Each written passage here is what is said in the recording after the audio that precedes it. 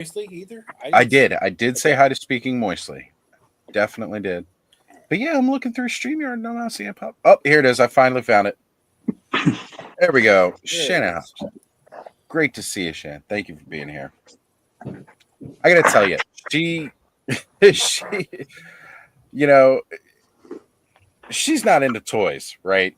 Right. She's not really into the toy thing, but she's learning as she watches our streams and is stuck with Alan full time, And honestly though, that'd still be cool. I'd appreciate it and be happy for it. Terrence St. John saying, I will be on later as well if room opens up, brother. Yes, I sent you the link. You definitely feel free to jump in once we open up some room. And we've got Tony's Figs in the house saying, what up, all you sexy nerds and Lawrence?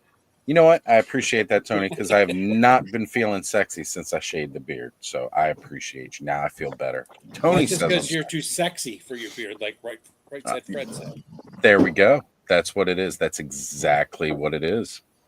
All right, guys. So the main topic for tonight is we're going to start trying to come up with what we're thinking the top toys of 2024 is. We've got 1 month left to go, basically, from here. We're entering into the last week of November. We have just a short month after that before the end of the year where we're going to start really deciding what we all think that top toy of 2024 is. And now, mind you, we're talking about top toy of 2024. We're going to keep it to top toy that actually came out in 2024, right? Because top announcement of 2024 can be its own second category, because there's a lot of stuff that gets announced throughout a year. Oh, we know those patches got to be top announcement of 2024. Everybody wants the patches. There were people that was there more talk about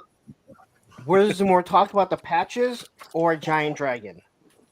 There were more memes about the patches, but there's definitely That's more not what talk I asked. about the dragon. That's not what I asked. There was way more talk about that dragon. Definitely more talk about that dragon. The patches. Wait, there's a dragon? Nah, Joe, I smoked it last week with Bud.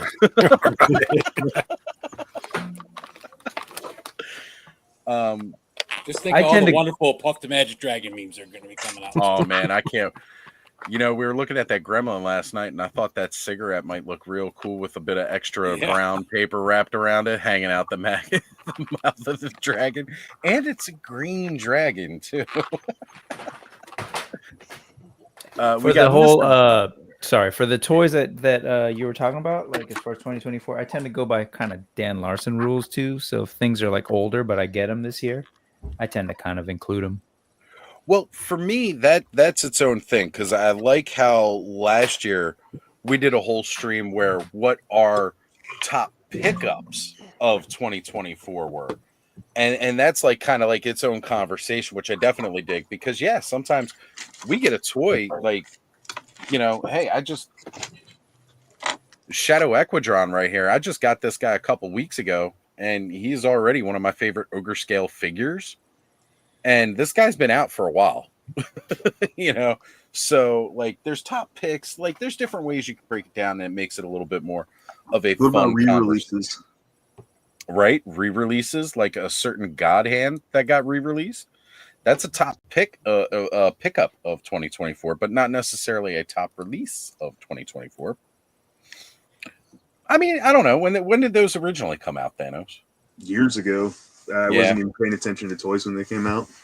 You can tell, like, they're dated. I'm super happy to have them, but they're a little dated. Well, they look great for the photos, though, and that's really a big part of it, right? Yeah. So, Mr. Wonderful Travis in the house saying savages. What's up, Travis? See, that's something that we got to have coming soon. Got to get some of those Brutal Realm Savage figures, but Kickstarter went its way. It funded. We got extra stretch goals in hand. So that'll be something we'll probably be talking about next year at this time, depending on how quickly that project gets through the whole making it too. And right, Terrence. Yeah, Dragon didn't come out in 2024. It was announced in 2024, and I think we all know that's probably going to be my top announcement of 2024. Seeing that thing. And 3-star draw in the house saying, "What's up, y'all? What is going on?" 3-star draw. Good to see you, my brother. So, what do we think, guys? What are some of the best toys that came out in 2024? I think my first vote would be for the Frankenstein's creature figure obscura. Just the amount of photography I've seen with that figure is crazy. And oh yeah, I mean, even Bud was killing it with his photos of it. It's just one of the probably most photogenic figures that I've seen. So I co-sign that. I better because I got 3 of them. Right. But I love that figure, man. It's such a cool new body too for Legion's parts world universe. Right. The Cool, extra cool. length on those arms, it's like all new kind of pieces. The figure itself, all the accessories that came with it. It's got one of the heaviest loadouts of a figure obscura I think we've ever seen. I think as far as a figure goes, along with the accessories, it's you couldn't ask for more. Yeah, that is 100% a top contender from my end. What about you, Kenny? You know what? It's. I mean, if we're just kind of like, kicking the can around, I think she's gonna be definitely in my top.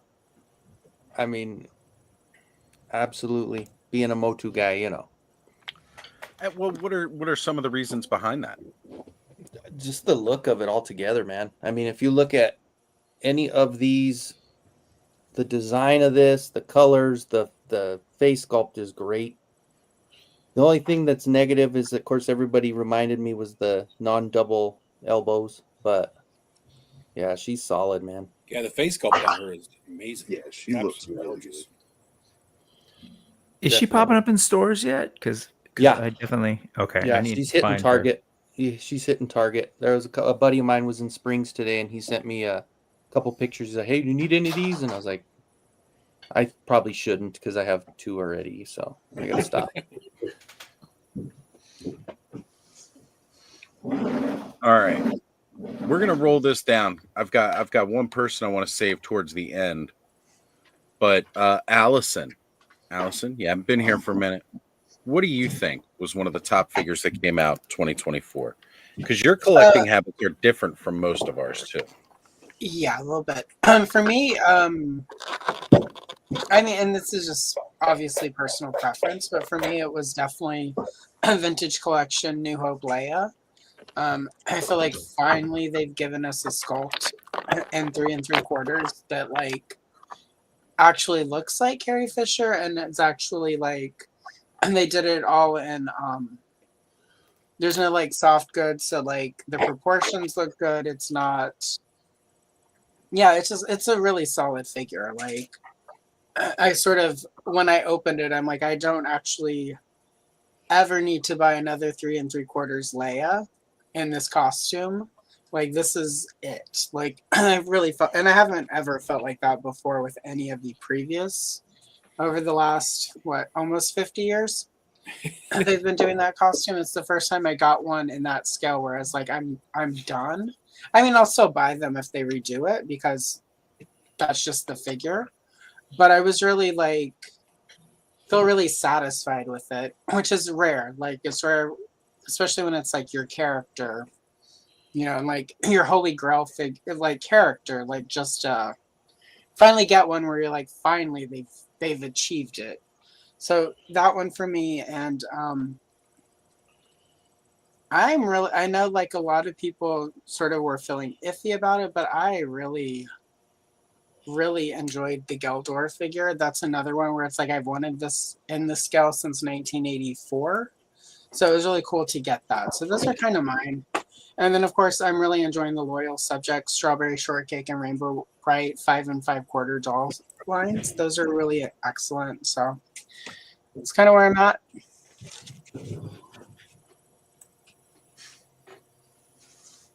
Sorry, I had my mic muted there because I was doing like some major plastic rummaging. No, you're fine. I got to agree with you, Allison. That Leia is probably hands down the best Leia they've released in a long time, a very long time. It's about time too. It's such an important, it's such a key character. When I last year this time when I did that stream for we pre-record with Emily, the head of design at Hasbro.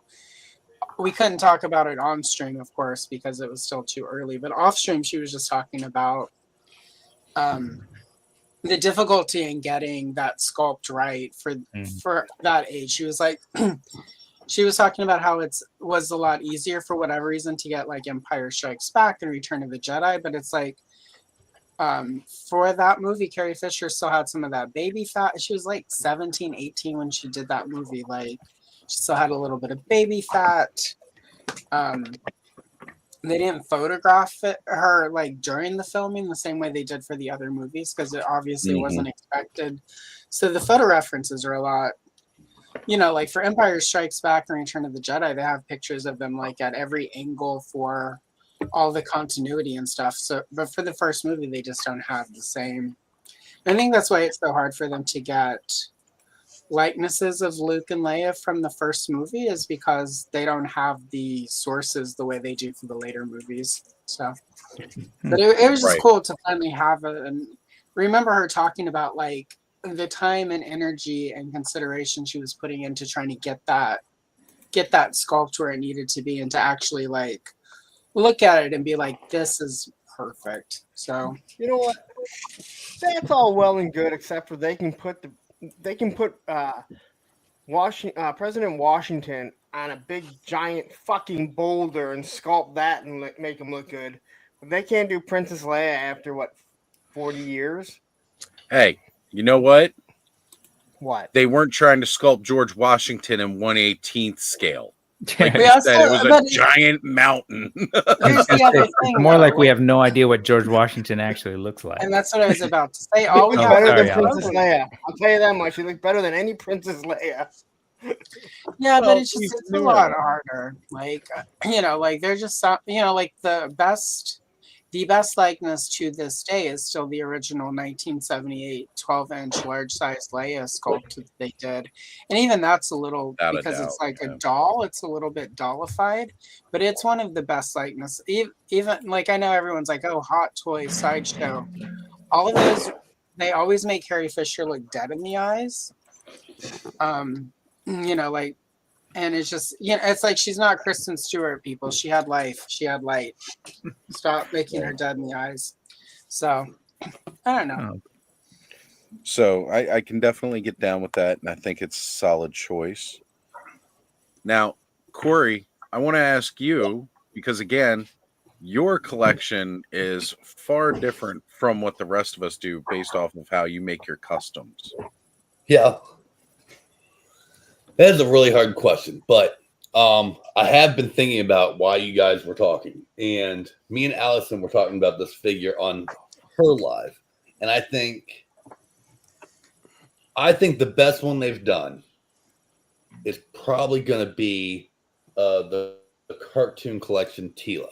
And the reason I say that is not only is that probably there it is right there. Not only is that probably the best Tila head we've ever gotten, but it has now opened up the door for way more female figures in that line, the way they can do it, the way they just put the rubber armor over it, the way they've been doing the guys for 40 years. Now they can do the ladies the same way, essentially. And we should get a lot more of those characters. So, I mean, is it the best action figure ever? No. I mean, it's the same tooling technology that we've been getting for, the last 5 years or whatever. But I think that's going to open up the door to get a lot of these female characters that we haven't gotten or that were just concepts before or whatever. And some people might not really care about that. And some people are saying like, oh, the Origins line's dying. Like, I don't see it dying. I've like been ancient- hearing that for so long at this point Right. from a certain somebody. Like, I think we can rest fairly assured. I mean, if it's dying, it is dying a really slow, successful death. Absolutely. And like they are still pumping a lot of tooling into that line. Right. So, and like They've got turtles at this now. point, you got the turtles, you got that, you got the cartoon line, and you got the regular Origins line that's only on Mattel Creations, and you still have all the wrestling figures that they use the same bucks for. So like, let's not technically- forget. You've got Thundercats coming. I was gonna say, let's not forget yeah. they just Sorry, I keep announced stealing a people's- whole unheard. Like line. This thing ain't dying. I am Like, both excited and scared for Thundercats. That just means more figures I have to The try Thundercats are to Super buy. 7. What's that? Well, and then they got that sketch line coming too. Thundercats Is are when they Super showed 7. that No, looks Those look Thundercats are not phenomenal. Super 7. There is a Thundercats X Motu that is coming out that will be done by Mattel. Okay. Those images of what is coming out right now on card Oh. in store is Super 7 still owns the rights to do that muscly styled 5 POA body. So I'm literally doing the show and putting it So in right now. here's Yeah, Fine. that's I'm not the crossover. That's Yeah, their own unlike- thing. they're on doing. that. unlike Lawrence, I don't despise Super 7 and what they stand for. But I will say whenever they showed like those 5 5/4 figures of the Thundercats that look like ass, I certainly was like, finally, when Lawrence bitches about them, I will 100% agree with him bitching about Super 7 in this instance. How do Because you- those wait, look like wait, ass. Let's back up the whole bitching about Super 7. How do you not agree with me with everything that I say? I'm pretty on point with them. Because you forget, Right, I Brick? enjoy the I know I Brick enjoy fully agrees. reaction. I enjoy the reaction figures. I think they're cool. I own a bunch. I know, I got you one. You did. You got me the Glenda. Speaking of Glenda, I need to ping what's that Canadian guy, the nice one? He's like bricking All of into the them? monkey stuff. Adam guy. That Adam guy. Adam. Yeah, That I Adam need to ping fella. highly Highly articulated. articulated. Yeah, I need to ping highly art. I knew. I was just being a bitch.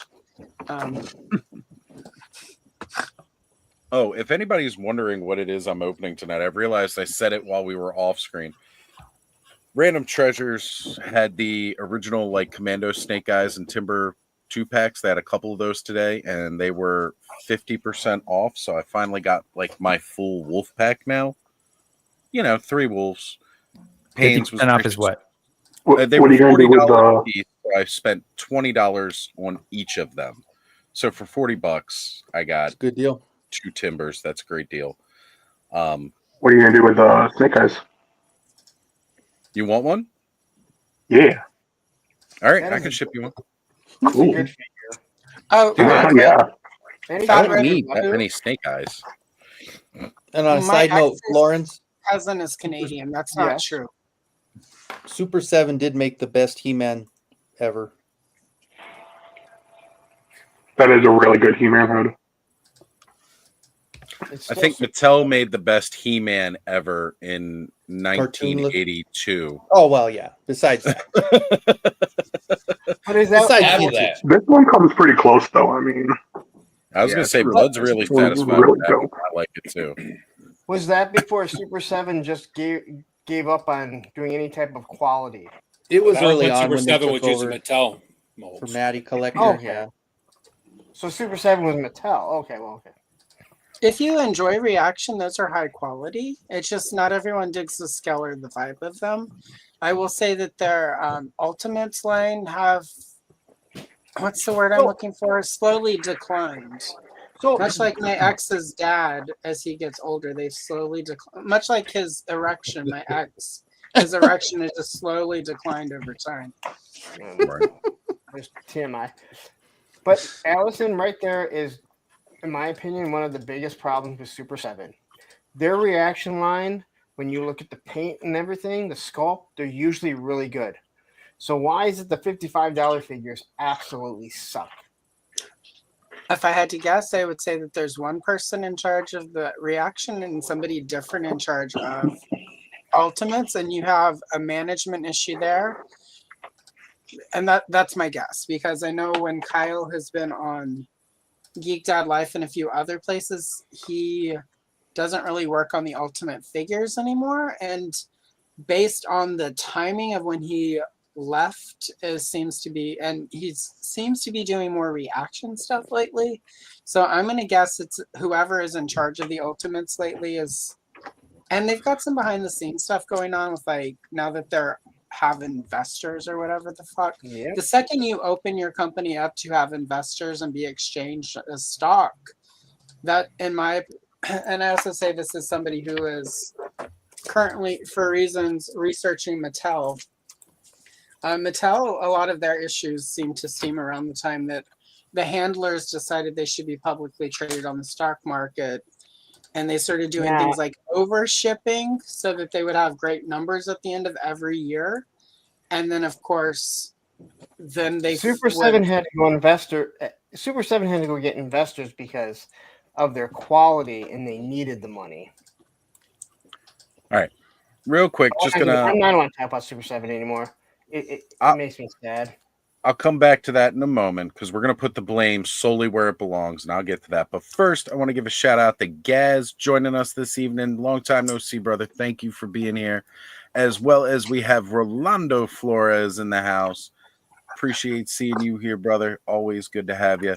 And then we also have Odin01 saying, just saw Gladiator 2. Yikes. Okay, so I'm getting varying degrees on Yikes, this. as in yikes bad or yikes good? Right? Because like I heard earlier, it was pretty awesome. Now I'm hearing yikes. I don't know what's going on here. Please, and I don't want to know about it, but is it yikes?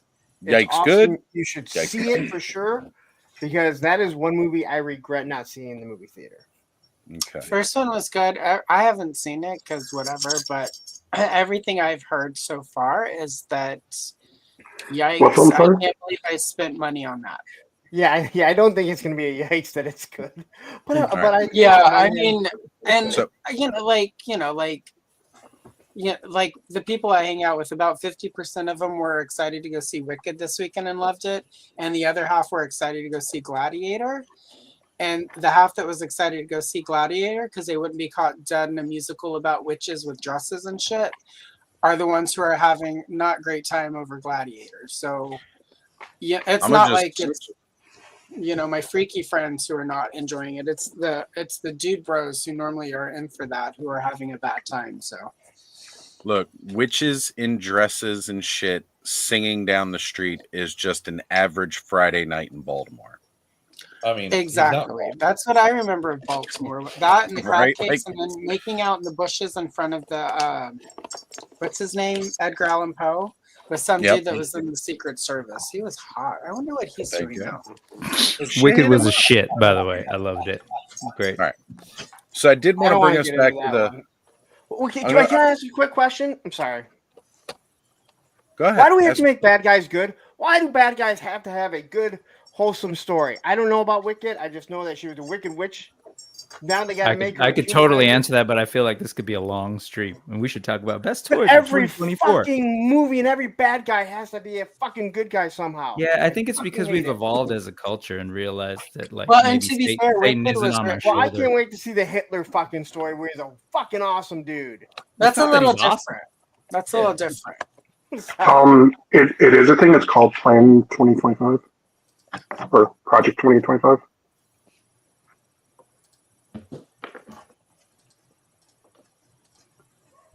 All right. Well, I want to get back to the Super 7 issue here. I'm going to put the blame where it all falls. It falls directly on the shoulders of Brian Flynn, and it all started around the time he said, you can't do vac metal. And then like 2 years later, he's like, yeah, we're going to do vac metal because it turns out that technology exists and you can do fucking vac metal. So every problem that Super 7 has ever had solely falls on the shoulders of Brian Flynn when he said they can't do vac metal. But that's not what he said. That's not what he said. He said we can do it, but the quality will be bad and it'll flake. And I love when people fuck around and find out. And my favorite part was when he released it And all those people got it, and the same people whining about, oh, why can't he do it? Complaining that all of their vac metal figures were flaking around where the joints were. And I was just like, you get what you wanted. And you just, it's like that thing where like you make a wish and the genie gives it to you. But because you wish for money, then like your dad has to die or something. And in those stories, you love your dad. Like the monkey paw? Yeah, exactly. Yeah, like the monkey's paw. So you brought up the vac metal. Now, see, this when you guys do it, you're going to make me defend Brian Flynn. Good Lord. Mm-hmm. See, Brian Flynn said, here you guys go. But I'm going to tell you right now, it's going to flake if you use it too much.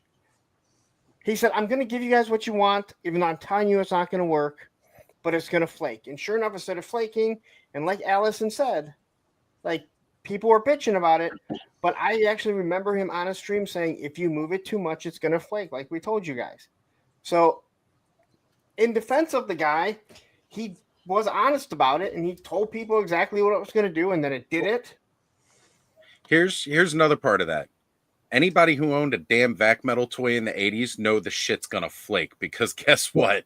It flaked back then. The technology hadn't changed too much. I have a C-3PO from 1978, not the removable limbs one, but from 1978, and I don't ever touch him because I don't want a single bit of, because he's older than, probably He's old older as than me. half of the people. Yeah, right?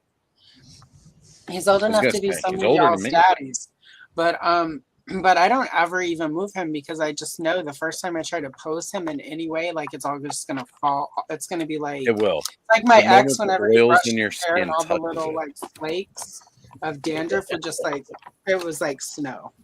Was it like your ex's erection or? No, it was like when he would brush his hair and like all the flakes of dandruff would just like. Ugh. I know, right? So yeah, we definitely all knew that crap would flake. I mean, you just expect it on vac metal. The moment your hands start touching it, your oils get on it, it's gonna flake. It's just a fact. Dude, this guy's cool. Yes, he is. Oh yeah.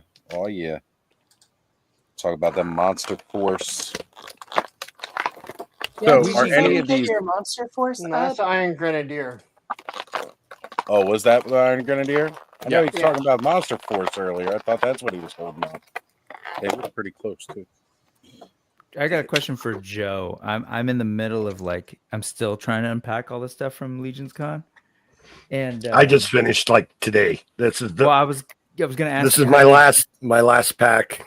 I'm opening right now. So. Well, I was gonna ask you, how do you store your stuff? Do you sort by like pauldrons going one thing, heads going one thing? What's your situation? So that's how I would like to be with it, and I have a plan to do that eventually. But right now, you see that dresser behind me? When I unbox a wave, all the extra parts go in a Ziploc bag by wave into the dresser. And there's a different drawer for those, a different drawer for complete figures, different drawer for like old parts. So, but it's getting full, so I might have to get another dresser soon. Yeah, so I'm trying to sort as best I can, and kind of there, but I have to keep getting new ones because it's like way too many heads or. Yeah, I have those hefty tubs. I can't be that meticulous with it. You know what I mean? Sorted into little trays. It's got to be like a big container for me that I can just fumble through with my meat hooks. Do you worry at all about them banging around and you know what I mean? I don't, but I also never plan on reselling anything of my own, so I don't. But I've stored like all the duplicate heads from the really old figures. I've had those in basically a coffee can for what is it, 8 to 10 years now, and they I've never had an instance of paint flaking or anything, so, or scratches. So perfect counterpoint to you don't ever plan on reselling. He just gives it away. And if I give it away and it has a paint scratch, you better shut the heck up. Exactly. Right. That was a factory paint scratch. Shut up. Right. It's like I told my aunt when I gave her that picture of Carly Simon, don't look a gift horse in the mouth. There you go. Oh, that hurts. But yeah. Carly, All right. why the long face? So Is this? Do you guys just see that as Idris Elba is set to play Man at Arms? And Yeah. I got Confirmed announced that. last night while we were live. Started talking Hell about yeah. it. That's I'm all for it. exciting. I can't be mad about that. I think that's a great choice. No. I can't wait to see Clownfish lose his mind. Yeah, right. Oh my God, it's woke. Poor guy. Man at Arms is an alien. That would be the Michael Bay version of He-Man. Right. Well, no, they're not from Earth, so they're aliens. That's a good point. Technically, yeah, they are all aliens. The only one They're that's Eternian. from Earth. Adam's half, and the Queen. That's Right? it. I was going to say Shira. Shira as well. Yeah, Dora. But all right, Depending on which version you go off of, so was Evelyn. Yep. Evelyn Powers on the just what talking about was that it? too. The Rainbow, whatever they called her ship. Oh That's yeah. Brought rainbows to Eternia or something. The Rainbow Express. Because they were out looking for Major Matt Mason, whose ship had been lost in space. Right. We've Push had those glasses up, Allison. Push them up right there. There you go. Cool. So we had Jay Astro jumping into the chat saying, "Hello, all. You behaving yourselves tonight?" Well, look, I'm just put it out there. Misbehaving is still behaving. And we also had Neil Hunter Hyde in the house saying, "Hello, toy boys and girl. What is going on, Neil? Great to see you." And Cobweb Collector says, "I'm guessing that's supposed to be rainbow without a. The T is not supposed to be there, but now I'm just thinking right rainbow warrior, right rainbow warrior, Rainbow Warrior is something completely different. right." That's actually Mantena with his taint, his extra long taint in his cartoon Extra collection. long taint. Ain't no arguing with that one. Let's keep it rolling. Prolapse. It's a Had to come up. prolapse in judgment. Clear prolapse and judgment all the way. All right, Ed, what's going on, buddy? What are some of your picks this year? Because I know you probably got some. You're muted. You're muted, Ed. You need to unmute, sir. Fuck that! All right. What the hell is a noise? I was I was gonna going to say, say, what I was fucking hoping. noise? I was Damn it, That was hoping. my dog. His squeak toy. What the fuck? A dingo ate the what baby. was that noise? Oh yeah. I'll see the videos where they're recording that. They record their voice on that toy that remixes it and then plays it back. It's great too. Somebody did that, and then the thing hops on the shelf and it starts going thump, thump, thump, thump, like on the shelf as it's going. Oh yeah, oh yeah. Awesome. Yeah, we're real mature here in the That's clubhouse, right. folks. Right, very mature. I never left 7th grade. I would say, for me, probably one of my favorite figures of the year would be Odious from a parallel universe. Mhm. Man, that figure is just cool. Great articulation. I got the dude with the soft goods, so he's got some awesome sweatshirt and coat that goes over top of him. Cool gorilla head skull mace thing. It's a great figure. Frankenstein creature definitely on the top of the list too, and then the recently released Monster Force would definitely be on top of the list. And then I'd have to say that some of these Fresh Monkey Fiction Santa Claus figures are pretty damn badass. For sure. Thanos. I showed them off a little while ago. But just those guys. I was gonna say, I know you got number one, the Not Illidan. I love this figure. I mean, it could have like, if it would have had like a little bit of swivel in the ankle and the head look up a little bit more, that would be like perfect. But he's great. Like, I just love this figure. He looks badass, super posable, soft goods. The eyes light up, but my battery's dead because I left them on because I'm stupid. Because you love that figure. And then let's see, for Masters, this merman is the best merman that's ever been made and probably ever will be made. I was gonna bring him up as like, I think he is a really good top contender, just because the paint app alone on him, those eyes goes like watch you, right, and it goes beyond what we've seen anything else from Masters. Honestly, kind of any paint apps from any of the big two companies overall, that merman is redonkulously nice. And then I was excited to get these guys. I don't think they're the best toys, but getting the re-release of the God Hand this year was nice.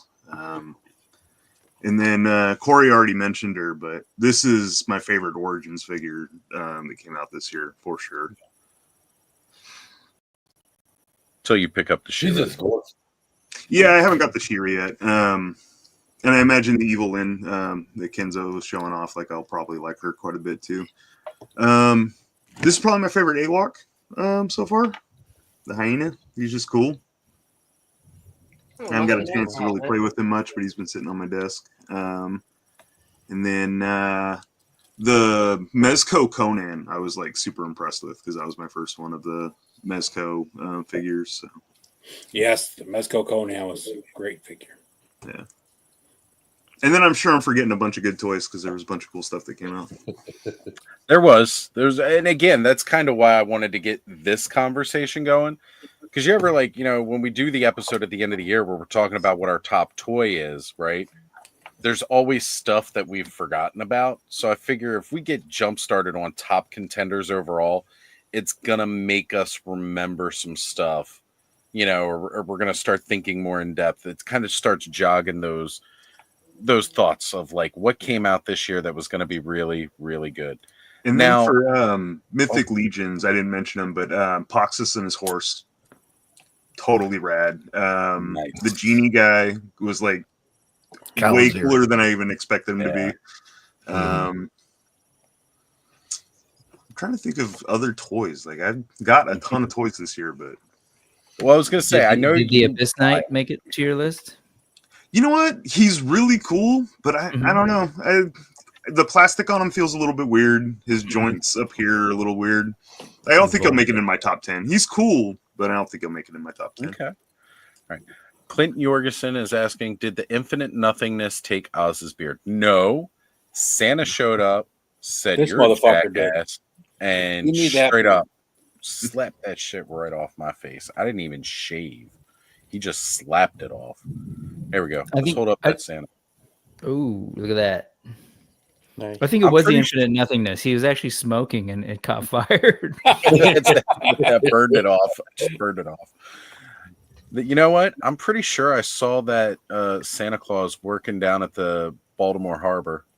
Is that new for this year? Or is that an older one? Or? It's from last year, but it's actually two of them because I took the checking it twice Santa and put his head on the lumberjack and then put the lumberjack Santa's head on the the standard Santa Claus. I recognize it. Looks cool. Yeah. I figured he needed a meaner face to be walking around with baseball bats that say naughty and nice. I dig it though. Terrence says, go ahead. Oh, I was trying not to interrupt. I'm sorry. I want to argue that Merman though. And nothing against your pick, but I think the Turtles of Grayskull one is way better. With the translucent plastic, and you got that tail and stuff like that. Personally, I mean, yes, that one right there. Downfall, though. Your opinion, no offense, but I think that was cooler. All right, counter though. Corey and Thanos got to get the samurai both suit. weapons. Fight it out. I got a katana back here. There you go. All right. So Terrence has said here, Oz may have lost his beard, but I didn't know he had a neck. I'm actually kind of okay with a 12-year-old Oz. Neck confirmed. There's a neck, but you know what? When I started growing that beard, I didn't have the double chin, so I got to start working on that. when the beard started growing, that extra chin wasn't under there. Now it is. It's because when I don't see, I don't flex my neck ever. So, all right. Tell you what, we've pretty much gone most of the way around the table here, Bud. I want to know. I know your collection is a little bit more focused than the rest of ours. What are some of your top contenders for this year? As far now, I'm going to go figure on custom, like just initially getting the figure.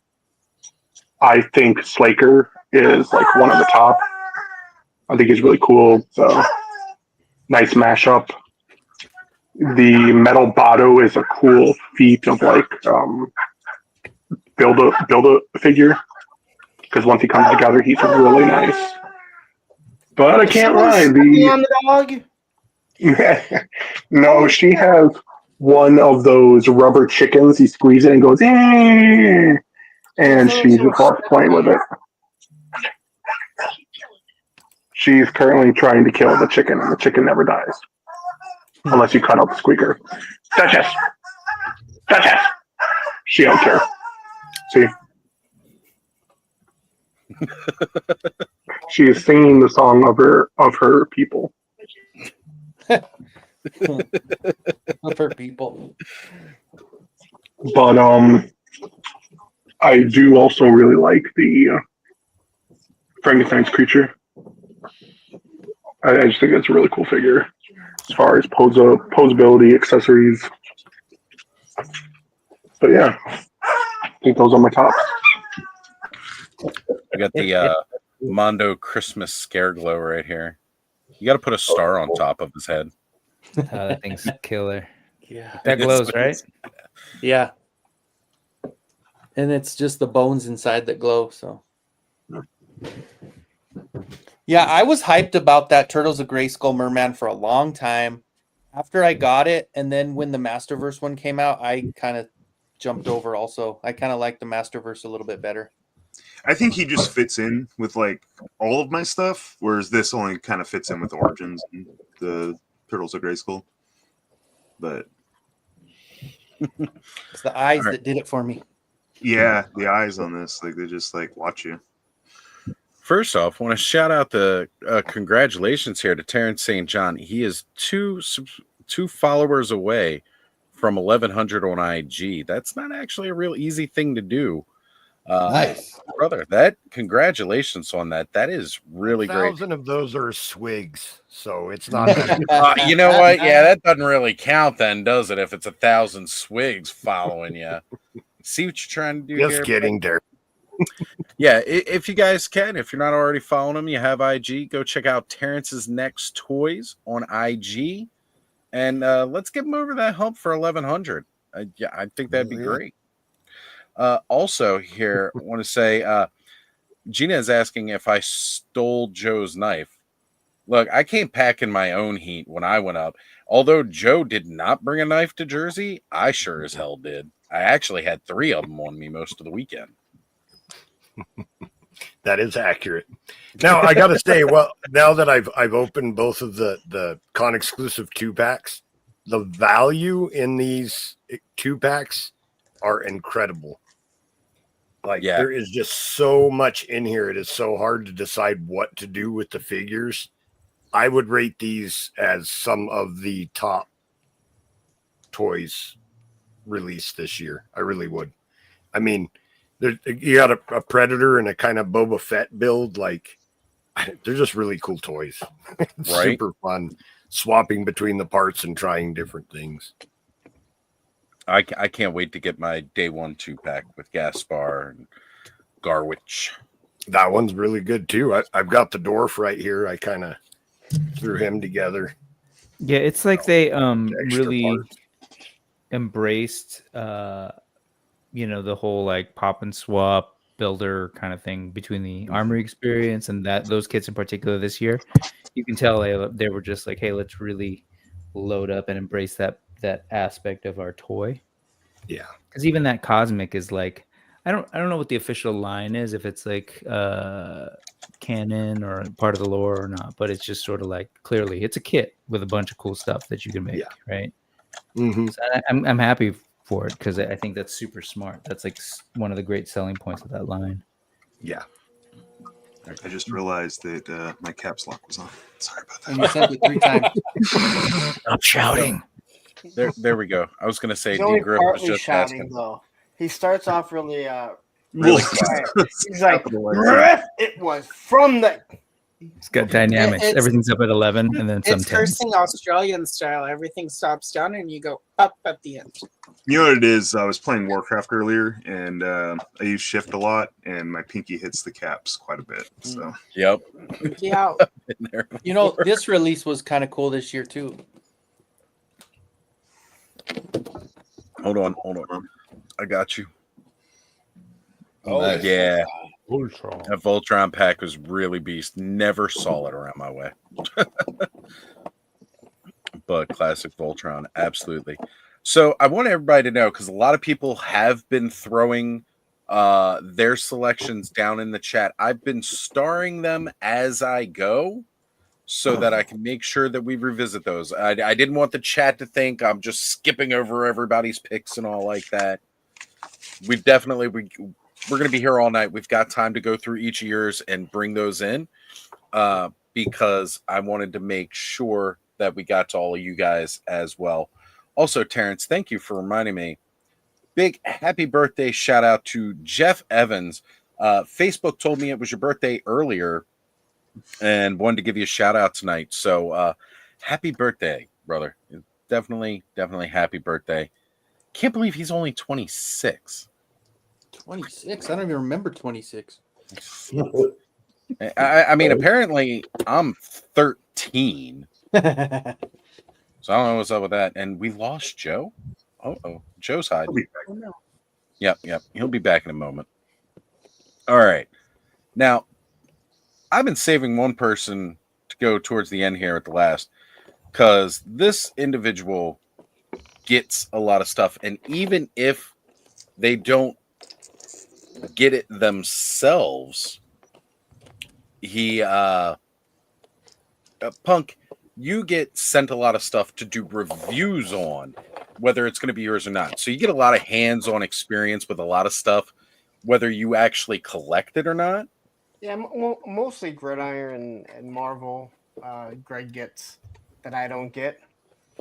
I don't think he gets too much more. There's some stuff he offers, and I'm like, yeah, I don't really want that. But I buy Gotcha. a lot of this. I buy a lot of this. You stuff. do buy a lot of stuff. Don't get me wrong, but I know because of that situation, sometimes you get sent stuff to review, whether it's something you would have bought or you're keeping or anything of that yourself. So it's one of the reasons I wanted you to go towards the end here. And you notice there are people, a lot of people that vary out their collections with a lot of different stuff. I did kind of wait for the end a little bit more to be talking to, because again, there's just a lot of people. So he's turned 25. Jeff is 25. It's even younger than I was saying he was. Man, I mean, I thought he just looked young. I didn't realize he really was young. I normally joke that I'm the baby of the group. Now, mind you, right now I guess I am the baby of the group with this face, but you know, that's right. Bud's technically still a year younger than I am, even. But I look like 14 years younger than I am. So I actually thought Jeff was 15. That's why Terrence was giving him rides at the. Whoa! We are not talking about riding 15-year-olds on in his car. That's well, you know what? That's a perfect motorcycle. That ain't too much better. We're not doing that here. No. That's not what I meant. It's okay. Somebody already, told me I was talking about some other person. Yeah. You know what I'm talking about, Joe. You're in that. I do. I don't. No comment. Right. I can't take you serious without a beard. I'm sorry. I just serious. I Believe me, man. trust me, I had to get it done with and over with so I can start getting the beard back because it was stressing me out thinking about having to shave it towards the end of the year more. Like that, like waiting to get to that point, knowing I'm going to do it. I was like, no, I just got to do it now. I wanted to wait until after Christmas so I at least had the beard for my Santa suit. Why'd you have to? Why'd you have to shave it off? I said if I monetized, I would shave my beard. If I monetized before the end of the year, I would shave my beard. And then, Hylian Dread mentioned last week that, oh, you know what? Keep the mustache on for, or just keep the mustache. Look, I cannot rock just a mustache. It does not look, is not a good look. If you want to know what that looks like, go watch Thursday night's Frenzy, because I did rock the stash for one stream just because I said I would. I've never had just a mustache. I don't like that look, man. I cannot rock just the stash. I can't do it. Like it. I kind of miss. It works for some people. Like it does. It works. I never thought that I just did it, and I did it before the Top Gun thing. So, and I don't know. Like I'm kind of like I think I'll probably go back to it later on, but then you're kind of bored with it. Well, Joe could shave his entire beard and just have the stash, and he would still look fantastic. Sometimes you don't even realize that Joe has the beard. It looks like it's like he just has like a. It frames the whole thing. Yeah, I frame my face to get the jawline that I want. If I shaved it off, I would look awful. I'm sure. Look awful. And that might be it. It looks like that's what your jawline is, and then you might like shave it off, and all of a sudden it's like Joe has a point at his chin, and we're like, holy shit! Throw that thing back. Exactly my point. So I'm totally guessing that Purple Gang has stopped for the evening here because I'm noticing we're getting a big influx at this time. So Curtis Ackerman is here. He has joined the chat. We have, as I keep scrolling down here, there is Tech Toys saying, good morning from the UK. What's going on, Tech? Thank you for being here. Van Johnson of Purple Gang saying, Van? Hey, what's going on, Van? Glad to have you here. So just wanted to highlight a couple more of the newcomers. Of course, again, Terrence and Gina are both here with us as well. Also, we did have Trevor pop in, and since his comment was about one of the figures that had come out, I did have it highlighted for later. Which I guess we could start going through those starred comments a minute. Here we go. Yes, I have certainly gone back in age, highly in dread. I kept the mustache just like I said I would. I kept the mustache, but you got to see it on the Frenzy because I shaved it off yesterday after I did Frenzy. I kept the stash just because you asked. Highly in Dread's been one of my first Patreon subscribers, and he's been a subscriber of mine for almost since I started doing Patreon, really. So when he said I should keep the stash, I kept it for the one stream. That's it. And we got War Chest full of toys, and War Chest is here. What's up, brother? All right, guys. I'm going to go take this thing mobile. Ed, did you want to start going through the starred comments and start bringing up what a lot of people were saying were their release of 2024? And one of them's in there quite a bit.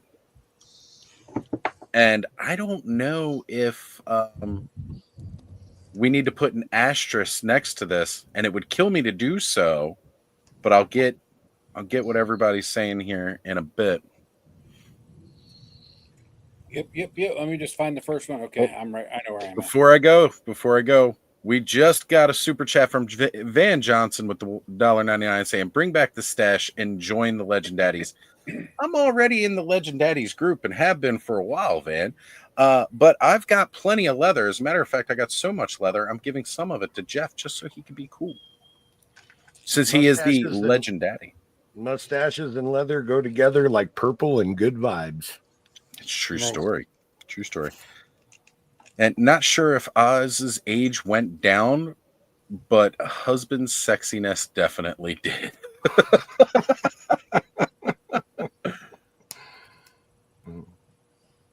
All right, guys, I'm going mobile, which means I got to back out of this and then I'll jump back in on the phone. But I need a smoke after all that. Oh, and Van, I got to get you for a Wee.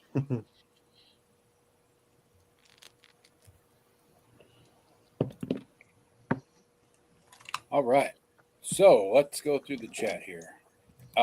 Trust a Screamer says Abyss Knight and Dark Rider's death is on his top list. I know earlier he said something about ODS being on his list as well. We have another vote for the Cartoon Collection Merman over the other version from J Astro. Terrence St. John says the Skeleton Builder 2 was one of his top figures. That's definitely a nice one. That was the best thing about that one. It's a good figure and it can go with a lot of different things. So, Alan Vine Jungle Figure Factory is saying that Vipor is on his list. And yet, Trevor 16 Shooter says Skelly, the Legion Builder, is definitely going to be up there on his list. Maybe he's number one. You can get that. That's another one that it's not a complex figure, but you can do so much with it. Like just the position of the jaw or the pointing finger can give it so much personality for photography. Yeah, I've been really impressed with what people have done with that one. Yeah, we talked about it a few weeks, maybe a month ago now, Joe, about how that mouth opening can create such a different expression on a skull. Yeah, it's like it is one of the most expressive characters in the line. Doesn't have any features. So, TSJ saying that he'd like to have the NECA Christopher Lee and Vincent Price figures. Yeah, those are both really nice looking figures. And Neo Hunter, Too Far and Badra, Too Bad Origins 2-pack is pretty badass. And then we got Thanos yelling in Australian.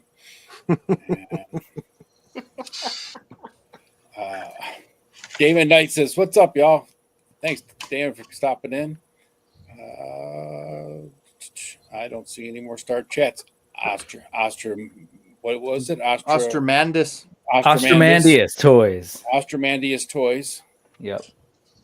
And love you, Mega J. I don't think I've ever seen you here before. Good morning from the UK. Thanks for joining in. And Van Johnson says, "Hey ya, hey ya."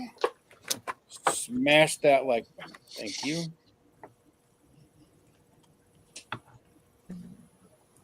Can I say something? I'm not really sure what Adam's talking about here, but he says there's plenty of content creators that get paid because they're shaved. I want to he's watched. Go ahead, I don't think he's in live stream. So I've already recorded my Thursday with a friend with True Mr. 6. Yeah. And one of the conversations we were talking about was because you started singing "Hey Ya." Yeah. He did a parody of from Tangled, I believe is what he said. And he played the music. He changed the lyrics to "When will my pre-orders come?" And he got hit with a not a copyright strike, but the copyright claim. And he fought it, and they said no, because you weren't parodying the song. You took the song, you played it, you made up your own lyrics, but you were parodying something else. And I'm like, that makes no sense. He's like, yeah, it's happened twice now. So they said if you were parodying the song or parodying the movie, using your own, singing it yourself and playing it, you'd be fine. But because you took the song, you parodied something else, you got hit. And because it really didn't matter that much, but he's like, it was a learning lesson. It wasn't a copyright strike, but it's like, that is messed up. It was weird. Like I still like I couldn't fathom. I still can't wrap my head around how that works. No. Hey, Ed, and he did the whole music himself. I'm gonna jump off, man. I gotta get going. I gotta get to work at 10. So I just wanted to show you guys that real quick. Hold on, this let me bring you up full screen, Kenny. Okay, this is what I've been messing with. Oh, that's cool. there's that third wall that goes for Grayskull. I've got about 4 more prints to go to complete it, but it's in and out. Lovely Evil Horde was the designer, and this thing is like just top notch, man. It's so cool. If they do origin scale, oh, I want one. This is origin. This is gonna go on my origins. Yeah, it is origin scale. Yeah, he rescale it. It looks great. It's looking good, man. Yeah, it looks great, man.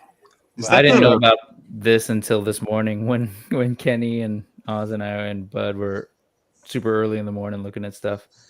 Was that the battle ram missile that was like the little hanger on that tower? Yeah. Yep. Oh, that's That's it. So good.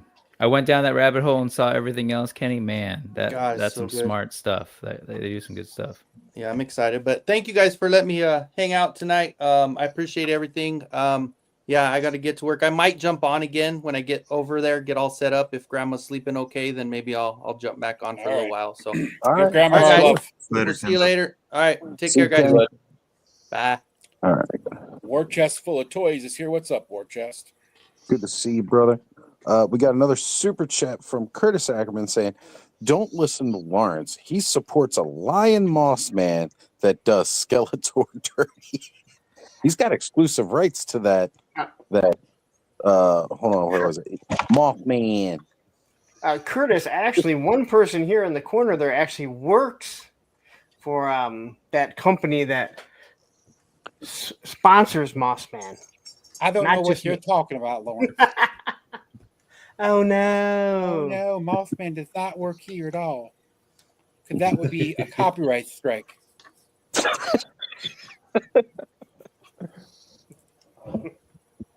You know, they need to start sending copyright strikes to Mattel anytime like Mossman gets used in a commercial. I need to send copyright strikes to Mattel for using awesome. Sorry, guys. Eventually, That's there's got to mine. be like squatter rights, right? They use Mossman more than Mattel ever has, right? So they should be able to like get squatter rights for it. Do they have more money than Mattel? Probably not. Ed? I'm certain they don't have more money, and I'm certain that they don't have the quality of lawyers that Mattel has Yeah. either. Again, I'm reading this book right now, and everything Mattel does makes sense based on the way it's laid out in this book. So We've got Purple Gang in the house saying, "You can do it. Put your back into it." Also, I'm definitely making this probably a long ass hashtag in the future. Lawrence is nothing more than a dirty moss man.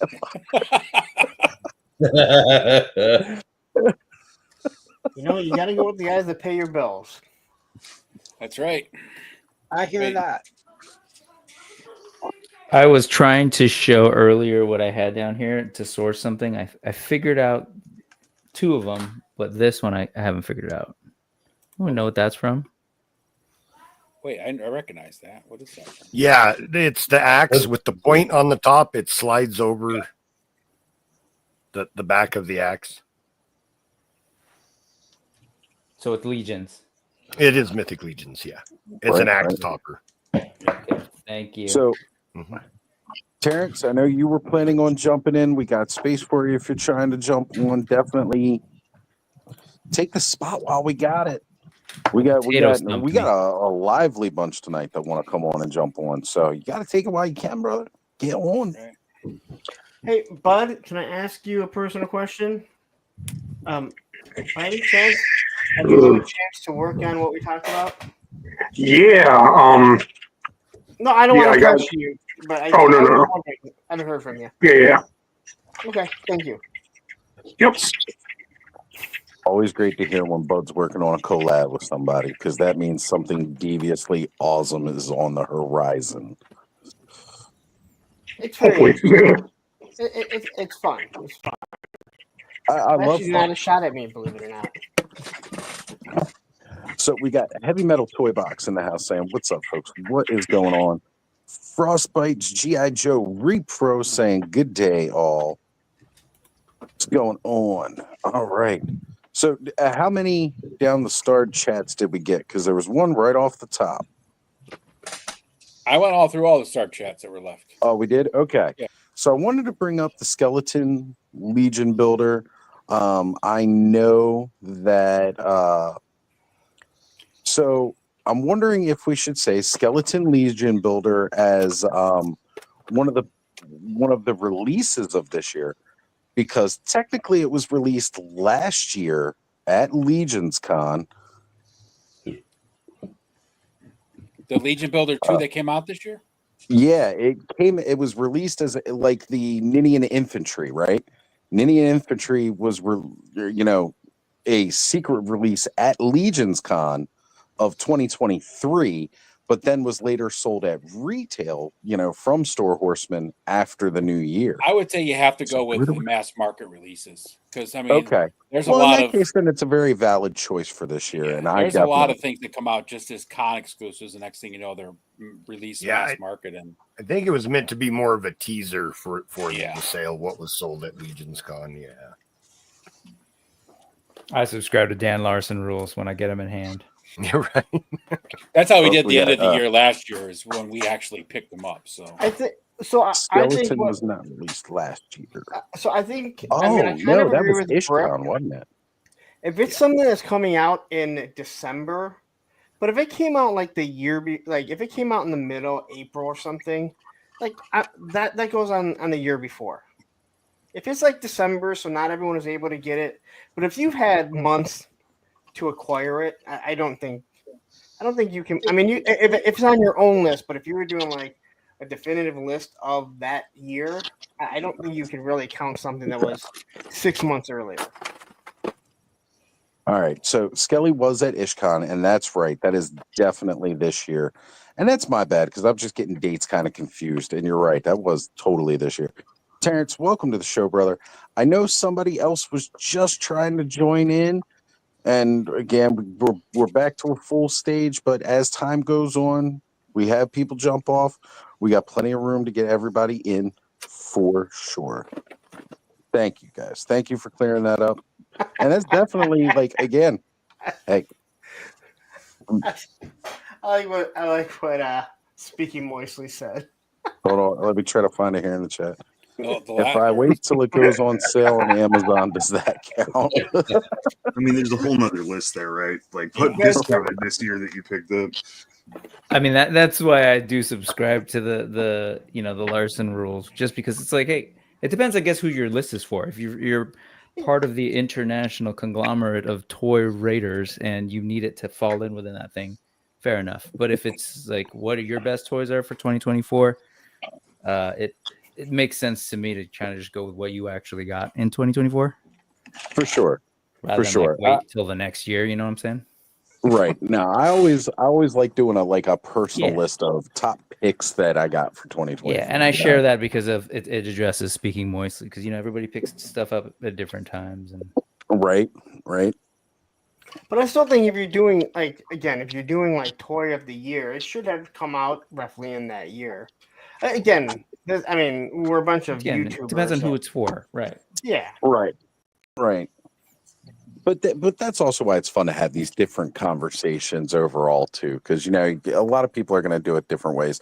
Like I said, the main reason for tonight's conversation is just to get people to start thinking about this past year in review, because by the time we have the conversation at the end of the year, there's a lot of stuff we forgot. So I think that's always a big deal. I do want to address Curtis's super chat here, another $4.99. Says Todd McFarlane's figure of himself is figure of the century. And that is a bold statement. But it's pretty valid because it is a pretty boss figure. Honestly, Todd, I'm surprised it took Todd this long to make a figure of himself. Oh, wait, really quick. Speaking of, we're up. McFarlane just announced 89 Batman, 64 Jokers, 52 Robins. 17 of them have the wrong cape. One has a cape made out of bacon. 32 Batwings. One is made out of paper mache. 21 Batmobiles. 17 of those are from Batman 89. 12 Jokerized Jokers that are Jokers. And a bag of sweaty gym socks that are the Batman of Pornhub. And 12 of those are Jokerized too. And a $250 $50 set. Joke Right. wise doesn't mean the same thing on Pornhub that it does for action figures, though. Just so you know. True enough. True enough. Terrence, Everybody how go are look. you, sir? I'm good. How are you guys? Good. So Doing Gina good, says brother. her toy of 2024 is on screen behind Terrence. I don't know what Terrence got behind him, but Swig. It's this right here. The very next comment down, we got it's my Jekyll and Hyde Joe G custom. oh yeah. Oh, It's I a thought good Gina was set. talking about what's behind me. I'm sorry. What is Well, it? The I'm very USS Flying flattered. Thank 32 you. Shipwrecks? Shipwreck stays downstairs where he belongs. With the boat. With the boat. His little boat. It Hey, is. we got G saying McFarland sweaty gym socks. I'm getting. Moist. I just threw up in my mouth a little. And we've got Viper Scout saying sweaty gym socks. Sweaty gym socks. Sweaty. Sweaty It is balls. almost the time of the holiday season for the sweaty wiener and the dusty muffins to start making their way out. Man, I'm getting my sweaty balls ready right now, but it's a little cold out. Yeah. That is still one of the best skits that SNL has done in many, Oh, many yeah. years. It's one of the And top. it's The fact that the two of them were Right. struggling to keep a straight face during the whole thing was even better. Yes. Yeah. All right. Can So can I Terrence- comment since we talked so much about Oz not having a beard or mustache? Terrence looks like a completely different person with his haircut. He does. 100%. Right? You don't The look new homeless haircut? anymore, Terrence. Well, I am a shape changer, so that happens, you know. Ah, okay. Makes sense. Drinking all those potions with swig. It's a custom Terrence. 1,000 Terrences. It's coming. It's coming. I know Purple Gang Gang was already saying Terrence, the leader of the Swig Army. But That is so Terrence, freaking cool. I know you had quite the announcement to make Oh, tonight. wow. too. Awesome. It's like my ex's mom. Is that Carl's mom? Yep. Poor Mildred. Carl. Her teeth aren't that good, though. She doesn't have that many either, right? Yeah, there are fewer, and like 2 of them are chipped, and 1 of them is brown. So They're literally fewer and far between. long in the tooth and short in the tooth, all at one time. So, Terrence, someone wants to know what you sipping on. I'm having a monster. The white one. That's Only good- Guaisigüe Echevarria. What's going on, G? I'm glad you took that on because I wasn't going to say it. Yeah, I figured. I pulled a Lawrence and just call this guy G. That's it. We Yeah, already G. discussed his name when Joe was on. Yeah, Guaisigüe. Guaisigüe. I like it's an awesome sounding name. Like, Yeah. It hits like it's not hard to say when someone tells you how to say it. But looking at that thing, yeah, good luck. I feel that Yeah. whenever you need to say it, you should have a recorded version of Ken Pool Collect saying it, though. That's kind of the official way that it gets said, you know? And you'll find that there's a lot of missing letters, like the G, which is pretty prominent, is completely absent. But nobody does it quite like he does. Right. That is true. I don't know if we highlighted the comment, but G is asking, what you drinking, Terrence? Yeah, so this is the official drink of both the real and fake Wolf King, Len LaGuardia, Zero Monster. So it's the one I drink all the time. I thought it was funny to find out that Len also drinks this. There we go. There we go. So Actually, so speaking of like, like you kind of forget about the toys that have come out, and when you're trying to think of the best figure of the year, I was just looking at my figures, and I'm pretty sure this one came out this year, and Oh, there we go. as far as like the feature it has and Of course, mine's custom, but I mean, this figure is pretty dope. Now, do you consider it best figure of the year or best toy of the year? This is Well, I'm both. just saying that, like when you guys do it, do you guys say best toy? Because there's a lot of big vehicles and stuff that Right. Yeah. done every year. We kind of So- go with the best releases of the year that we enjoy. Okay. Because it could be a 4-pack, it could be a 2-pack, it could be a truck, I mean, this one still a has the helicopter. effect and all that. Yeah, That's the sort of fact a that we got an helicopter right Origins toy with an accurate action feature. hmm You know what doesn't have it? Thunder Punch He-Man. You know what else doesn't have it? Cobra Khan. Oh, don't get me started on that one too. That was But so here's just the deal: you can reuse the Cobra Khan for other figures because he doesn't have the action feature.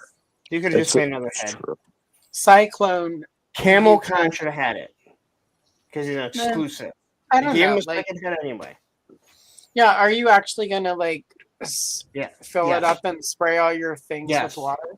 Yes. Really?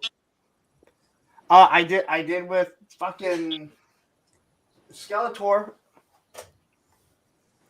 Okay. Or no, maybe not Skeletor. No, Yeah, it was Dragon Blaster the elephant. Skeletor. The elephant.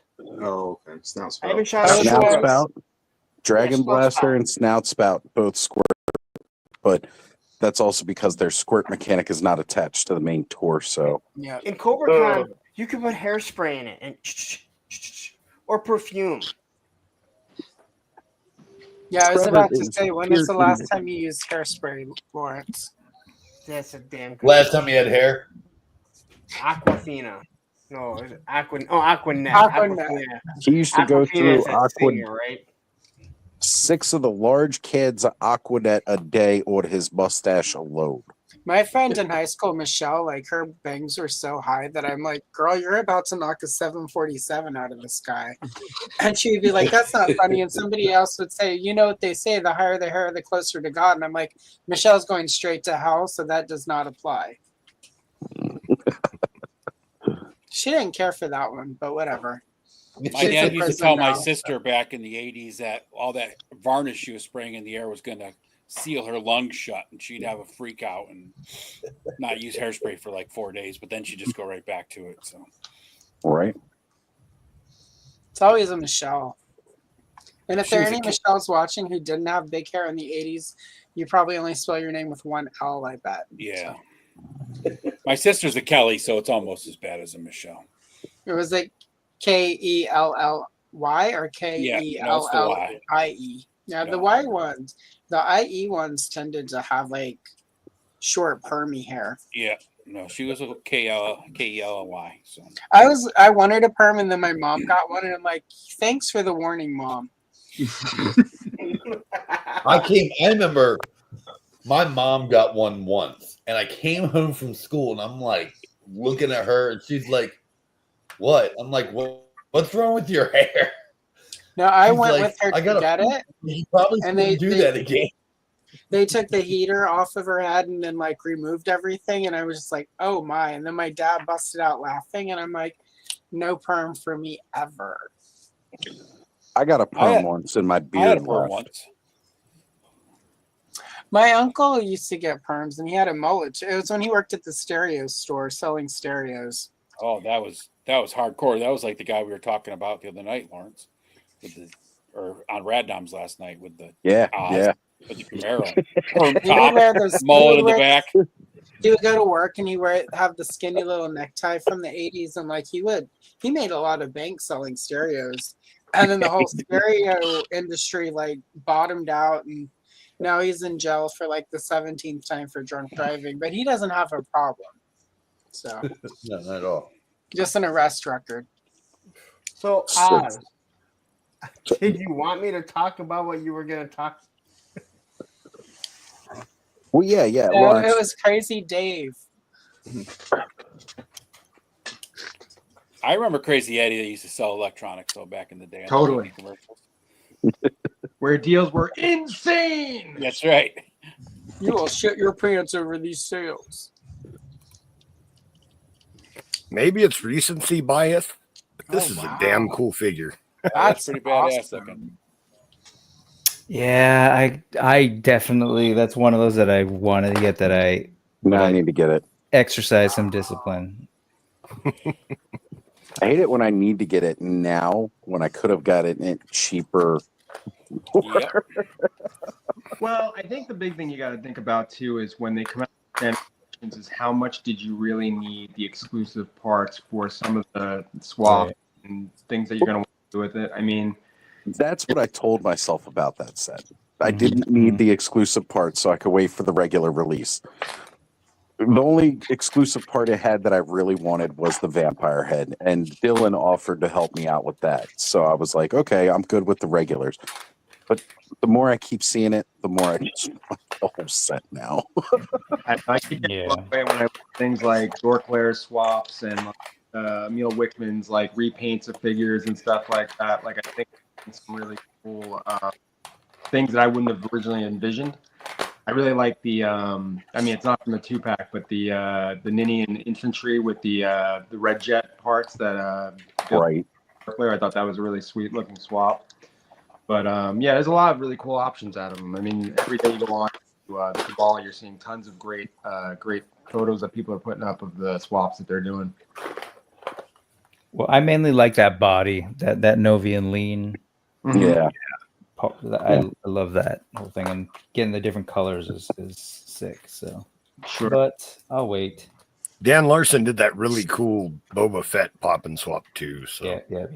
That was my idea. That's kind of what I wanted to do. One, take the head from the day one exclusive 2-pack, pop it on that body, do a little yellow paint here and there where it needs to be done, even though that's already the paint job on the Novaline already. But yeah.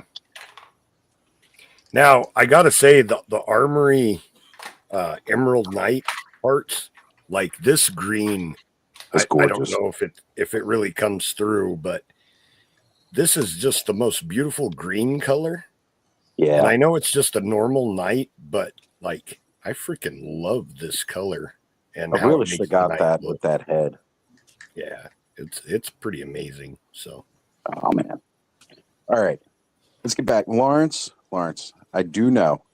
I wanted to hear your thoughts again, specifically because of a lot of toys come across your table. What are some of your like top picks for contenders of top toys of the year, top releases of this year? I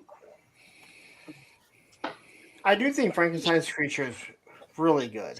I mean, maybe because it's a larger figure, you don't notice the articulation, lack there of articulation with Mythic Legions. Oh my God. And I don't mean that as a slight, but we all know how they are compared to like classified and stuff like that, where they don't have nearly as much articulation. But that, and again, I think maybe because it's larger, you don't really notice it.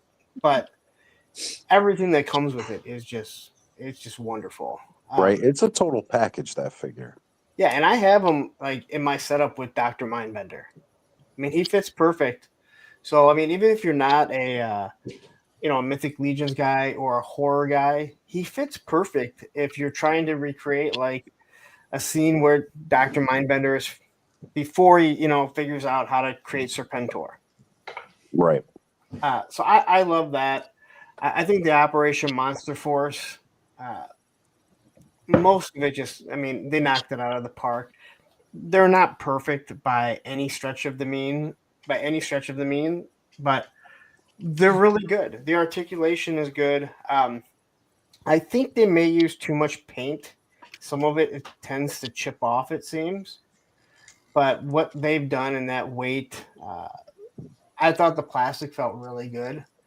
The Vanguard was not in there.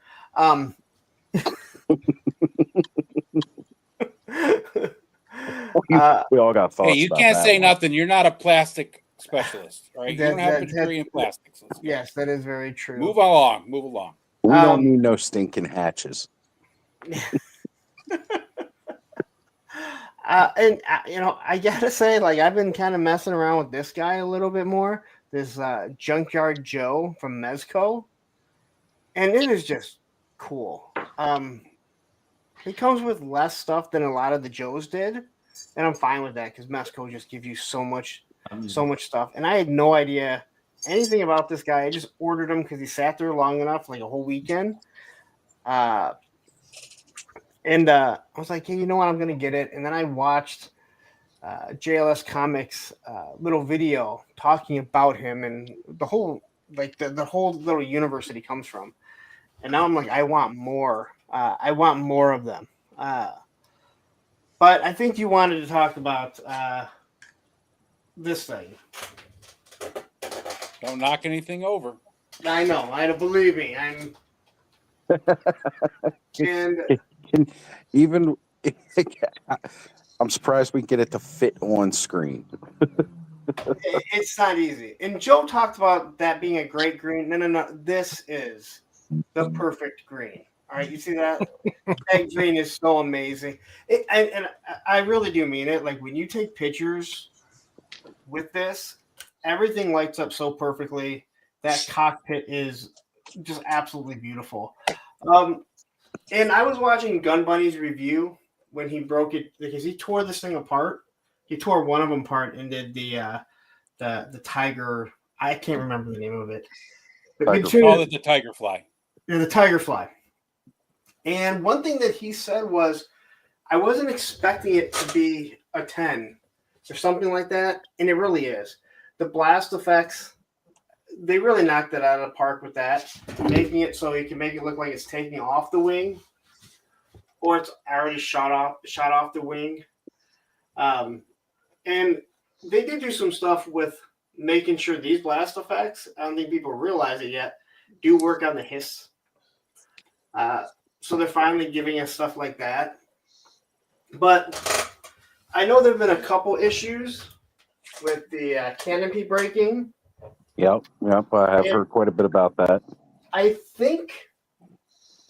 really do think, for the most part, the canopy, and we were discussing it. People were just kind of too reckless with it because it is a brittle plastic for that clear coat and everything. And you just have to kind of break it in. And it would be easy to break. I could see that. And they should have designed it maybe a little bit better, but they wanted it to stay in the up position. But looking at that, and I compared it to the O-ring one, they made it so you can come really close to making it an O-ring. And when you take it's tough to compare to that one.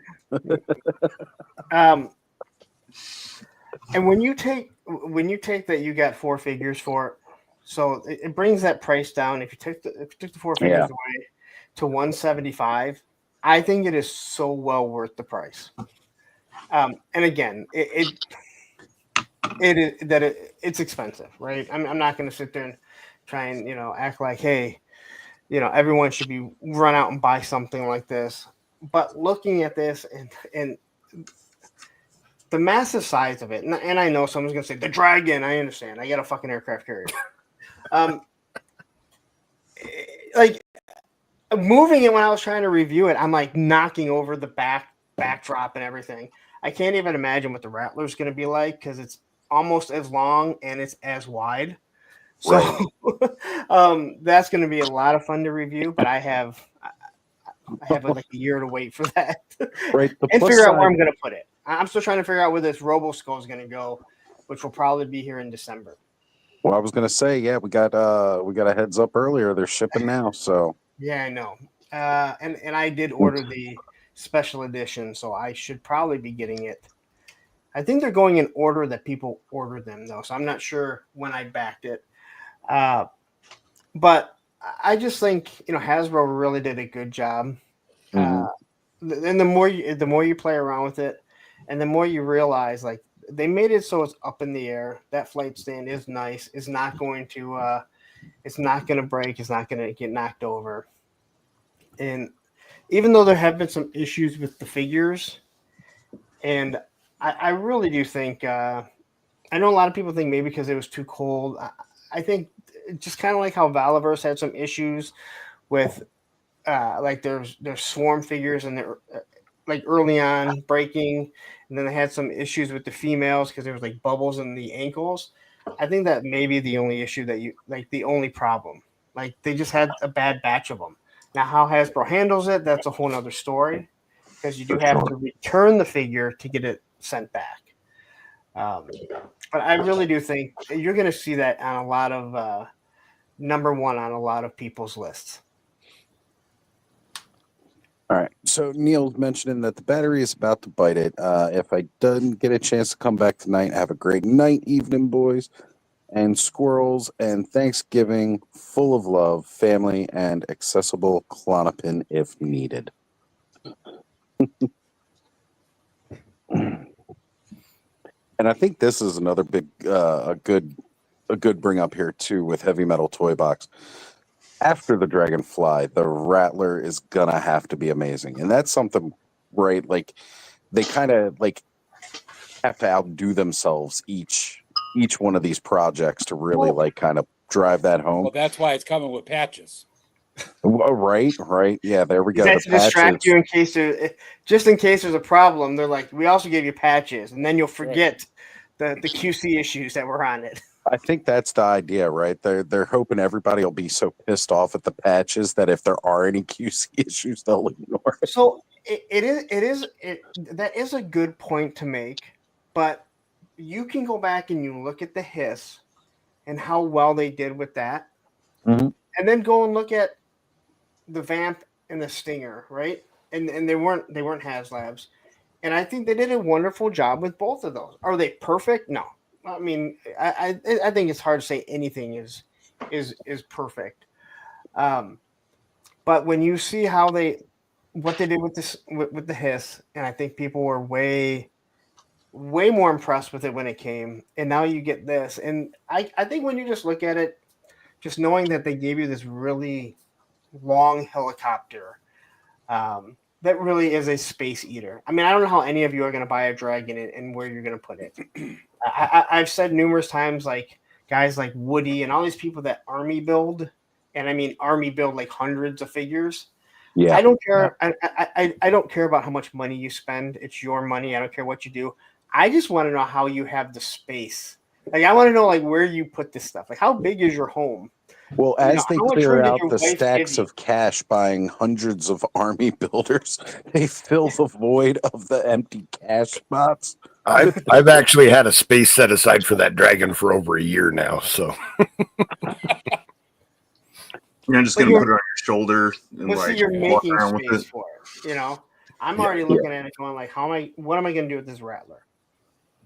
And that's about a year away. Right. I guess it's going to be hung up in your living room on the wall.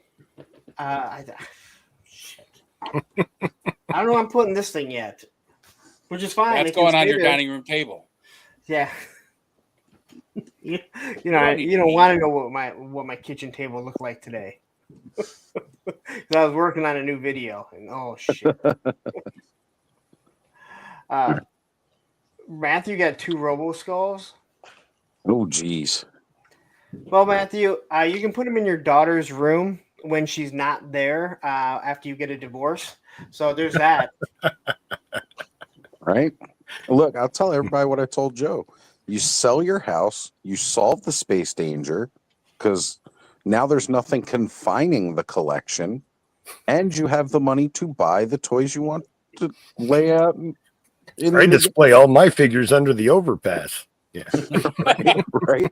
At least it keeps them out of the rain. Dude, I'm not lying. When Matthew van down by the river, how big is your van?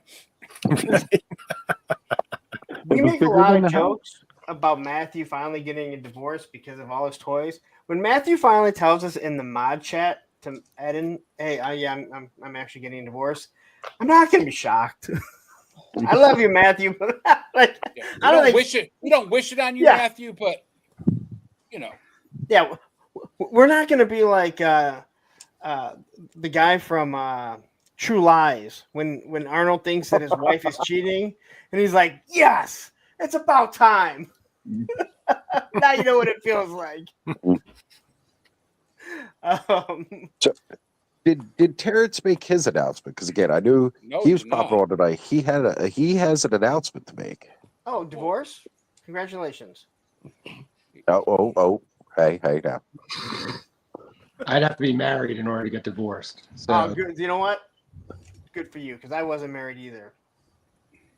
I It's was cost married, him enough money. but yeah, Yeah. no, I've been divorced for a while. But so I'm trying to remember what though. Your announcement. Well, this is a great fucking announcement, Terrence. You forgot it? Jesus. No, we talked about that last week, didn't we? Talked about the continuation of 1,000 Swigs. We That's did. true, but I always like it when you come on. You talk Oh, about I 1,000 Swigs. It's you have some not dead. I just wasn't sure. I know I've talked to you about some other things I'm working on, so I just wasn't sure what we were talking about. But okay. So yes, we are going to have year 2 at Legion's Con where we're going again.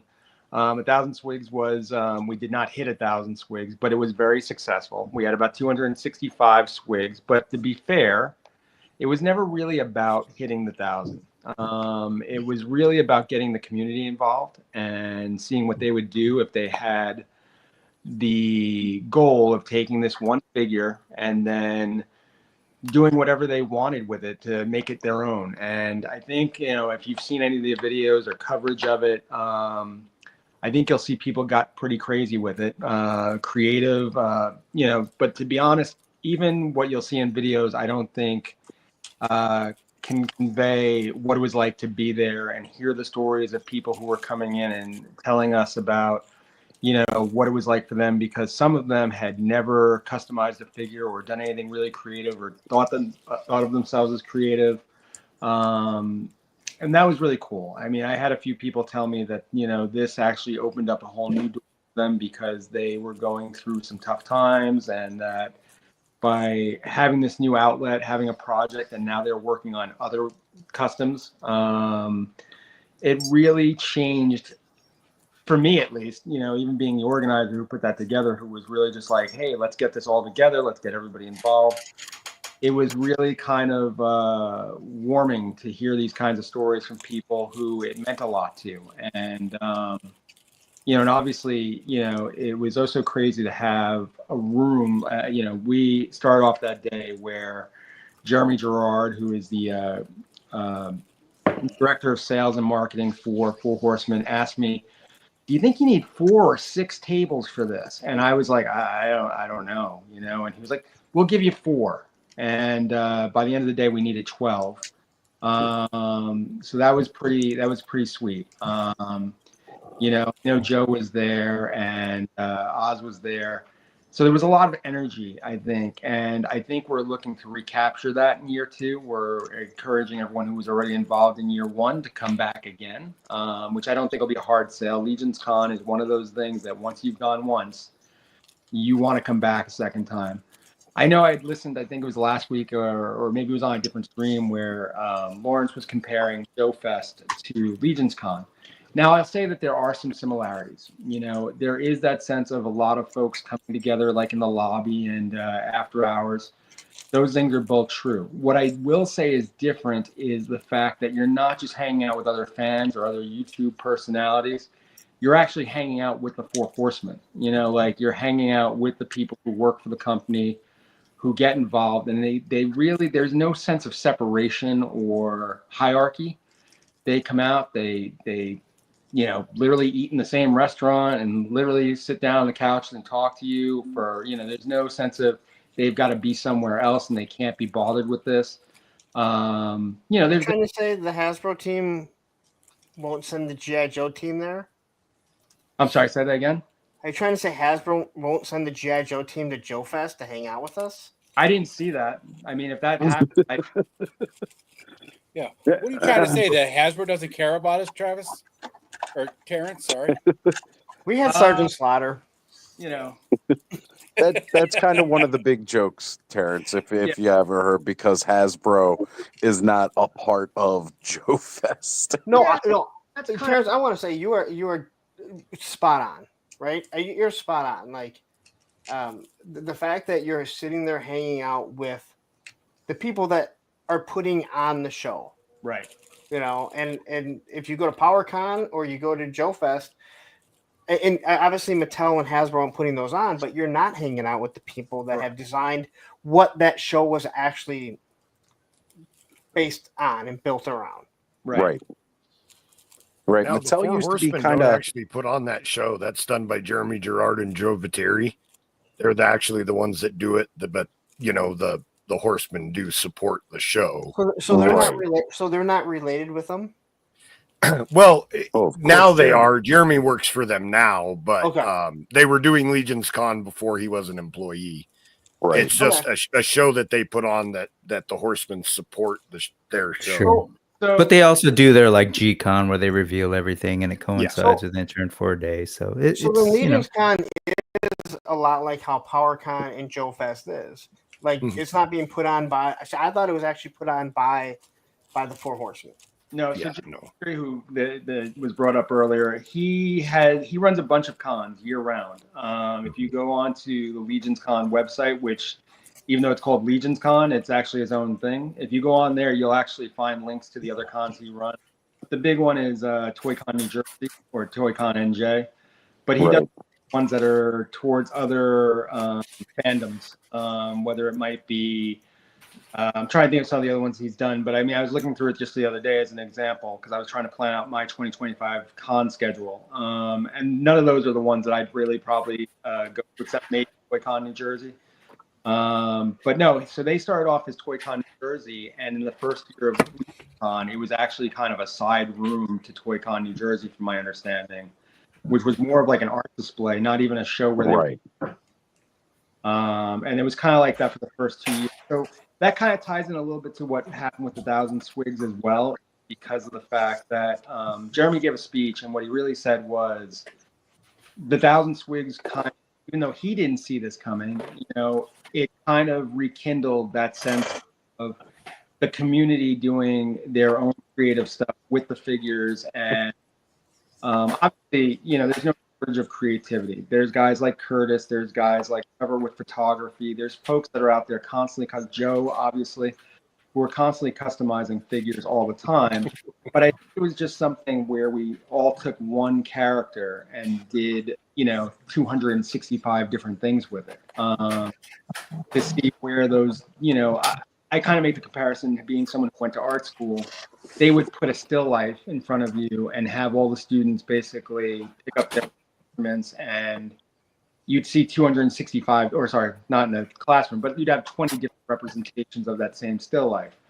It kind of reminded me a little bit of that, you know, because everyone put their own personality onto it. And I think that was cool. You know, they had talked about if we did do a year or two, maybe we would have picked a different character. But George Gaspar, who's a very big part of Four Horsemen, said, no, we stick with Swig and we get to 1,000. So we're going to push it for year two. That's pretty exciting. I think that we're, you know, looking forward to trying that again. We have a year to prepare this time. The whole thing with 1,000 Squigs really started off as something I posted on Facebook probably back in May, I think. It didn't even officially get embraced by the studio until IshCon. So that was probably in early August. So from early August until early November, you know, we put together 265 Swigs out of the 1,000, you know, and got a lot of, you know, a lot of participation amongst the community.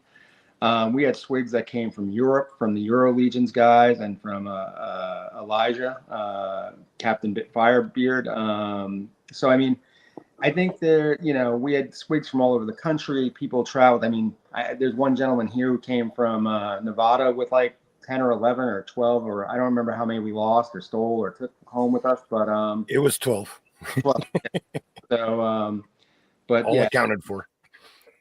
Yeah, so you know, but we had a lot of participation. I think that was great, and I just think that it's going to be exciting to see what we can do if we have a year with it, and then beyond that, I think there's other ideas I have with it this year. If we get approval from the studio, I'd like to open it up to a couple other artistic expressions. You know, maybe things including dios and things including photography. I also think that might be more interesting if we're able to do it over a slightly larger period of time instead of just that 2 hours that we had to assemble everything. Right. You Gina had brought up an idea. It might be fun if we start. Well, here's the thing that was an actual logistic issue of it. Throughout the entire weekend, I had folks that were walking up wanting to hand me their swigs from the moment I got to the hotel. I was on the line for the Armory, and people were coming up to me trying to hand me their swigs. And that's not really feasible. I can't walk around with people's stuff while trying to do other things. We tried to organize it in a way that we would try to collect certain vendors because we knew they wouldn't be able to leave. Wait, Terrence, at Joe Fest, all I did was see you walk around with other people's stuff in a big wagon. Well, what Terrence didn't tell you is there's actually 523 swigs that were given, but only 265 were entered. The rest are on Terrence's shelf. That's the thing. You should have seen his shirt. There were almost 1,000 on the shirt alone. We didn't count the shirt, and you know what? Eric Trethaway was he was the one person who comes up, and it was funny because I don't think Jeremy realized the shirt was the shirt until later on. I kept thinking he was going to nab me and say something about that's not a licensed shirt, but Eric Trethaway walked over to me and he's like, "That shirt, where did you get that? That's an awesome shirt." And I was like, "I just went to some guy on Etsy who takes people's pets and multiplies them on a shirt and sends them a picture. Said, can you do this?" And so it was kind of wacky, but he we did not count the swigs on the shirt. That might have been funny. We also count Rebecca, the cosplayer who wore that swig mask I was showing earlier. Right. And I don't know. This might be an interesting question later on if Vine Jungle gets on, but I wanted to find out. I know he had some. He's here. Oh, okay, he is on. Sorry, I didn't know if he ever got his stuff. I know it got caught up in something went wrong with I guess luggage and planes and stuff like that when he was coming from Texas. So I hope that all got worked out. I was looking forward to seeing what his costume looked like. But I don't think he had it in time for the cosplay photo shoot they did in the lobby. So I'm not sure what happened there, but I'm hoping that all worked out. And I'd love to see that if he ever, I don't know if he's posted that anywhere, but I'd love to see the finished product. Well, he did mention earlier the whole reason he was coming. Here it is. Got Alan right here.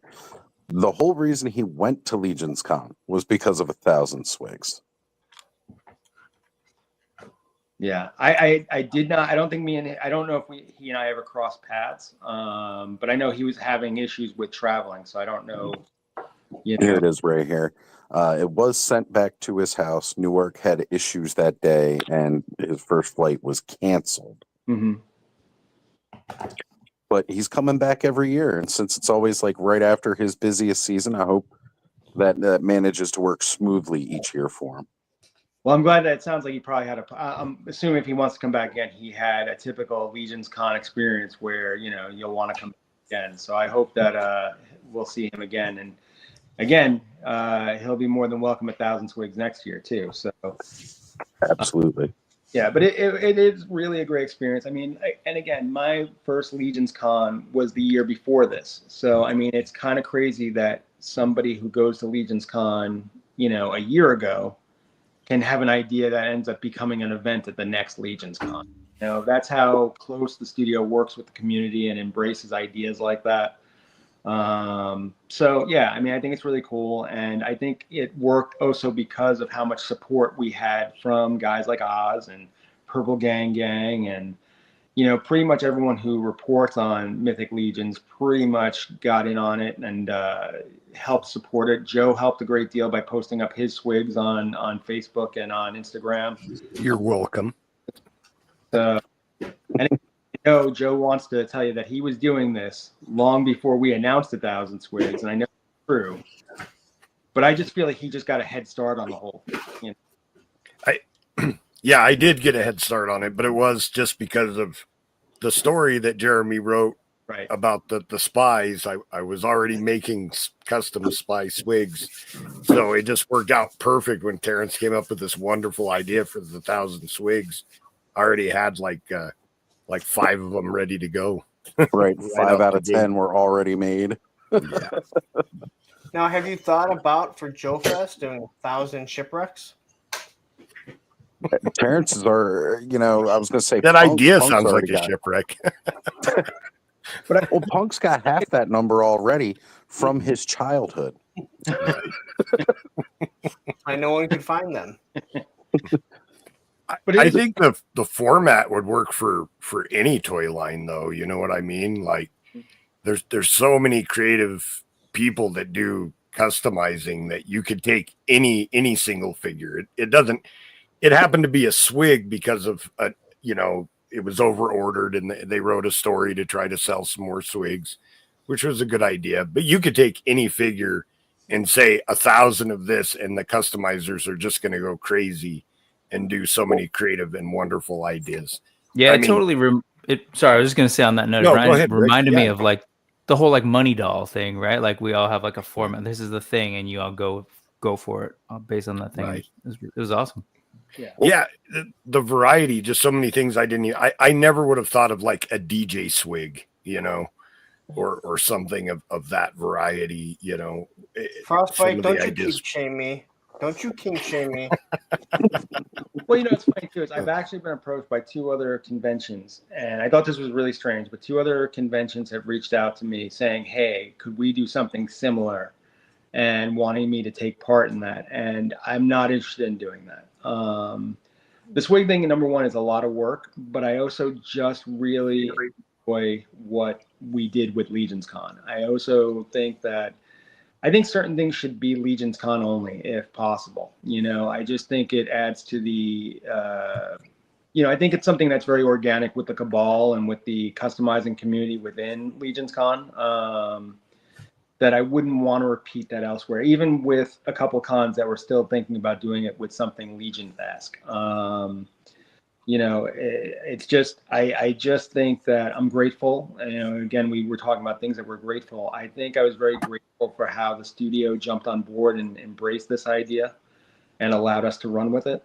And I don't want to take that elsewhere. I'd rather repeat this. And even if we decide to do it with skeletons next year, or barbarians, or goblins, or dwarves, or whatever, I just think that it would be more fun to do it at Legions Con than do it elsewhere. I want to say I'm with you 100%. I think that if someone did, like, I joked about 1,000 shipwrecks or whatever, I'm with you. Like, it's something that has become special for what you guys did, right? And it would be kind of like if you saw at Joe Fest or PowerCon where they're doing something like that with He-Man or whatever, you'd kind of be like, all right, I mean, why couldn't you guys come up with something of your own? Also, I think listening to you, it's like when you come up with an idea and then people want to do it, and then as it gets put on your shoulders, you start to realize how much stress it actually is. how much stress it actually is. Mm-hmm. Doing the May the Power of the Force, it became stressful. And then, I was going to say, you and Alice had your work cut out for you from just a simple joke. And then the 36-hour stream. So I can only imagine you trying to coordinate, a whole bunch of people trying to figure out, because the last thing you want is to do this and then there's 12 people that do it and you're like, wow, there's a lot of stress for nothing. Yeah, I mean, there were definitely things that, I can tell you that my living room is full of half created ideas, things that were going to be part of it. We had, so just a few things. We actually had created and Oz knows this because I had sent him the concept sketches for it. He created a life-size swig that was going to be attached to a drink vending station that was going to look like either like a cauldron or like an actual wooden barrel, and it was going to dispense a goblin themed margarita. And when I actually had to go through looking into all the rules and laws of whether I could actually get away with this in New Jersey, and we decided that it was not going to work. We even tried to do non-alcoholic versions of it, and just at the end, it just became the whole shipping this life-size swig and all the equipment that would have been required, the prepping of the drink probably the night before. And I can tell you, having gone to the con, I don't know where I would have found the time to do that. But there was, we had a whole concept for that. we had somebody who got involved with us. I'm not going to say names or anything like that, to do artwork for us. And I think they were very well-meaning in the beginning, but they were overly enthusiastic to the point where I could not kind of steer them on what they should and should not do. And I kind of had to walk away because it just got out of hand. So it was, yeah, I could not, it just became problematic to the point where I had to get some legal counsel, and I also had to talk to the studio as far as what their opinions on the situation. So that was a thing. It actually, and there were people who said they were going to do things and at the last minute wanted to get paid large amounts of money for things that I couldn't, that wasn't part of the budget. I was doing this as a volunteer thing. So, I mean, yes, there's a lot of things that go into it and how crazy it can get. But ultimately, like I said, I think the biggest thing I dealt with was hashtags. I think that was my biggest headache was hashtags. Whenever I put up those posts every day of the, swig of the day, putting all the hashtags, I think took longer than putting the pictures together or writing up the little thing I put together on Instagram. So I think my nightmare was hashtags. I think that's really what it came down to. So I did want to comment about this, like thinking about this now with the 1,000 swigs, and it kind of coincides with what Dre was saying about like, how about 1,000 Spider-Man figs? Because he can at least supply 200. And I've realized, you know what though? Hasbro's already given us like 1,000 Snake Eyes and their variants and 1,000 Wolverines and their variants in just like a year's time. As a matter of fact, Allison could probably update us on how many Todd McFarlane Batmans he's already gotten done and are in stores hitting shelves before he even makes an announcement since we started this stream. Damn, we even got beat by the big guys on this one. 101 Batman, 72 Jokers, 78 Robins, 42 have the wrong cape, and 2 of them have no cape. There are 39 Batwings. 2 of them are gold plated, but it's not real gold plating. It's that fake stuff like they use on your teeth. 20 Batmobiles. 92 of those are from Batman 89. I don't know how the math's there, but it's McFarlane, whatever. And then there are 14 Jokerized Jokers who are not Jokers, but are Jokers in the alternate universe where everyone's a Joker. You forgot to mention that all the capes are shitty, but yeah. But that goes without saying. It's McFarlane's. He's never made a good cape. Do you like any of the new Wired capes and stuff like that? I do. I like the Dune Wired soft goods, actually. There are a couple of them. So far, the only one is the Adam West one that has the Wired cape. And I didn't mind that one. I thought it was okay. Gina's mentioning that she should send the Jokerized Pennywise, that she found. So that's true, by the way. So one of our local Walmarts, somebody had taken a Pennywise figure and put it into a DC Multiverse Joker box. Sorry, they took a Joker and put it in, and it. Hold on, here. It's like a meat. Thanos, what are you going to do with that McFarlane and that Scott Nutlick figure that you have? Well, he's got his bare feet. I don't have them on right now, but he'll probably do something with that at some point. Chase a Rob Liefeld figure away. Well, he just said it has feet, so it obviously isn't a Rob Liefeld figure. I've got a ballerina Barbie somewhere. I can send you those feet for Liefeld. So Curtis is mentioning, goes, isn't it interesting how Allison gave Lauren shit for pooping on Super 7?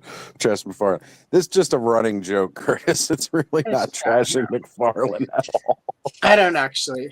Other than his lack of ladies and superpowers, I don't actually. It's just funny because he has 70,000 Batman, but nothing else. So. Right. Yeah, it's been a long running joke about how many he releases and like doesn't even announce it. Like people just start finding it in stores before he even gets it. He has like a press release like 3 months after they've already cleared off. He's announcing stuff at Toy Fair that has been on shelves for like a year. I still can't find the question though. It's driving me nuts. Which one? What? Good question. Oh, I want like 3. I can't find one of them, but I want 3 of them.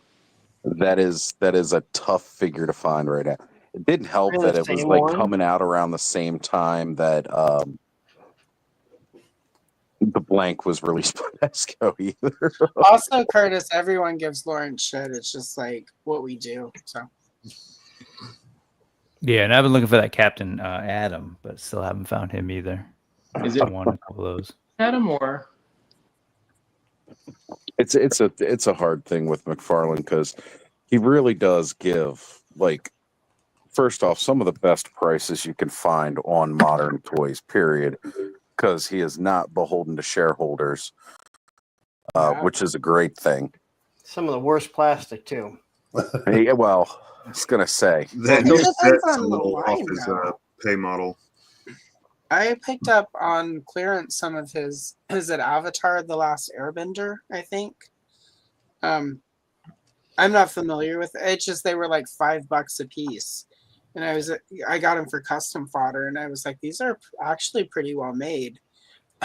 Which puts to shame some of the other stuff I have from him. I don't like with Super 7, like for all of the Ultimates, the plastic is at least consistent across the Ultimates, but with McFarlane, it's like, and this is just my thinking, DC is a much bigger property in the US than say Avatar, the Last Airbender thing is. Like I know internationally that's different, but within the US, DC is sort of going to be bigger. And it doesn't make sense to me that he's using better plastic on one, but not the other. It seems like DC and their contract with him would have some sort of plastic, like, I don't know, like some sort of material clause where you have to use a certain quality. Like Have you seen DC movies? Dude, they have no QC. All right, They're probably just cut us our check, and you can do what you want. Yeah, I don't know. Just no guns. No guns. Our only stipulation: don't you dare release a gun with a figure. We're gonna have Accessory every packs are figure okay. we write in the comics have guns, but we don't want them on our action Yeah, figures. but the gun thing I don't came think from that's WB, DC though. not I think DC. that's Warner Brothers. It's Yeah, Warner Brothers like- that did the But it gun. looks It's like true. It's Loop did with that. But Allison, like you're right, like everything you said, I would normally agree with. Yet I've seen the shit that DC puts out from all kinds of stuff, and you're like, yeah, they're so. But you would think like they would be like, hey, we want the best figures you can make. Well, it's just like DC Direct uses better plastic, and that's not great plastic to begin with. It's that weird. Like this is one of the things I disliked about some of Motu Classics was some of those figures had really weird smell. Like the plastic smelled really weird on some of those. Like it just smelled like cheap. And every so often DC Direct would use that same sort of plastic. But even that plastic, which would get brittle sometimes or super gummy sometimes, is still better than some of the plastics that McFarlane uses for DC. I don't know. Did you go to I don't school get it. to be a plastic expert, Allison? Huh? I said, did you go to college to be a plastic expert? No, I'm just one of those people who like I've had insomnia since I was like 12. So I just read too much, and with the internet and insomnia, it's even worse because you can just one moment you're looking up something, and the next thing you know, you've spent like 17 hours learning how they make plastic and different. I understand that, but if you haven't gone to college for it, you can't be a plastic expert, so you can't talk plastic as Lawrence. I only know. I don't want to hear anyone talk about plastic until I see your degree. It should be hung on the back wall. I know of only one person in all of toys who has a PhD in plastic. Okay, and he's not here right now. Okay, I'm just gonna say though, I'm a lifelong toy collector. I've been collecting toys since 1976, when I was old enough to no longer like be potty trained and not in like a bassinet anymore. So I'm just gonna say I'm probably more qualified than anybody as a lifelong toy collector. And I saw it by somebody who used to work at FedEx even, so I'm just saying. Oh, so you're a delivery expert too. Okay. Exactly. And like my friend Derek from the yesterday, never mind. I'm not going to out him as a delivery guy, but I'm just going to say. He is a delivery guy. He does post pictures of his truck once in a while. So. Jay Astro's comment, 100%. I would get stuff from Mattel like fresh out of the package, brand new, just sent to me. And it would have that weird, it's like a weird smoky, peppery thing. Like, I don't know. Not all of them, just some of them. I think. Are they allowed to Baxter smoke in the somewhere Chinese behind me. factories? Was that I mean, Stinkor? that might be the case. I mean, It's heck, fine. I might go like, over there and get a job they've then. got children Can working in 7-year-olds Chinese buy factories. cigarettes over there? Oh, yeah. Certainly. So I'm they're pretty not- sure some of their Listen, infants come they're out not- with packs in hand. That might They're be, overworking 7-year-olds. I doubt If they you have can to lose smoke. your finger at 7 years, and I'm just going to defend this, if you can lose your finger at 7 years old putting together toys for people in America, you should be able to smoke a cigarette if you want to. I'm going to defend that. I'm straight edge, and I agree with that. Like, hey, you start them at like four. They're in the factories. Give them a smoke break, man. If they can pay their own rent, they should be able to make decisions about smoking and drinking and like, going to Well, John hold on, no one said they could concert. afford rent. They just said they were getting paid. Like, They just live in the factory. right. They have Look, those I like have little Under no the grading. idea how they run those factories. I've got no clue. You get a But 15-minute as lunch Adam break says, and a 2-hour sleep break. I was going to say, as Adam says, all I actually have to do is go read a billion Facebook comments, and then I get a diploma. Right. This is true. I think you'll be dumber after that experience, but Probably. I don't know if you guys have My discussed. favorite is watching reels on Facebook or even Instagram where like somebody's making a cake and there's always some miserable bitter bitch and like, oh my god, it's so much sugar. It's like, bitch, don't watch it and don't eat it. Fuck off. Anyway, We got a super chat from Curtis again for $4.99. Says Joe sounded excited about smoking in Chinese factories, like he was about to apply.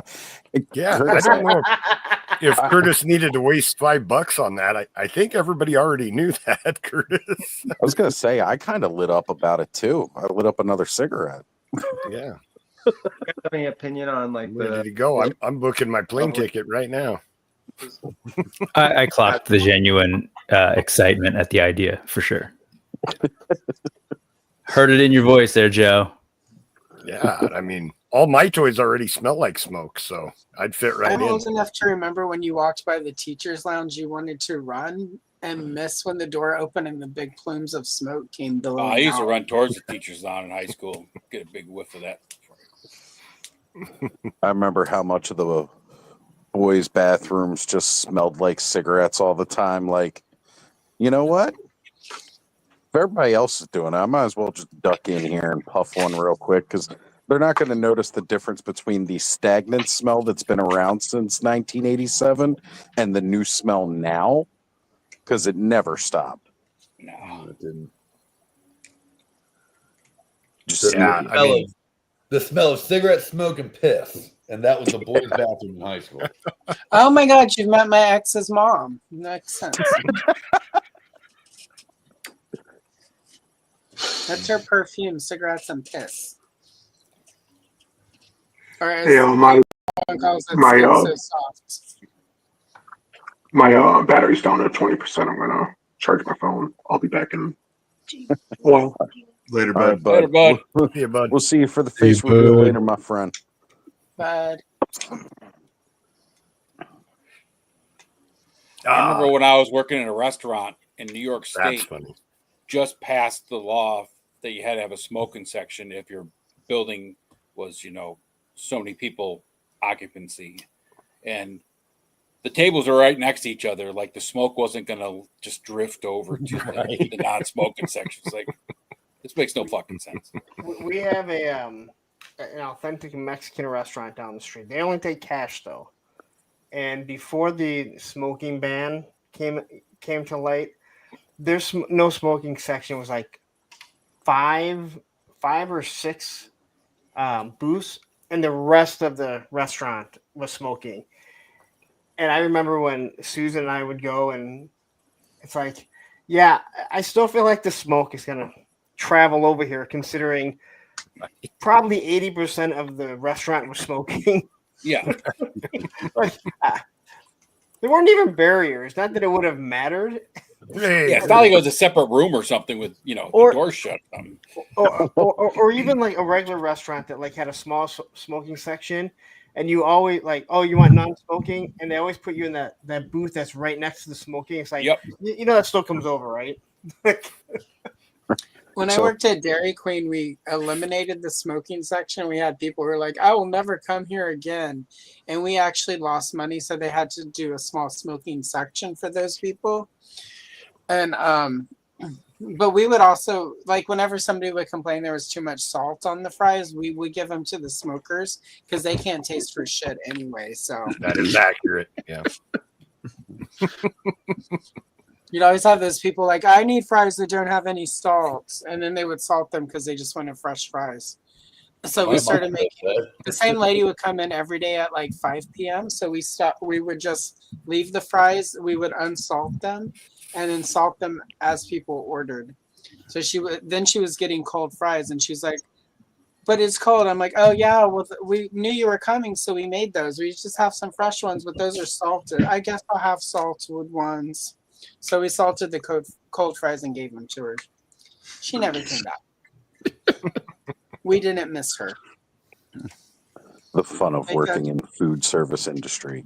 Take that shit to Hardee's down the street, man.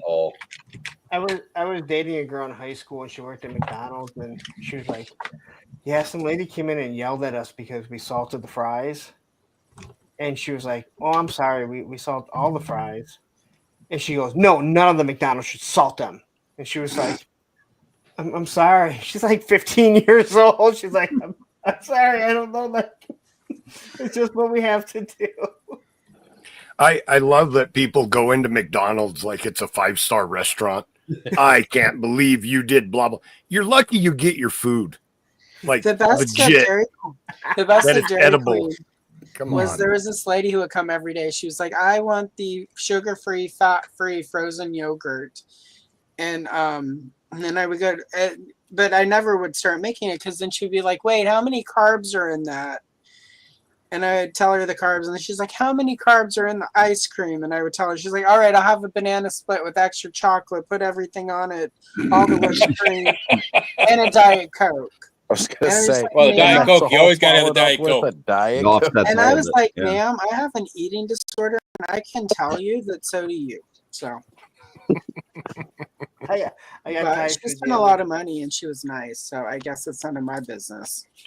I got Thai food the other day, and I opened the door, and the lady walked in, and she picks it up. So now she's in front of me, and you know they come up, and I've known these people forever, like the Thai food place. And this lady's like, "Well, does this have GMO in it?" And the lady's like, "Yeah."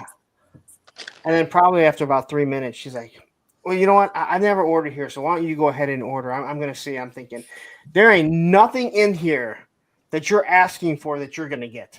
All right? Order some fucking spicy fucking Thai food and have a fucking blast because it tastes really good. My favorite is when you go to the Thai food and they ask you how spicy you want it. And I will always say spicy, and then I watch the stars. And if they put 3 stars, I'm like, ma'am, I need at least 4 stars. Do not send me out of here with white girl spicy. I'm from the South. I can take it. Season your food the right amount, not the white amount. I didn't ask for 6 star. Give me 4. Don't give me that 3-star white girl shit. Oh my God, it's so hot. I burnt my mouth. Like, fuck you, Becky.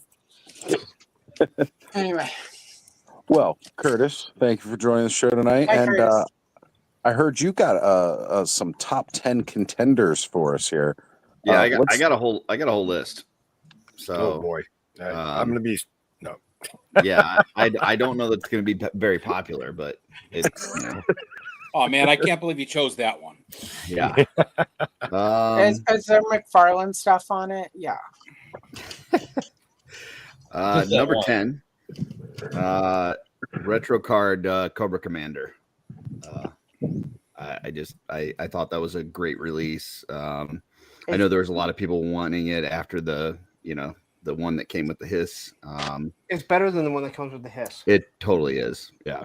The back, not only the back metal, but I think the gloves. Yeah. Number 9, I've got the Figure Obscura Anubis and Bastet set. Not only the figures, but just everything that comes with it. Like that set. If you just want something in your collection Egyptian, like that set is amazing. Next, number 8, I got Mythic Legion Kalazir, the Jinn. He dropped this past year, and it'd been like a couple years on that pre-order, but finally dropped, and that thing was amazing. It was definitely a sleeper in that wave. Agreed. Number 7, I've got the High Play Illidan for any World of Warcraft folks out there. The Illidan Storm Rage. Yeah, Thanos got it. That thing is amazing. Yeah, it's my number 1. So Dude. Did you say High Play? Is that? Yeah. Oh. I believe that's the company that makes it. Yeah, it's yeah. Isn't it? It's not Medi or. I thought it was Hero Memory Medi. That's Hero Toys. Maybe it is. Maybe it was High Play when it first online. came up. I only asked because I thought there was another one that I do know that I've heard that there is a KO out there, like a KO of the unlicensed. That's cheap. Oh, really? So, yeah. So it wasn't that bad. Trevor was I telling got me it about on. I think it was some sort of deal on 5K when I got it. So okay. But that thing's awesome. Number 6, I've got the Skeleton Legion Builder from Mythic Legion. Then 5, I've got the Mafex Nightfall Batman. That thing is badass, dude. Yep. It is so good. Yeah, that's a good Batman. It might be the best Batman I've ever seen. It's my favorite Batman out of the 20 different Batman figures that I have. So. Yeah, yeah. I mean, none of the McFarlane Batmans can touch it. So, number 4, I've got the Mezco Casey Jones. I think that was another amazing drop. Seen a lot of great photography with that. And maybe I'm going to get into some of the not so popular ones here. Number 3, I've got the Super 7 Steelheart, the back metal one. Dude, that like purple metallic on her is fucking awesome. And I hate Brian Flynn. I think he's a piece of shit liar that told us that he couldn't make something so that we'd buy all the crappy ones and then turned around and sold us the same thing with vac metal. But that being said, it came out looking amazing. So number 2, I've got the YOLO Park Starscream, just came out recently. If you don't need your Transformers to transform, that thing's badass. And number 1, I do have a McFarlane. It's the Lobo with the Space Hog. Dude, I that set for the price, it's really cool. It's amazing. On Amazon, by the way. Yeah. Yeah, it's on sale. So okay, so you put that Lobo on there. Yep. Did you get the same Lobo that came out at the same time? I think it's a Mafex. I've got the Storm Collectibles one. Oh, maybe it's the Storm one. Like same. Yeah. That one is so much better. I mean, it's more expensive. It is more expensive, and I did not like the head on it. I ended up getting a custom head that I painted to put on it. But okay. Yeah. It's overall that's a better figure but for the price point for that McFarlane for the figure and the Space Hog, like that Space Hog is really cool. So no, I'm with you because I know a lot of times when I, especially when I do like a Mezco, and they'll be like, oh well, the classified Snake Eyes is fine. I'm like, I'm not saying it's not, and if you don't want to spend $100+ on a figure, I'm not going to yell at you, but I'm just like, it's a different type of figure, So and I really do, when someone says I wouldn't spend that, I can get one for $25. It's like, it's not a bad, the classified's not a bad figure. So yeah, I see. I've seen a lot of the CT Toys that's doing kind of the knockoffs of Mafex recently. Yeah, and I don't own any, but I see a lot of people really talking those up. Yeah, so, Tony's figs got the Wolverine. He said it's great. Right? Really?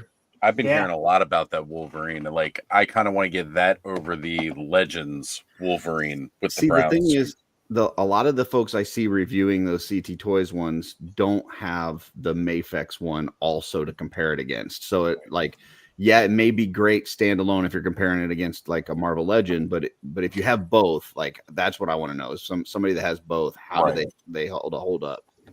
So I've gotten some of those knockoff Mafex Batman figures, and they are absolute garbage. So I don't know if that was done by CT Toys, but it was, had a Mafex box, Mafex, everything looked exactly like the Mafex, and it was a shit figure. Gotcha. Hey guys, I'm gonna hop off. It was great seeing y'all, and Later, hopefully Corey. I'll make it on next week.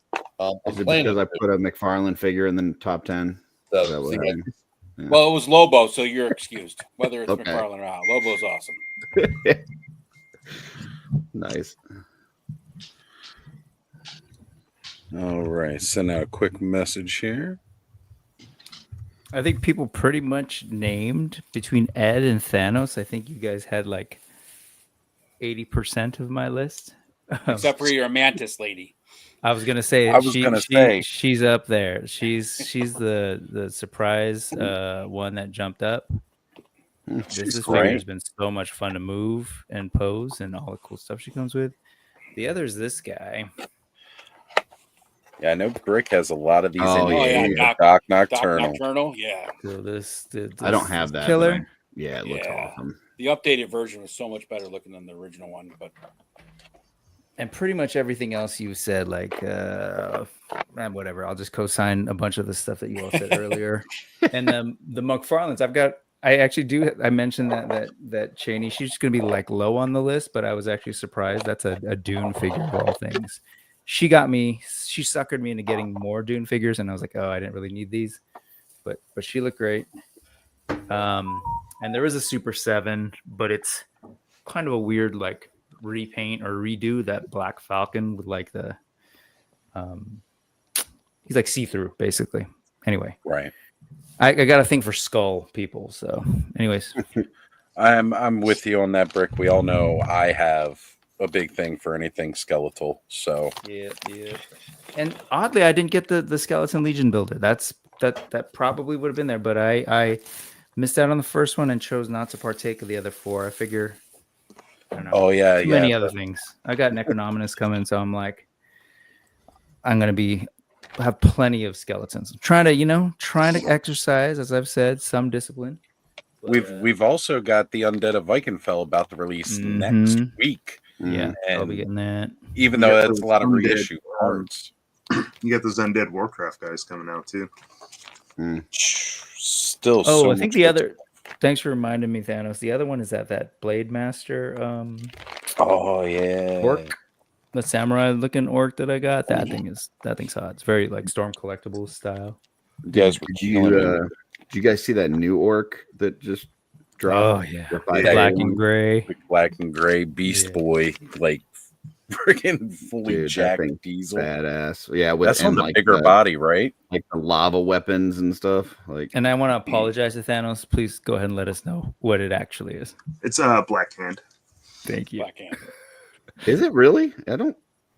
Yeah, it's the Draenor version. You fight him like in one of the raids. Oh, gotcha. See, I'd stopped playing by then. Yeah, gotcha. It's the alternate timeline where they didn't drink the demon blood or whatever. Gotcha. Okay. Yeah, whatever it is, it looks amazing. So I am adjusting my. You know what? I'll use the mic. I'm going to use the sound over here. I was going to say we have. You know what? I'll use the mic. I'm going to use the. Oh, that's late. Okay. All right. For those of you who have not been formally introduced, Settings. This is Alan Hop of Stilt Beast Studios on YouTube, and known more well in the toy circles as Vine Jungle Figure Factory. What is up, brother? Good to have you here. Yeah, welcome. It's good to be here. I working on sound. You guys are a little quiet, so just give me a minute while I figure this out. Are you on your phone right now? I am. Okay, so when you go to adjust the volume, go to your, I don't know, are you using Android or iPhone? And we lost him. And he's gone. Oh, no, he's back. Are you using Android or iPhone, Alan? Hang on, I'm trying to get to my volume. Well, while he Weird because my figures phone that is out- sideways. Turn my phone this way real quick. Well, while he So- figured that out, I saw Speaking Moistly was saying that they've got a top 10, but nobody cares because they're not a YouTube superstar. Well, I can't speak for everybody else on this screen, but I definitely do not fit that category. So hit us with what you got in the comments. Yeah, absolutely. Do Yeah, I not think feel like your you're voice watching a does not different matter. stream and accidentally came here. Yeah. But I don't even have a YouTube channel. Neither do I Right. really. We only have one superstar here, Mr. 6K himself, but that's the Right. only one. Almost. Don't oh, get ahead right, of right, yourself. my bad. My bad. Almost 6K. That's right. Almost. I'm Yeah, but 91 away. 3,000 of those are just there to like listen to him. So Yeah. And the other 3,000 he bought, we all know that. So. yeah, we watched that video. Yep. Actually, I want to point out that the three at the bottom here are all very well-known people across YouTube and across ToyTube, but do not have their actual own channel. Curtis has appeared in just about, if they talk Mythic Legions at all, Curtis has probably appeared on that show at some point. Probably. Terrence has toured across very similarly. And Joe also just appears about Joe's my anywhere. sidekick. I pretty much just ride Curtis's coattails. So Yeah. that's it. Well, hold on. I want to make sure we understand Curtis properly, though, because I think Curtis is the gold digger of Toy Tube. He marries up and then takes over. You know what I mean? You know, he finds Jesse, then takes over Jesse's channel. Then he finds Yush, takes over his channel, and then he goes on the Inevitable tour, and eventually he's going to take over all those channels too. You know. Well, if you saw how much I do in super chats, what my super chat budget is each month, you would know that I am not a gold Yeah, I was digger. gonna say, If I am, I'm the stupidest gold digger that ever existed. Yeah, Well, I was gonna say he's not the gold. The gold digger is probably inappropriate. I think like sugar daddy. Yeah. Who, like, He definitely buys should himself fit a sugar seat daddy, on yeah. each From channel. Terrence's description, though, he painted Curtis like the Rock with movie franchises, right? The show's failing, you just bring Curtis in and he saves it, right? Yeah. Curtis, you are very generous. Just from He a is. couple times you've popped in, you have sent a bunch of super chats in. There's a difference between generous and just irresponsible. So I just want to throw that out there. But you stay irresponsible on Mondays and Thursdays. I don't care about the Saturdays other too. I mean, I ain't mad about Saturdays. Punk would probably wish you were on his channel doing the super chats. He did Thursday night. Have you had Curtis on Thursday with the friend yet? I just met Curtis. I just found out that Lawrence had a channel last week when Joe was on, and then he proceeded to tell me how important he is to the toy industry. I'm kind of a Well, big you're deal. a fast study, Curtis. You totally got that real quick. Yeah. The only thing that I knew about Curtis is that he said Barry Sanders was overrated. And folks, this is why you love hanging out at the clubhouse on Saturday nights. Exactly why Curtis has to send super chats to make friends. Well, and I mean, Look Lawrence at that. did. Gina just told Darla happy birthday. Like it just hit midnight here. It just became Darla's birthday. Oh and my goodness. Yeah, look at that. Can we get a big Happy birthday. clubhouse shout out to Darla Ackerman, one of the sweetest individuals in the world. Came out, I said, as I introduced myself to her, it went from a handshake to a hug real fast. Could I put an asterisk on that? And in addition to everything you said, one of the most talented and prolific, I will also say, dope soft goods. So, you know, And she deals with my shit on the daily basis. Yeah, that's what I was She's going to say. And resilient, tolerant. and patient, And she's yeah. a saint. She's a saint. As much as Joe rides Curtis's coattails, he totally rides Darla's. Oh yeah. Yeah, my table at Legion's Con was nothing until I started bringing Darla. So I loved your comment at Punk's show on Thursday. Yeah, my wife said, "Hey, I can make that shit for you." yeah, I was like, "Well, get to work." No, Darla Ackerman, the true star, and we're getting the happy birthdays in here. Happy birthday, Darla. Happy I hope birthday, you're Darla.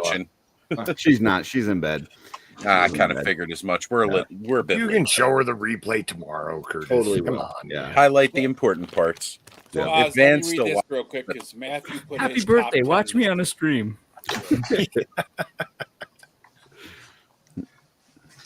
So Matthew put his top 10 list in, and he's got. Oh man, wish we had more punctuation, Matthew. Yeah, Are they all exactly. ninjas? Something. Oh, We've Savage got Crucible. Oxford has something called a comma. They come in handy. The Chun-Li, okay, that's cool. At least it's not in Ooh, the common Mafex Bane. Bane. I don't have the Bane, but I hear good things. Hold on a second. Yeah. Let me. I haven't. My Bane hasn't shipped yet. I would like to read it as it is, if I Okay. could, please. Read Oh, it- read have it at it. Let's see how this goes. Back from the days of zero punctuation, if you all ever watch that YouTube channel. If not, I suggest you go back and watch it because it's a blast. Not ordered yet. Savage Crucible, Nin, Vilmar, Jada, Chun-Li, San Diego, Comic-Con, FX, Bane, Mezco, Storm, Shadow, Jada, M. Bison, Classified, Road Pig, Classified, Retro, Cobra, Command, Horrific Legions, Frankenstein's Creature. Very nice. Very nice. And he Well done. continues without more punctuation. So finish off, Oz. Shit. Valaverse, Elite Praetorian, Jack Specific, Link 2, Master Swords. There you go. So I have to ask Matthew, how could Mezco Storm Shadow be a top 10 figure if ninjas don't exist? Mm. Same Effectively, way the you figure keep doesn't buying exist. John Cena figures. I've never I seen. want to know how ninjas, Matthew, who but- knows everything, doesn't know how to use punctuation. Sorry, I turned all my lights off because I was looking at something. He copied his notes. No, good excuse, Matthew. So cool. I love that thing. It's one sexy figure. Did you see the other version they did where it was like blacked out? Yeah, I That like was- this one better, but Yeah, I do too. I couldn't get myself to buy two of them, but I love that character. So Yeah, Here- it's plus it's the color like on that big, sort of demon looking thing, and it's a big Mhm. bright purple. It's hot. But I was looking back at where I saw that knockoff, or that sort of like competitor that's a lot cheaper, both unlicensed. But yeah, apparently it's going for like $40. oh wow, that's Yeah, I haven't seen it. Someone showed me sort of like they compared like what the differences are. They said there's slight mold differences, but generally it's pretty much the same. And then the little dude it comes with, what do you call that thing? The little green ghost with the two arms. it's a Void Walker. It's like Yeah. a felt Void Walker. It's just a little foggier plastic, but like I'm like, oh, that's a trip. I found this flight stand that because like he's a heavy son of a gun, but I found this flight stand for him and it is fantastic. So Very nice. he's a big heavy boy for sure. So Matthew Matson is answering your question here, Punk. I love fantasy. Ninjas are fantasy. Then it doesn't matter what side their swords are on. Oh, You know what else is fantasy? Us being YouTube superstars.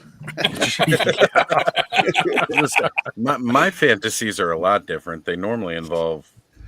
Well, I can't talk about that on YouTube now that I'm monetized. So Demons and ninjas.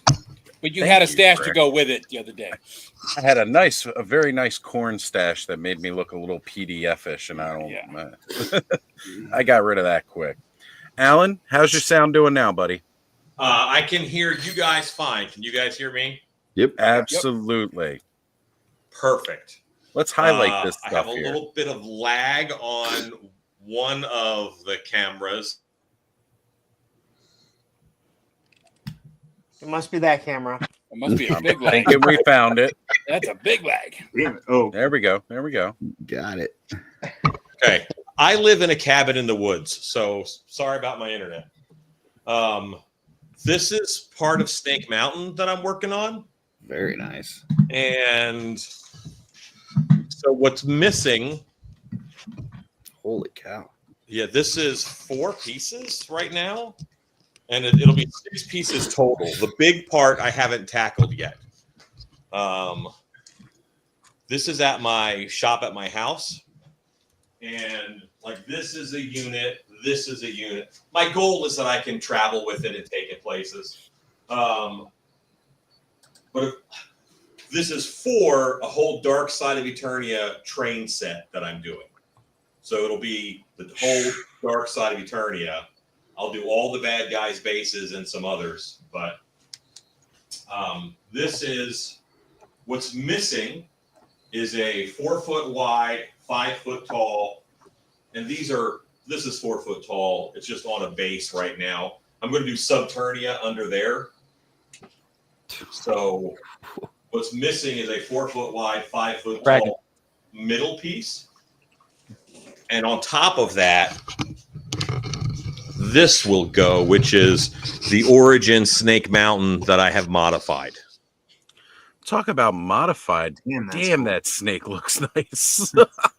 This is an old Home Depot lawn snake, and it bothered me that they never had a Snake Mountain where Skeletor could stand in the mouth. Right? Like, he does that in all the cartoon. That's where he talks about his plans and stuff. I'm sorry. Did you say lawn snake? Yeah, this is that a thing? It was a yard decoration for Halloween. Oh, okay. Halloween's kind of my thing, so I have a lot of Halloween stuff. But anyway, yeah. So this is modified on the front side, and then it is on Lazy Susan for the inside. Whoa. That's a productive Susan. Thank you. Productive Susan. As soon as he said it, I knew that was coming. Believe me, my ex will be pissed if you call it Lazy Susan. Okay, so this is Skeletor's Alchemy Lab. Holy shit. That's Skeletor's Alchemy Lab, and that is like that symbol's taken from the cartoon where they summon one of the demons. So this is the Alchemy Lab. This is where he looks at stars and stuff. And I did a whole series called Servants of Snake Mountain, which is like 60 figures that they just work there. Like, they're not, this is his alchemy.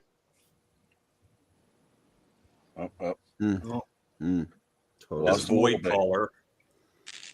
There we go. Who is his astrology guy. But this is kind of fun, and there's gears and stuff back there, and there's a stairway inside of the snake that goes up to the mouth. Well, you gotta have the stairs, otherwise how does he get in the mouth? That's perfect. Yeah. So, and there's a door here if we can get out up on this landing. But I have a question. The question that I have concerns over here. I do a lot of live streaming, so you wouldn't know from my setup today, but I don't normally try to get on my phone.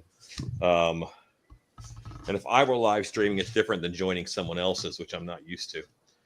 But see, I have this area here, which is like the entry gate. And I built this piece that the plan was to have this here and then have a second gate that was kind of part of the mountain. So this is an actual gate. And this is open. And I think it's too crowded.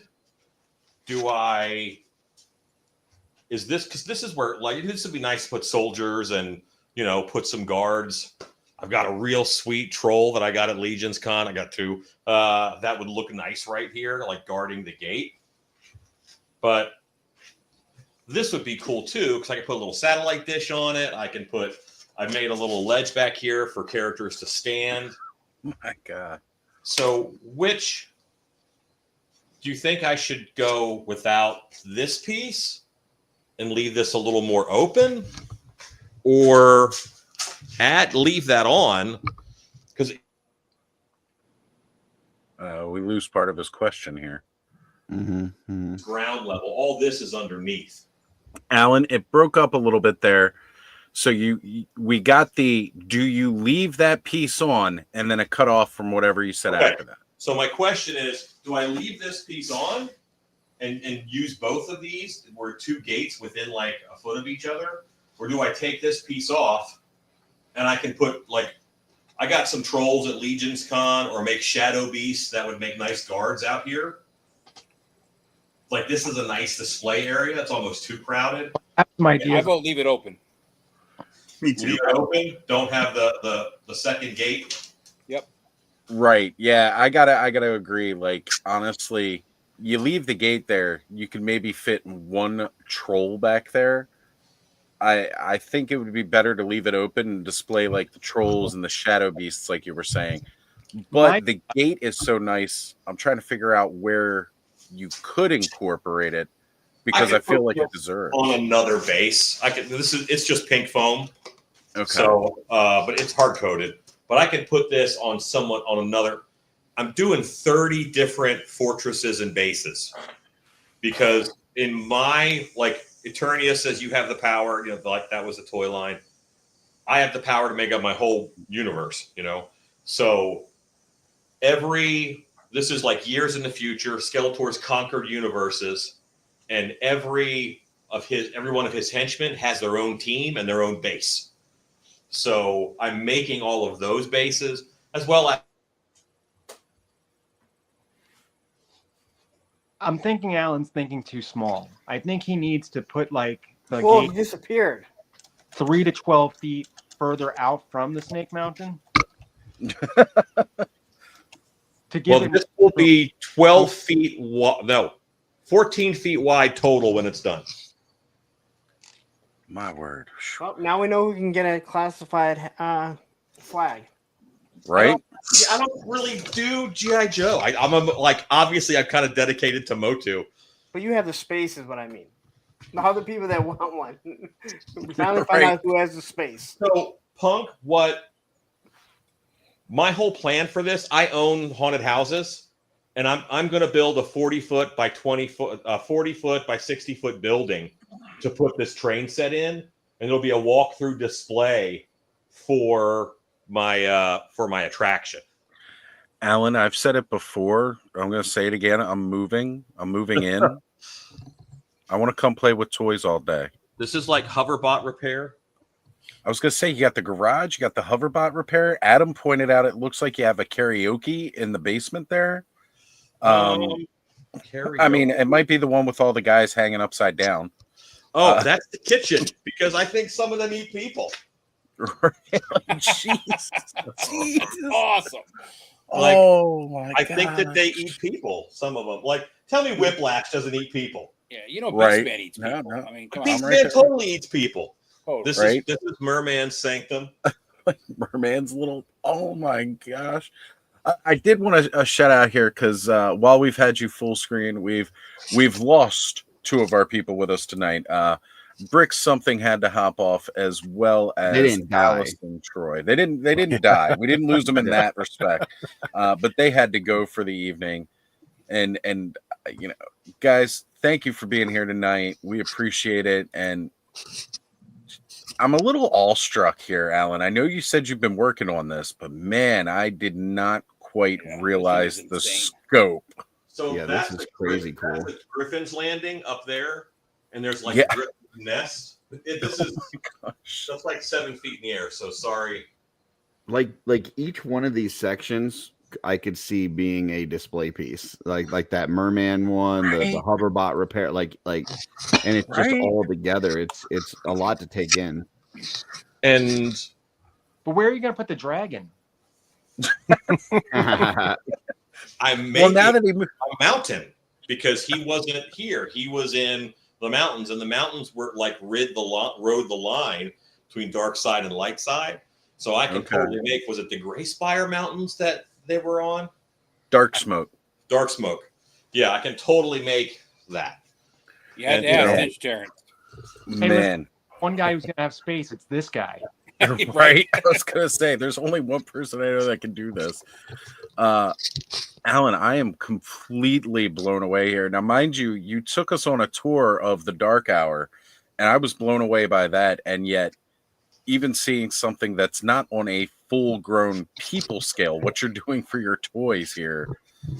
I like toys. Oh my gosh, totally blows. Hey, I remember when you got that Beyonder. Yeah. Or Beholder, rather. I remember that. It's a great day. I mean, There's my Tanger. I know that Yeah. Brick left, but there I put my Tanger up there next to Igor. Because he looks so good. Looks so good with that. Root AWOC. Yep. Oh man. And then I'm working on this. Like none of this isn't quite done yet. All the chairs are down in the sewer. All the chairs go here. This is the mess hall. Okay. So Okay. the mess hall will be here. That connects to the kitchen. There's a doorway between the two. This is the torture chamber, and the dungeon will be here. I can actually show. Give me a second. And I'll pull something up on my screen to show you. Well, according to NetGuy, each of those rooms is worth $300. So let's start adding up how much this actually cost. First off, that's They were buy the one get cheap. one free.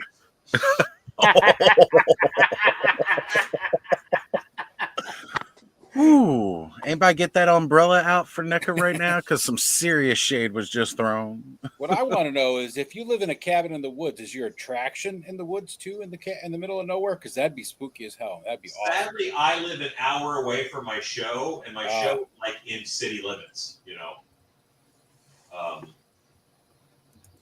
Well, we got KJ jumping in saying, shout out to the chat. Don't forget to stand up and stretch. We'll catch the replays. I always have to. Yeah, I saw Endless Fables popped in too. So Yeah, Endless Fables was up here, and Sharlock Prime has joined us. And just so speaking moistly does not forget, I'm sorry, we're still a little blown away here. I did see you drop your list, and I will read that off as well. Endless Fables pops in and says, I wake up in the middle of the night and see this and think I'm dreaming. We're all right there with you right now. We are all. Look at this. He's got the floor plan layout. Yeah, this is what all the rooms are. And this whole section here is what I'm missing. I don't have that built yet, but I have things made for it. Treasure room, dungeons, armory, barracks, war room, library, workshop, the throne room. And Beastman's quarters will be butted up against that Griffin's Landing, so he'll have a little hatch to go out to the Griffin's Landing. I think Clubhouse just found a new segment called Live with Alan. How's the build? Yeah. Well, there's, you know what? There's so much to update all the freaking time because as I get a chance to work on it, this is especially now, yeah. I have a. So I used to run a business, and I bought a house with a big shop, but then I bought a big haunted house, and now the shop at my house I just use for action figures. Right. So Todd C says you need a snake pit. I don't know if we've gone over that room yet. I don't have a snake pit. I'm doing the slime pits. Like that'll be an area. And these are all for the treasure room, these little pieces here. And I'm working on Entertainment Earth had Sunman for sale for like $3. So I bought a bunch of them, and I dyed them with the dye black, but I'm going to paint them blue. But they're going to be guards. So just like Skeletor's guards. And the heads for them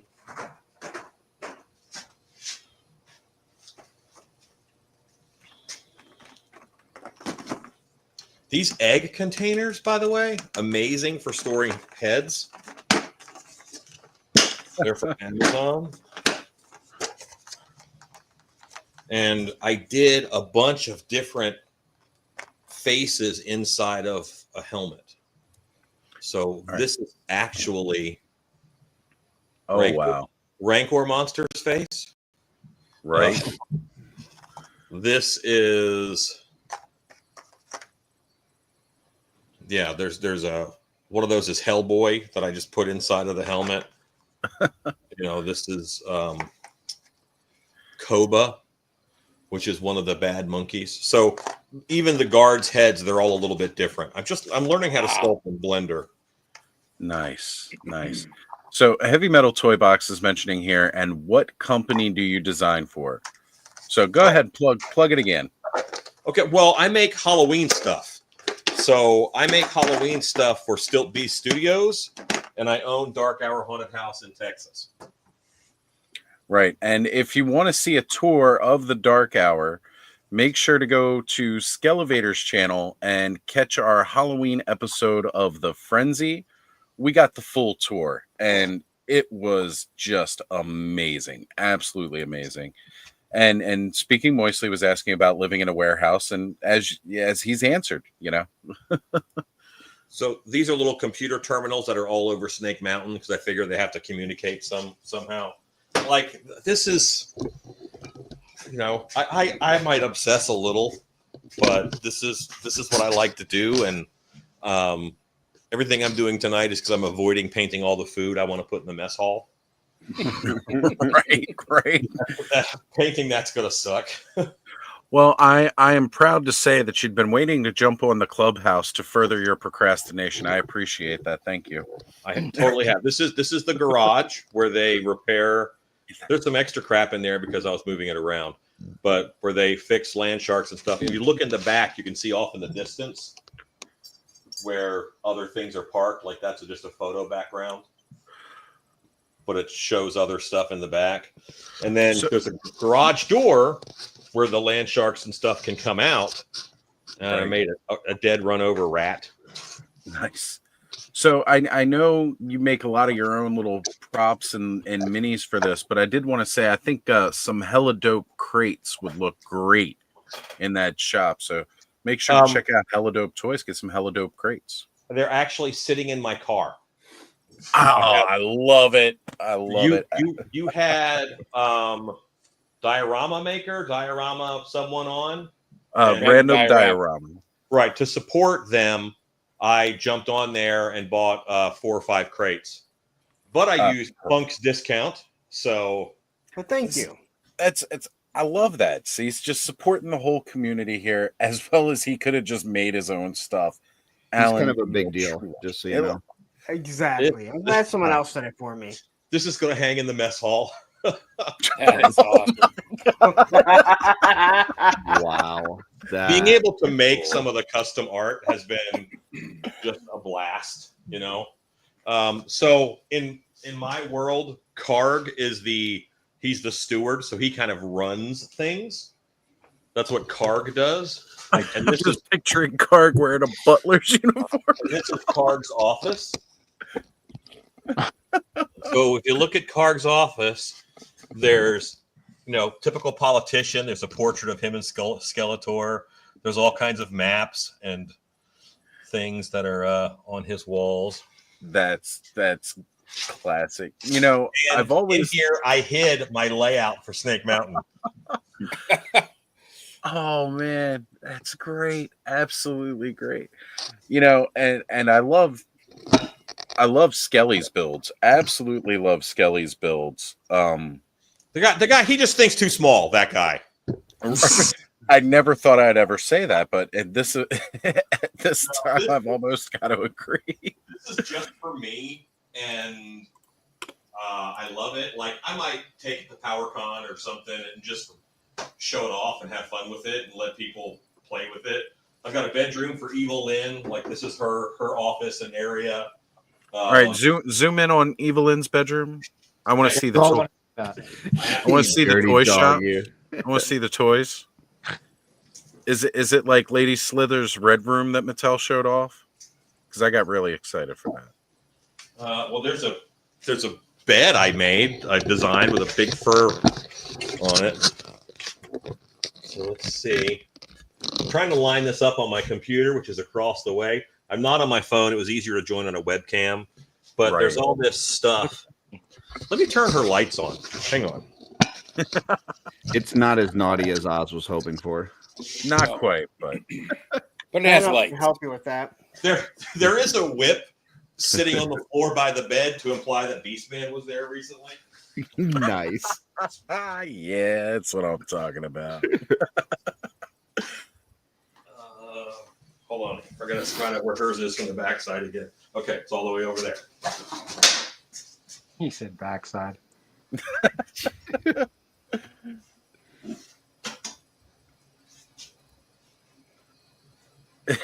Matthew Madsen. Oh, and it's lit. Subtle. Well, it's a wire. It looks like India back here with all the wiring hanging out. Oh man. But yeah, so this is the. Does Beastman feel weird that his cousin is now her comforter? I think that's more of a random saber cat or something. So yeah, so this is one of their training areas. I made a little pentagon for them, not an octagon because that would take up too much room. Too much room. So yeah, but these lights are on, and then here's the gardener for Snake Mountain and his area. Evil Seed's nemesis. Well, rather, I guess, Mothman. So in my world, I combined Evil Seed with Mastermind from Wheeled Warriors because they're kind of the same. Yeah, and there's I don't know. This is just awesome. Like the Origins Evil Lynn didn't have a cape, so I made sure that I made a cape hanging on the wall over here, so she had one. Right. And then over here, there's a big mirror. There's a chair and just different stuff on the shelf. Well, she's got to have a vanity. I mean, that's all there is to it. So, Sherlock is asking who all is on the clubhouse tonight. Sorry, we're all blown away by Alan Snake Mountain, but the gang's all here, brother. Oh, man. And of course, earlier we had Allison and Brick were with us earlier, and they've jumped off for the evening. I know Bud was with us, and his battery was dying, so he jumped off. But you know how this goes, man. We got people rolling in all night.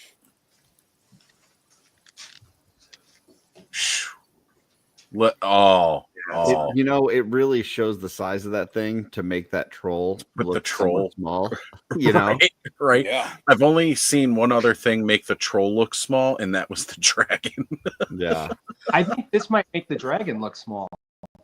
I'm about there with you. I'm right there with you.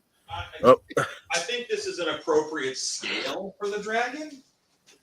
Oh, without a doubt, yeah. Sherlock, I got you, buddy. I got you. And I brought in the Griffin. It's the classics Griffin. Mm-hmm. If they make something that is nice enough in another line, I'm not going to remake it, but I've remade almost all the Evil Warriors in Origins. Have we seen if the dragon can be made articulated to look like it's flying, like the legs and stuff? I believe I was wondering the same thing, Terrence. Like if they I don't fold think back. we've seen it because of the way that the parts hold together with gum and tape. Yeah, it comes with the second set of wings that are spread out.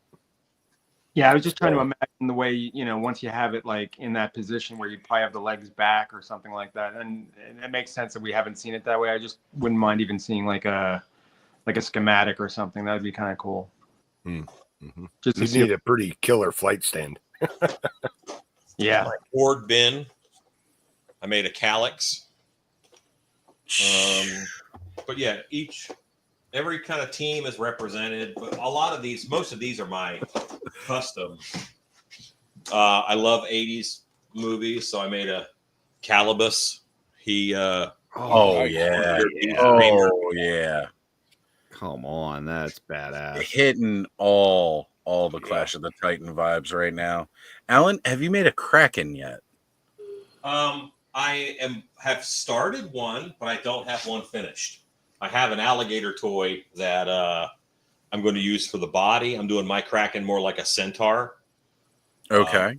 And there's stuff called lock line, and you can use the lock line and put latex tentacles over it. And I'm going to do a little more of a classic. I call him the Alcalipus, but I think it's like the beast of the deep or whatever it is that I'll call him. It's the furry red octopus thing that He-Man fought. Right. Let me Yeah. grab that, and I'll show you the lock line with the tentacle over So yeah, I don't know. Again, I'm not sure how many people have watched his Still Beat Studios stuff, but like I was watching that a couple of years ago before I realized he was involved in toy. And there's such amazing stuff that he's done. Really, really cool stuff. He's got an office he made look like Castle Grayskull, like Yeah. walls and everything. It's just, and that's how I actually identified him later on when I saw him doing the action figure stuff. I was like, wait a minute, I know that office. So this is lock Hentai? line, and I can adjust these tentacles. Like, I fell in love from the Alcala art. Like, that's what really made me love it. Like, there's an image of, like, my favorite piece of art is a Alcala piece, and it was in one of the first mini comics of Beastman swinging through the jungle. And it's just, to me, it's just beautiful art.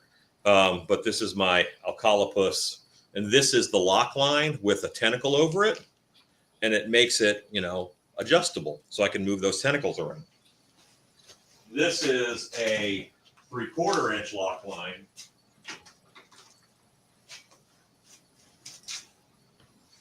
For tentacles. Jeez. So there's a guy, I made a character called Spider Bite, BYTE, because he's the tech of Snake Mountain.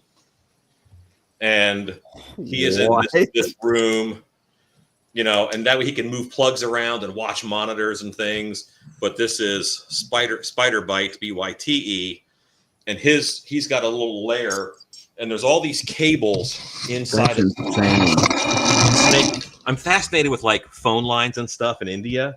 So if you look in every room, there's cables running because they got to power this stuff, So I've made all these custom little power turnbuckles that have, spiders on them or snakes or whatever. And there's also security cameras. Can you see that? So there's security cameras all over. Like here, they're all over. I don't know if there's enough detail in this or not. It's just, This is the garbage pits down here. If you look in the garbage pits, you can see Spout's head. Oh my God. This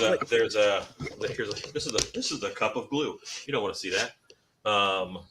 That's one of the alien toys. A face hugger is about to break out. I'm setting this up. That's a passage to Subternia.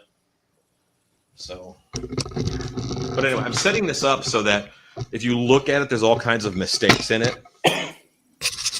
So there's just things that it makes it easy for heroes to escape, or it makes it, of course you put all of, all the bombs and stuff, right?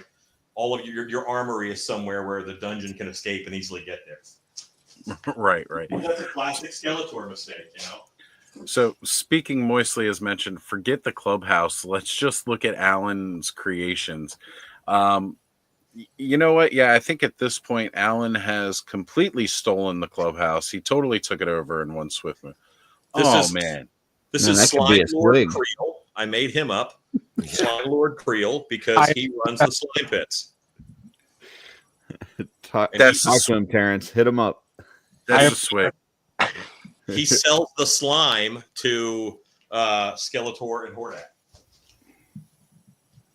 Someone has to run that, Slime dealer. Nice. Dario 77 saying ciao tucci dal Italia. Sure.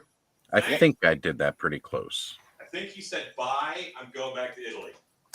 Yeah, that's what I was getting from it. I purchased this guy at Legion's Con. Nice. I bought a bunch of stuff, but I wanted to make sure I had a switch. I approve that purchase. Only two. I said I had a pile of figures to process that I've been putting off. Well, I haven't done that either. They're just this giant pile over here to process, and there's, they're stacked up on this holder thing. I'm going to do customs out of most of them. But I saw a pretty nice bear hanging out over there, but you know what? That's only the kid bear compared to what's coming. So yeah, that little bear That I was going to make into a mount for Beastman, but I was going to make him a red bear in homage to the Mark Taylor design. Okay. Yeah. Yeah. Bear like. I also got it's a big toy company, and they made a big scary bear. And I got that. I'm going to turn him into a red Beastman. Memory Toys. That's the one. There we Yeah, go. War Bear. And a brown version. Ooh. Yeah. I also got these guys. I got these guys in August last year. I got 2 of them. I've seen people's fodder bins and fodder racks, and Alan has a fodder wall. This is going to be a Shadow Beast. I thought the body shape was good. Yeah. Oh, the body shape is nice. He's Ty's even got little perfect. spikes on his back. Changed his Yeah. head out to a Shadow Beast head. I just sculpted it in Blender. And I'll have 2 Shadow Beasts that are this size. Leave the tie though. I was going to say, are we leaving the tie? I'm digging a Shadow Beast with the tie though. Just he's a dapper Shadow Beast. Mm-hmm. And since you guys are here, this I have a whole like mic stand with a camera on it. So moving the camera and aiming the camera is not ideal. That's my little Beastman shelf. Nice. Little Beastman. Makes me happy. What is that big thing underneath the shelf? Or I was gonna whatever, say, that, like I wolf- was sent this. Okay, so toys aren't my main thing. Halloween is my main thing. And this is going to drop some Band-Aids. That's fine. I was sent this by a fan of my other channel. My Stiltby Studios channel has 150,000 subscribers or so. Now that's a big deal, Lawrence. He said this reminded him of me. So he got it for me. There's no markings on it. I have no idea what it is, but I really do love it. It's awesome. It's like hard plastic. I've seen. I have no idea what this is. It looks like the Wolf from the Monster cereals. What the hell is he called? Fruit. Yeah. It's not quite fruit. But yeah, I see the resemblance though there, Ed. I mean, I'm a bear man myself, and it definitely was giving me some bear vibes. But Alan's got all the coolest toys. I'm changing this space into just an action figure space, and there's a lot of things there's a whole pile of stuff over there that goes in my car tomorrow to take to work because they're mask making things, and I want action figure things here.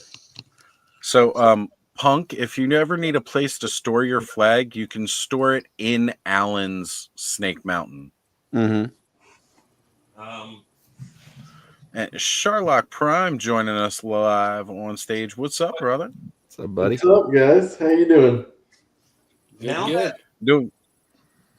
Now that I removed that other gate piece and actually put a troll there, yeah, that looks really nice. He needs a buddy though. I was going to say, why don't you put that Brontus you had over on the shelf next to him too? You know, Brontus? The other troll. The other troll you had on the other shelf over there. I do have another troll.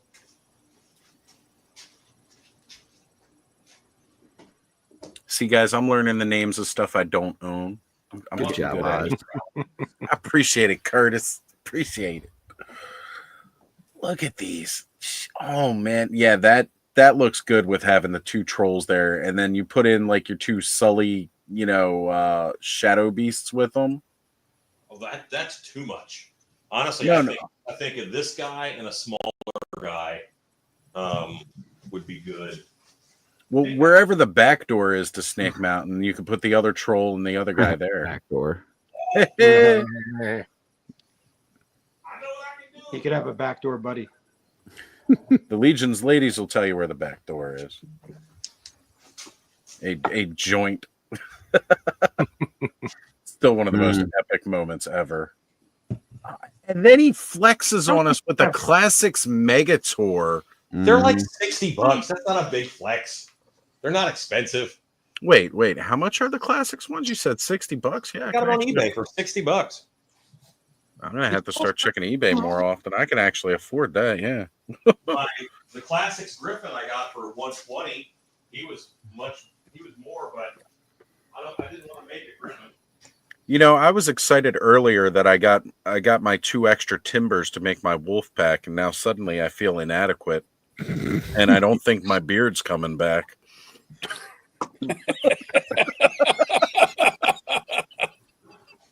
I think Alan just scared it away for the rest of my life. Now I'm going to be bald on my head and bald on my face. This is the big clay face. He looks really good. And there's that war bear. And I'm gonna do him in red, and he's gonna be the Red Beast or whoever he is.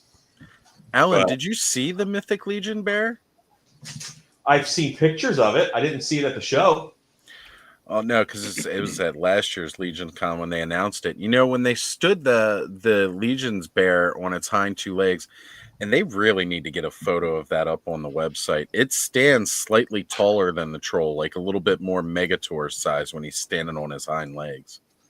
That's awesome. This bear is really big. Like, I made a big beast man.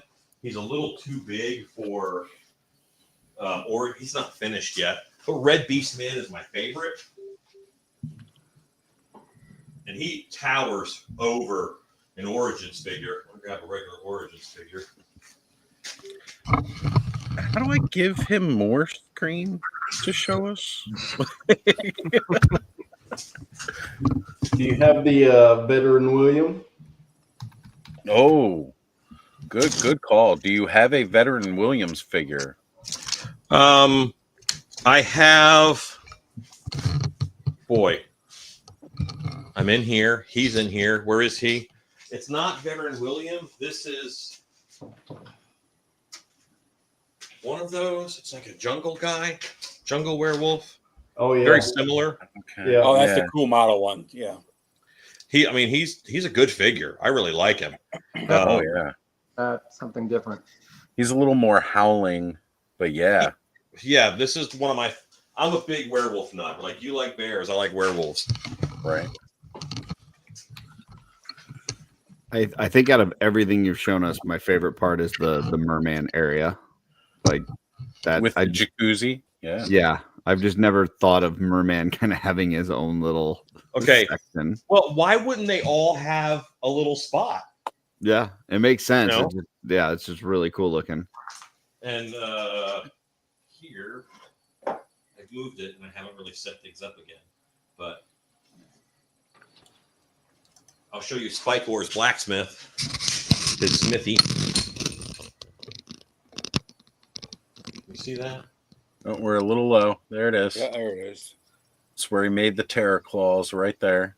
Yeah, and the terror claws are hanging up over there.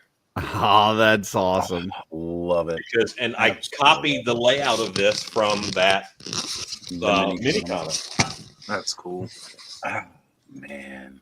It's not just the size and the details. It's like the connection to everything, the lore and stuff. It's awesome. Right. It's full of little Easter eggs and everything else. Yeah. It's amazing. Masters of the Universe gave me my career because it made me love monsters. It made me love making things in order to play with them differently and better. And from that, I built a career, and it's that. They said I had the power, and I believed them. So you didn't just believe them; you owned it. But yeah, there's a lot of, and sharing this with people who appreciate it is amazing.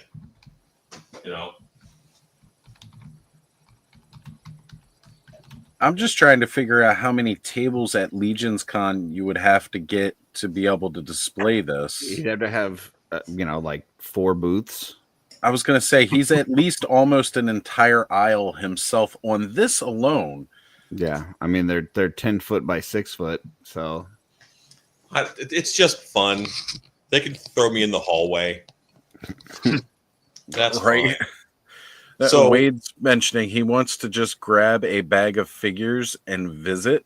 come on, yeah, Like I think like each of those little cubes like that would be cool just to have that set up like in a like DTOF setting, like where each one of those little like rooms that he's got there was in a DTOF cube. Would be awesome. my plan was originally to do the IKEA cube furniture and use that, but I didn't like their sturdiness, and having to cut through doorways and stuff would have been more of a pain in the butt than these are. So I ended up building. Well, I had one of the guys at my shop build. I laid out, here's the cabinets are, here's the dividers and stuff, and then I had them build it. It's good to have staff that I can abuse. What's going on with the land shark over there? Are they working on that? Is that what's Yeah, going that's on? a garage. That's a garage. That's so cool. I like how it's up on, it's up on Blocks. jacks. Yeah. I gotta take off, guys. But Alan, this is like super impressive, right? Yeah, really, really cool. Thank you. And it's fun. It's something that I love to do. Thanos, brother, thank you for being here tonight, my friend. Yeah, Thanos. Later, Punk. I'm bolting too. Alan, it was great actually to meet you. I know I've seen you in the chats before, and that is, it should be metal and steel and have Cobra and G.I. Joe in it, but hey, you know what? You do you. Did the light bulb light up on the land shark? Yep. Yes. Yeah, it did. When I was a kid, my uncle would work on cars, and he had this orange clamp light. So I wanted to make sure that I had an orange clamp light, that was hanging by that cord. And there's some extra Pete. There's extra hover bots in here because I've been moving it around. But yeah, Just really blown away by the whole thing and the scope of this project. Like I said, you'd mentioned bits of it before and what you were building. Actually seeing the build all kind of put together like this is just. Well, this will be 4 feet apart. Right now, they're like 18 inches apart. They're going to be 4 feet apart, and this centerpiece will be 5 feet high, and then the main Snake Mountain will be on top of that. Damn. So, Sherlock, what's your boy think about that? Right, that's sitting there with you. I see him pointing at stuff. Yeah, well, yeah. So this is my oldest son sitting with me, hanging out late. I'm just telling him all about Spikor and Snake Mountain and stuff, and yeah, he's blown away by it. We were just talking about showing it off at cons and stuff, and yeah, it's something else, man. Something else, right? Like, and mind you, everybody who had just gone to Legion's Con has seen some amazing Dio work, and like what Shelf Gravy had going on over there with their Dio. And mind you, this does not take away any of the work that they've done on their stuff, but seeing this done, he was at Assembly Required with me, and we saw some stuff there that was amazing too. I mean, but you see these guys like Alan that are putting in years of hard work and doing things that they love. It's unbelievable. So Cobb had asked about the Merman custom. Here you go, Cobb. Did you send pictures of that to Skelly, by the way, Alan? I don't. I think it's on my Instagram. And here's my version of Triclops. I never thought Triclops was monstrous enough. So I made him a little more ogre-y. And I can still totally picture Henry Rollins' voice coming out of that too. So that's it's another plus. And then there's this Merman custom.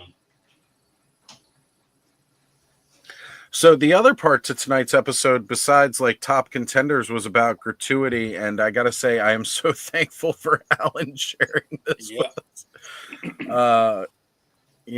It's made me forget most of everything else I was gonna say. So,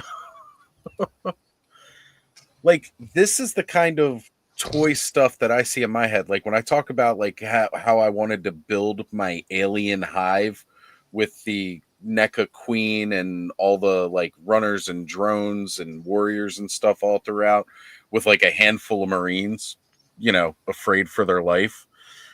This is that kind of level that I wanted to get into. And Alan, I might need your help with this because I'm realizing now the amount this project could take. I am well in over my head. Dude, an alien hive area would be amazing and not difficult. Like that's all spray foam and then you hard coat it and it's mostly done. There's a sculptable spray foam called Loctite, and I did like all these cliffs with it. Now these are barely sculpted right here. Those are barely sculpted, but then here is more sculpted, and then up here is heavily sculpted in order to get the shapes that I want. The Loctite is everywhere, and then you can put a couple different hard coats on it. This is all Loctite foam right here, the gate.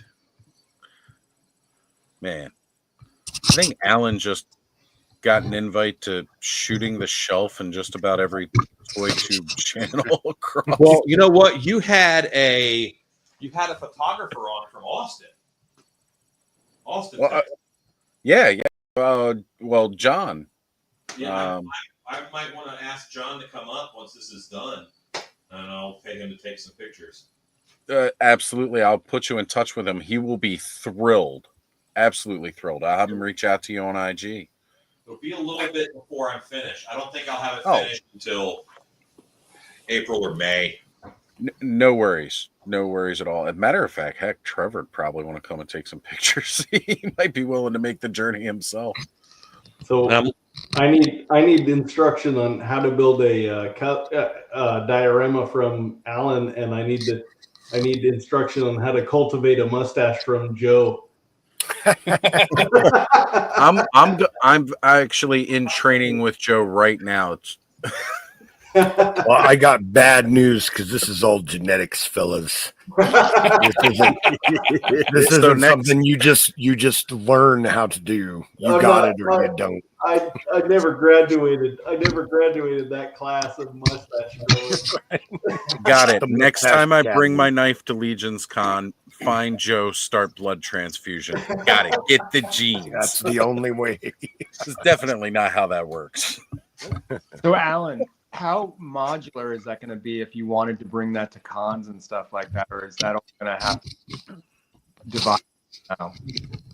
So it's pretty modular as far as it's basically like shelf units. Like it's a couple different shelving units, and everything will be glued down as I finish it. Everything will be glued down, so I can just take this unit. I can just take this unit here because this is a piece. This is a separate piece. It's a divider right here. So this is a unit, and I'm building it so that I can just dolly them into shows. I do a lot of trade shows for my other business, so I'm thinking in moving it in and out for trade shows while I build it. Okay. Alan, will you hire me to just work on projects like this with you? It's a possibility in the future. I'm looking for dream job acquired. I'm looking for an IT person right now. Oh, I'm learning. Yeah. I'm willing to learn too. Red Beast Man. Yeah. There it is. He's not. I didn't paint his eyes yet or teeth, but Red Beast Man is my favorite. Yeah, that is that very classic. Like after they went like from the grizzly bear to Red Beast Man look. Oh man. And that's a head that I did in Blender. I've done quite a few now. Like I did the Triclops head. I did one of those merman heads in Blender. But yeah, I didn't mean to take over. I really want other people's opinion.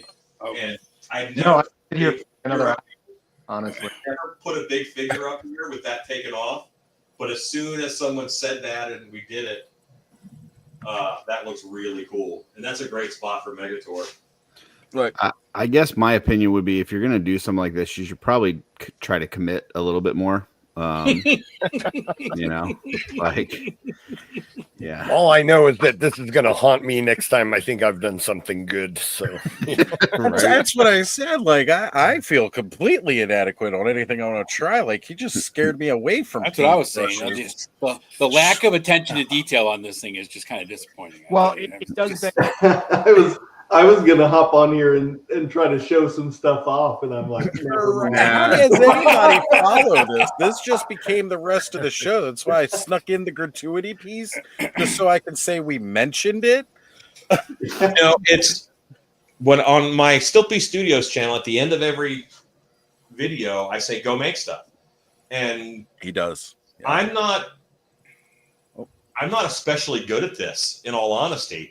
But I just have my head down, and this is something that I enjoy doing, and I get lost in the little details of it.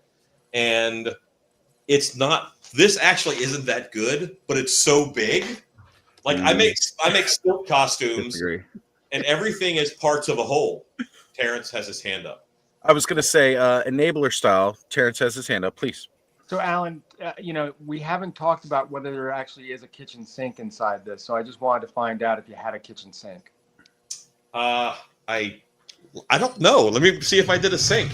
Because the saying is everything in the kitchen sink. So I just want to make sure we cover that. He's got to refer to the blueprints. I don't think that they're super crazy. This is. I don't think they're super cleanly. There is a hearth back there and an oven modeled. Can you guys see in there? Yeah, modeled from medieval hearth. He has a little computer terminal like I showed you for Skeletor's orders. Next to the medieval hearth. Open cooking. Right, there's cooking there's right a bathroom here. sink of mermans right there. And there's like some greebles in here because it's also kind of high tech, but it's also a little medieval. Mm-hmm. There's ingredients on the back wall. And there's little baskets of fruits and breads and things. And this is Masta Choppa. And his apron says "Kiss the Cook." He is Snake Mountain's cook. This is one of the King Kong figures that I put a boar head on. There's a little pile of firewood down there because I saw that on the picture that I stole from the internet. And Kenzo jumps in with what about a motorized elevator? Not on this one. I was going to do that on Fright Zone. So there you go. Hordak with a little bit more of the tech savvy side figured out how elevators work. Everybody in Snake Mountain's all about that cardio. Will Merman's jacuzzi bubble? It won't. It is clear resin, but it's dusty right now. I got to clean it off. So it's a pool of clear resin, and it's got a light in it underneath. Nice. And he has a bunch of little critters in here hanging out with him. I'm gonna say Merman has crabs. Passed them on to the rest of Snake Mountain too, I'm sure. This is hey Alan. Yeah. My son just wanted to tell you that the attention to detail in all your rooms is blowing him away. He's really impressed with the work you've done on each room and making each room individual. Every hobby has to have something that you can do socially and something you can do on your own. And 100%. Legion's Con is wonderful and social, but that's what this is for me. This is the social part of my hobby. Watching your guys' live streams, watching your videos and stuff. This is where I can talk to other people about what I'm doing. I can't always show, but the details are what makes it mine, Right. And I don't know if you can see now. Can you see the keys here? Hold on. Let me get you the big screen layout. Look at that. Look at the detail. Yeah. So some of those keys have sharps because they're for. Oh, there it is. Yeah, that's the keyboard. So that's where they keep all the keys to all the vehicles that are stored back there. Keyboard. And then I made a girly calendar because it's a shop. There we go. There Every we go. garage I went to in the 80s had a girly calendar hanging It somewhere. did. It absolutely did. And like 5 or 6 posters of Shauna Sand hanging on the wall. Yeah. We were all there. We remember. Yep. Mm. So, Punk, this isn't totally devoid of G.I. Joe. Crocmaster is my favorite character. So All right, the guy who runs the sewers is Gator Boss. Nice. All right. We'll make sure to let Punk know Gator Boss was hanging out down there. Now, do you have a Fiona for that? No. My Fiona. This is one of the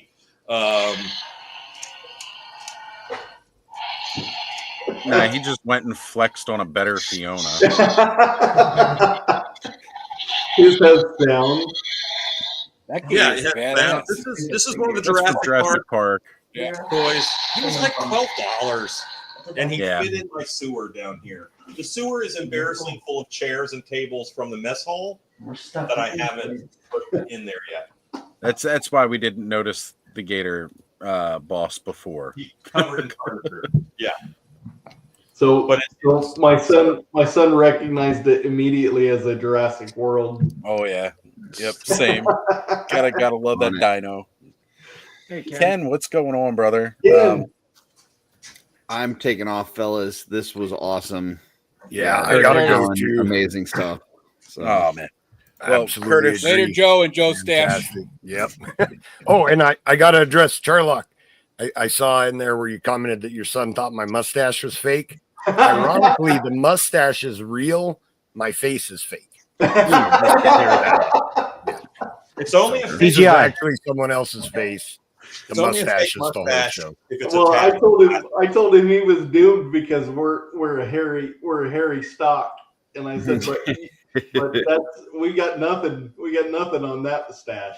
So Right like on, I man. said, when I shaved off the rest of the beard and I saw what I had left for a stash, I was just like, this isn't nearly as cool as Joe's. This has got to go. You can't base it off of how cool my mustache is. That's just setting the bar too high. Sorry, guys. I'm still convinced. Just he just remember, comparison is the thief of joy. So Yeah, absolutely. Well, clearly, do like the right best now- you can. That's the That's important part. Yeah. all of us and if right you now can't, are Joe, if you can't grow one, just draw it with a Sharpie. You'll be all right. Yeah. pop yeah. it off a Hey, Dubon and then put it on. Right. that sometimes works also. you just got to take what you can get. Right. Glue a caterpillar up there. You'll That's be fine. right. Go find one in the woods. Yeah, I'll get Right. it. Well, All right. Joe, Good night, Curtis, everybody. Thank you guys both. Later, Joe. Later, Curtis. Always See you guys. appreciate you having here on the clubhouse. We got Ken now, though. Yeah, we got Ken joining us now. We're starting to get the late crew filed in. And there's some other people out there floating with the links. If you're still around and you want to jump in on this, I mean, I don't know how much the rest of us are going to matter anymore, but we got the Briscoe saying hello. I don't have anything to show right now that's going to compare to what we got on the screen. I'll bring up my puppy pile again. But- It's no longer a cool wolf pack. It's just now a puppy pile. For you guys that haven't met him yet, this is my oldest son, Isaiah. What's up, dude? Isaiah, welcome to the clubhouse. I don't know how many episodes you've seen. It gets a little ridiculous. Since we have a kid here, that's not your puppy squad, it's your Paw Patrol. Oh, I didn't think he was that young. Don't offend him. I'm young enough for that. He that was kid's that gonna young at come one kick point. your butt, Ken, for calling him a Paw Patrol fan. My son doesn't want to be reminded that he was once into Paw Patrol. My son. Mine no longer is into it, but he's not in the denial stage yet. Yeah. He's Right. That comes in a couple of years. he's past Paw Patrol. He's moved on to Black Series.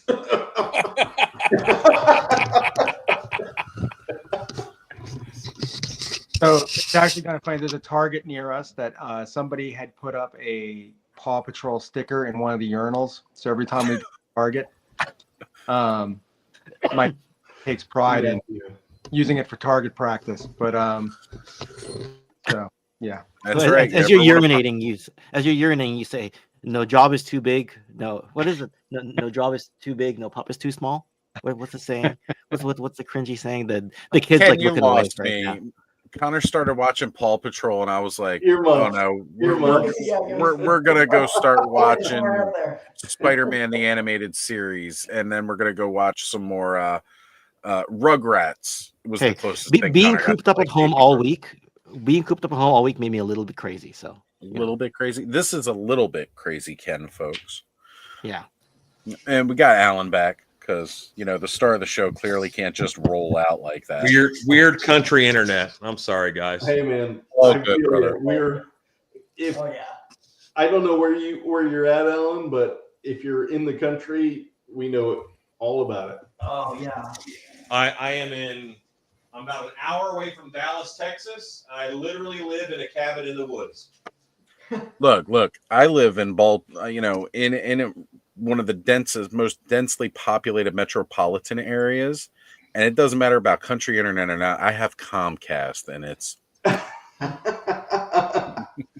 live in Redneckville, New York, so I mean we have Starlink. Oh, sorry. Well, sorry. It's great compared to what we had before Starlink. I will say, Joe also got the Starlink set up because what he had before, he'd be talking all kinds of staccato all clubhouse long. And I love that Mothman, fellow Chesapeake Bay area. Yeah. This is Skeletor's messenger, Death's Head, like a Death's Head moth. But he's got a little messenger bag with scrolls so he can deliver Skeletor's messages around. There you go. Oh. And a lot of my custom characters have areas in the tower, in Snake Mountain, I should say. So this is the messenger's tower. I gotcha. And there's some wanted posters. Manny Faces is still alive, and so is Rio Blast. But the messenger has a map with a dark and light side. Oh wow! And here's his cocoon where he sleeps. And oh, nice! The top of the tower is where Triclops hangs out and just watches. He's got a little that lunch. perv. He's got a little lunch wrapped up there. That's his cocoon where he sleeps. So, and you're talking alien stuff, Oz. I was gonna say that. This is a material. It's called spider lace, and I use it all the time for costuming. But that's just a wad of tinfoil with this wrapped around it and painted. But nice. This is material that you can buy it on Etsy. You can buy it on eBay. I will have to get some of that, especially considering I wanted to make an alien, a NECA sized queen alien egg sack. How big is the NECA alien? The NECA queen? Hold on a second. Yeah. It's massive. Because the NECA figures are like 7-inch, and let me try to pull it up here real quick because I got it. It's downstairs in a box. I got to go down there and get some. I have a purple queen alien here. It dwarfs that purple queen alien that you have. Guys, I'm gonna head out only because it's late for me, but I'm gonna take off. But thanks for having me on, and I'll definitely check out more during the replay because I want to see more of what Alan's got and hear what you guys have to say. For sure, brother. All right, Terrence, have a good one, brother. Have a good one. That's maybe 14 inches. I'm hoping I can find one of the comparison shots here because yeah, here we go. So right on Entertainment Earth. Here we go. So yeah, this one was like $15 at Walmart, so I'm sure the NECA one's. Oh yeah. I just like this. I was going to repaint it. I just haven't had the time. All right. So that Hicks figure is 7 inches. Got it. Whoa. Okay. And that's the size of the queen. So she's probably 20 inches standing up all the way. Yeah, probably about 21, 22. She's one of my grail pieces in the collection. But it's also why she's downstairs in a box right now and not up where I can display her.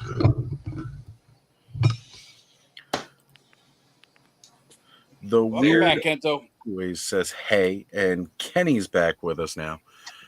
But I absolutely love this queen and her heels. Always looks like she's wearing heels to me. She is fabulous.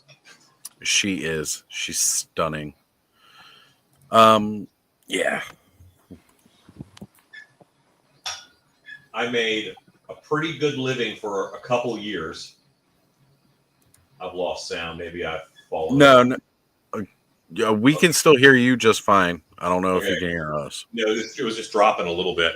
I made a good living for a couple years just based off of Stan Winston made a garbage bag model of the queen to test movement and to test the puppet. And that like taught me how to make garbage bag monsters that were massive. And I did that making puppets for Hans for a number of years. So the Alien Queen is pretty near and dear to my heart. For sure. So real quick, Mattson had said, so you're near me, Alan, because he's also from the Texas area.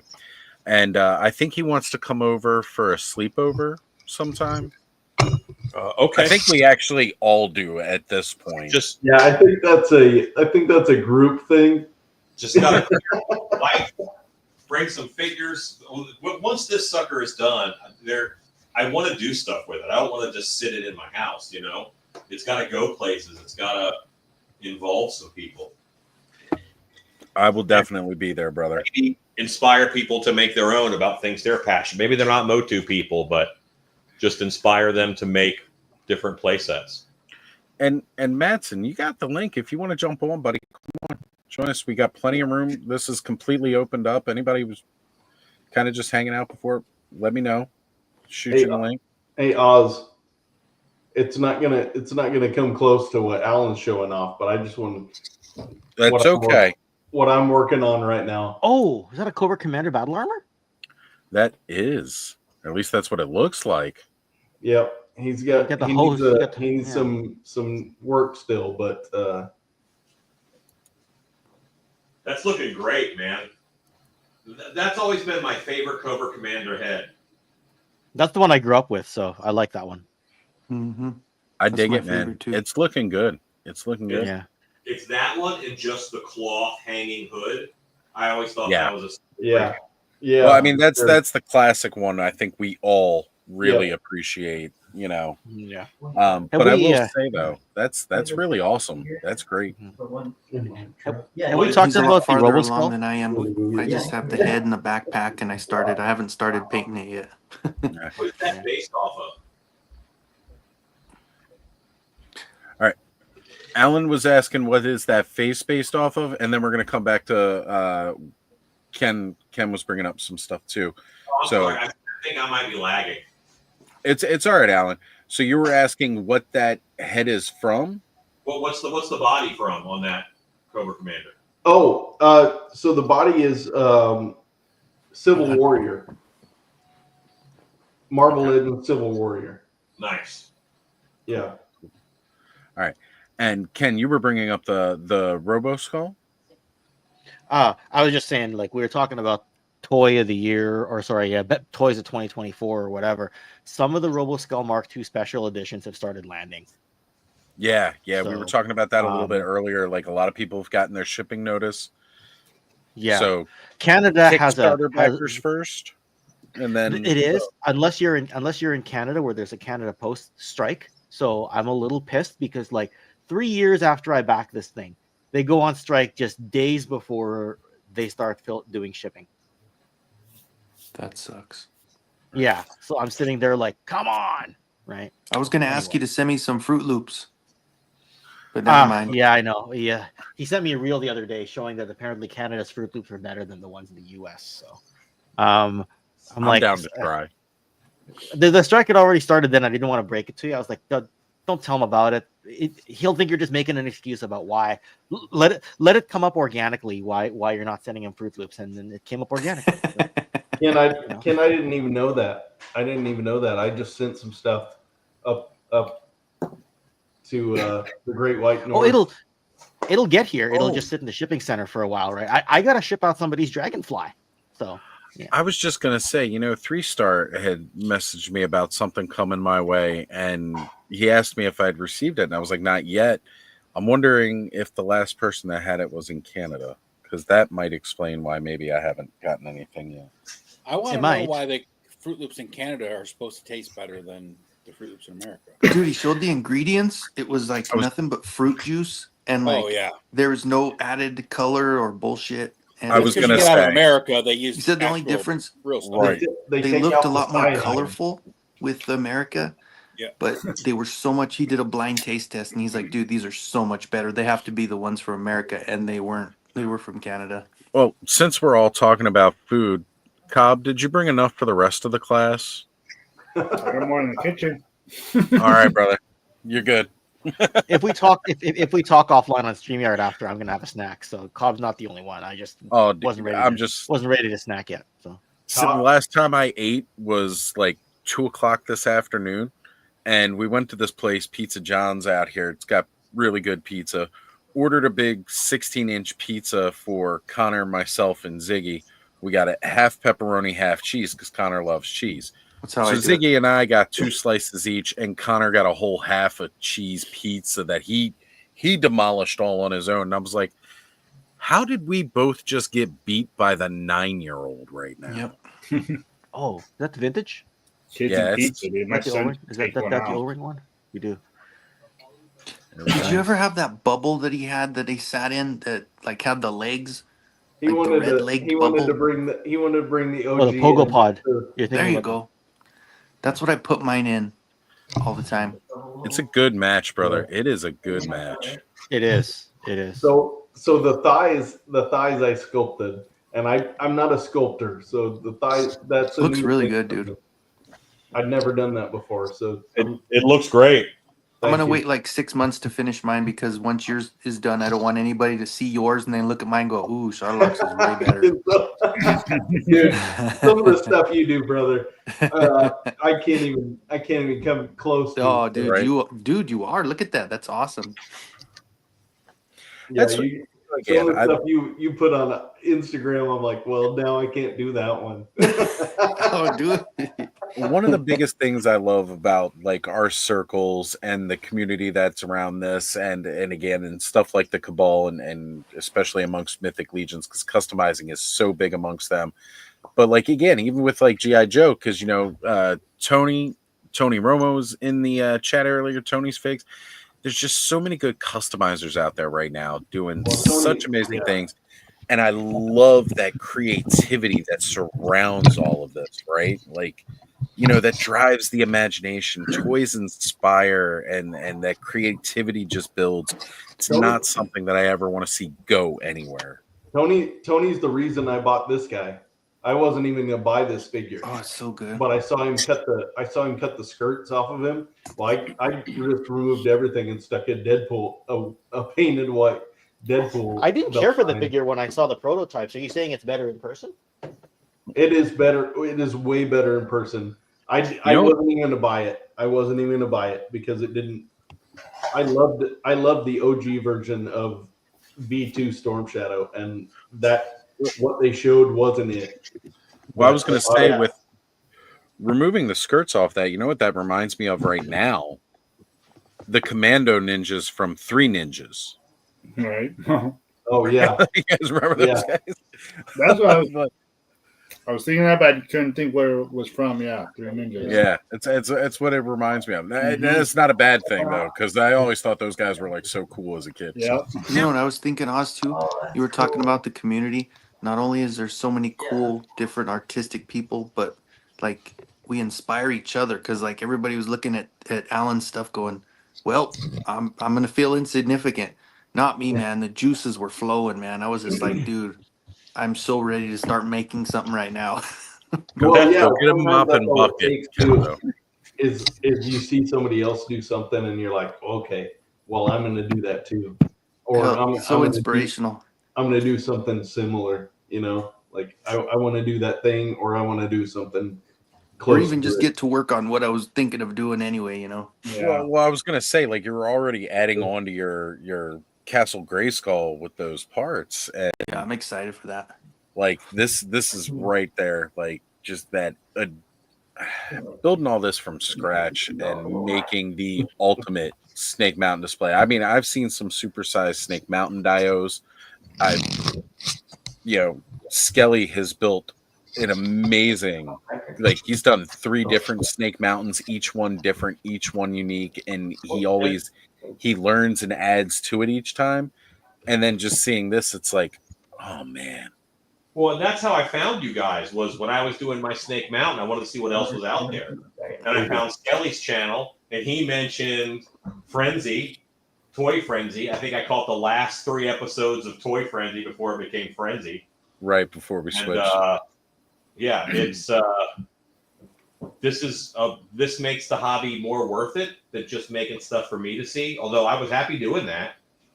But, well, yeah, because it brings a level of joy to yourself, but being able to share it with other like-minded people is truly what makes it magical. You know, like Disney talks about building that magic, and this is our kind of way of doing that. You know, we build that magic amongst ourselves with each other, and it's just phenomenal. This is a teleportation room, and that opening back there, I can slide a tablet into and play a Portal video. Oh yeah, that's the one you were telling me about, right? I have one of those. Yeah, that's so cool. I just made a little room for it because I figured he would have a teleportation room to take him wherever. Well, yeah, right. Well, why not? And especially if he doesn't feel like doing the cardio. I was showing on screen earlier, but I didn't want to talk because other people were talking, and I dominated the conversation. My apologies, but you're fine. This is an important detail to me. This gate, can you see the skull on the gate? Yes. That is from this art from Alcala.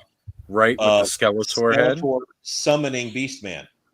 Yeah. That's cool. You know, and the art is actually only this big because it was for a mini comic.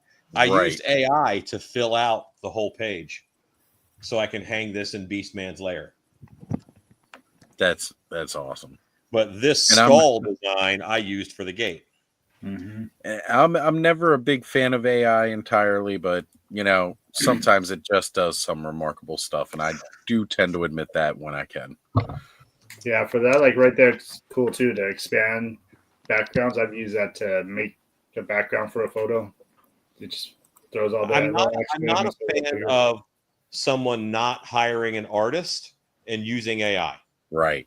That's always my big thing. If something was going to be presented without any art and they use AI art on it because that's accessible to them, I'm kind of okay with that. Well, and I will say too that it does. So some people feel that maybe because they're not as artistically inclined as others, right? The AI is a tool that allows them to be, or to even that playing field for them to get their creative ideas out. And that is important as well. And we've had this whole art discussion before when photography came out. You know how pissed painters were? Oh, yeah. Photos were invented? Like there's newspaper articles of them just bitching about it and how it's not actual work and there's no art in it. And now that's considered art. And I honestly think that what AI art is going to do is it's going to elevate human art even more and make it more valuable. Because then when someone took time on it, it has more value. Yeah, that's a good point too, you know. But, and again, I agree, because I know Travis tends to use a lot of AI for making different things. And, you know, it's like, yeah, you should hire an artist, but also not everybody's made of money. And Travis has a very creative mind who doesn't always have the best way to execute it himself, right? Like the Toy Elite intro. Travis couldn't have done that on his own. Travis is a very creative mind, but he has no talent. Right. Travis's talent is in sales. Yes. Travis will sell you the shoes you're wearing, okay? Yeah. And he's great at it, right? But you're right. He's got like no talent in the artistry at all. So he uses the AI to help fill in what he does not have. And I got to get behind that because, again, it allows him to get those ideas from here into the world. Right. And like I said, that is of utmost importance. I'm a working artist. I would much rather Yeah. people use the tool of AI to make art than not make art at all. Yeah, Absolutely. I feel the same way. Like if you're going to be creative, just be creative in whatever way you can be. Right. Like I'm a sculptor. Like I make masks and costumes for a living. You know, that's a big part of my job. I sell to haunted houses and theme parks.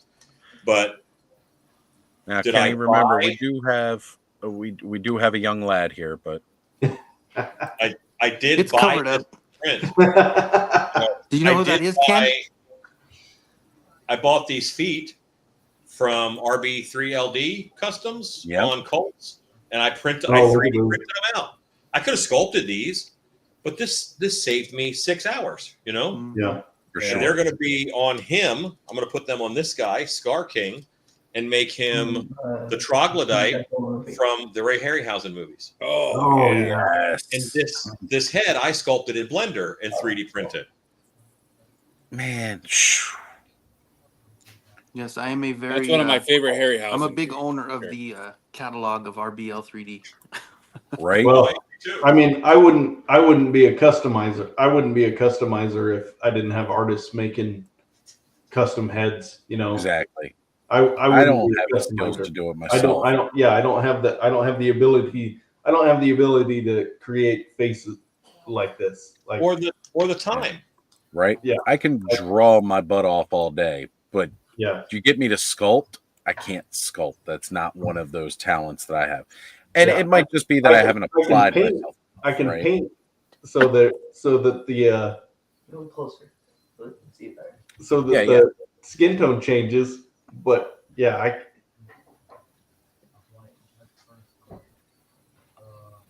That's great. That's what's up. I can do that. I can I can glue parts on and I can paint everything. Come on, Hasbro.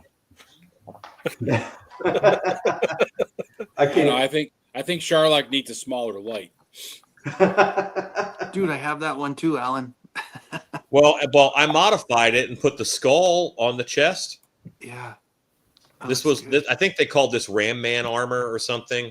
And I put the skull on the chest, and I'm using this for my Skeletor's regular soldiers, his guards. See, I don't do a lot of I don't know how to do like from a mold.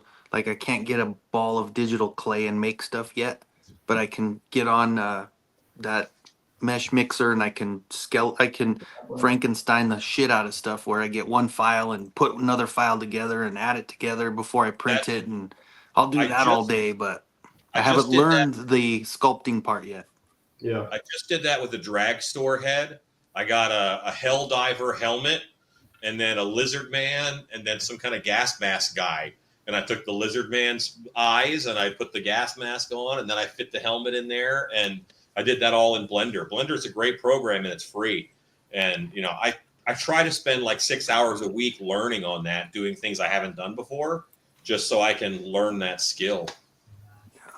So I did want to say there, Kenny, that I like that attitude yet. You made sure to add that yet on there, which that's the best kind of attitude to have. But then I started heavy breathing because I was looking at those the NECA alien queen things. And this came across my way. And we all know how much I like skeletons. Nice. Ooh. A NECA scale, 1/12 scale, queen alien skeleton. Dude. Heavy breathing ensued. That's beautiful.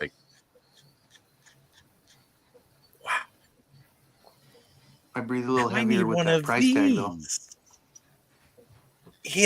But guess what? Nobody else is making this, so he can ask any damn price he wants. Yeah, it's true. I'm working on a drag store custom right now that not painted yet, but I've kind of got his body cobbled together. And he rolls in the ground. I bet I spent 30 minutes today just riding him around different shelves and things. But what I did is I blendered and made his backpack, his engine backpack. So this is an engine that I squatted down I added different tailpipes to it. But this is one of those hodgepodge builds. That's incredible. This is a Geralt of Rivia chest piece from McFarlane. It's got the legs on it from the Teenage Mutant Ninja Turtles Trapjaw and Snout Spout's arms. I have no idea where this tire came from. It was literally just sitting on my desk a couple of days ago. You know, because you just got tires hanging around. You know, just got spare parts all over the place. The head, I'll be printing it later, but Does the tires spark like they used to back in the 80s? No, but it rolled unlike the classics version. Right. So at least there's that on it, right? Like that's just automatically better. Although the sparks would be cool because, you know, that's how you got to set your grandmother's carpet on fire. Right. Exactly. That and all of the Aquanet that landed on it after you permed out the hair. This is my drag store head. Now it's been customized within an inch of its life as far as, you know, changing it up. That's awesome. Phenomenal. Just phenomenal. All right, so can I get on like a monthly payment plan and you can just send me your files you make? What's funny is I have so many freaking files now. I have it's addicting, you know. I've done all the Evil Warriors and all these different little parts, and I believe that nothing comes to you finished. Like they made it for them, didn't make it for you, or they made it for the masses. Right. So I change almost everything. Yeah. And I have so many files now. And the hard part as a working artist is origins. Where did that file come from? How much did I modify it? I can't sell it because it's not 90% my work. Right. Yeah. You know? Right. You don't want to be stealing other people's work. If I offer it for free, then the problem is I'm giving their work away for free. Right. And I bought it from them. So I have a folder of just Alan's sculpts that I've done. And those are ones that I will print up and I'll probably sell them at Legion's Cons next year. And I made a Panther that because I wanted Panther in the throne room to be lounging. Because Panther, we always see him like at work on guard. But if he's in the throne room, he's a big cat. So let me grab him. He's in here.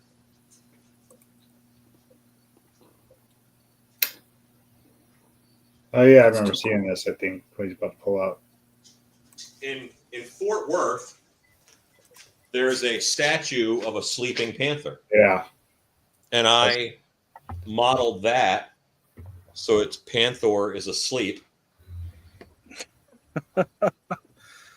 Yeah, I remember seeing that on your Instagram too. Yeah, I thought it was cool. And I this checked is out a lot of your Instagram. because of how much of my work is in this is I can make it's one piece. I can sell this. You know, I feel morally okay selling copies of this.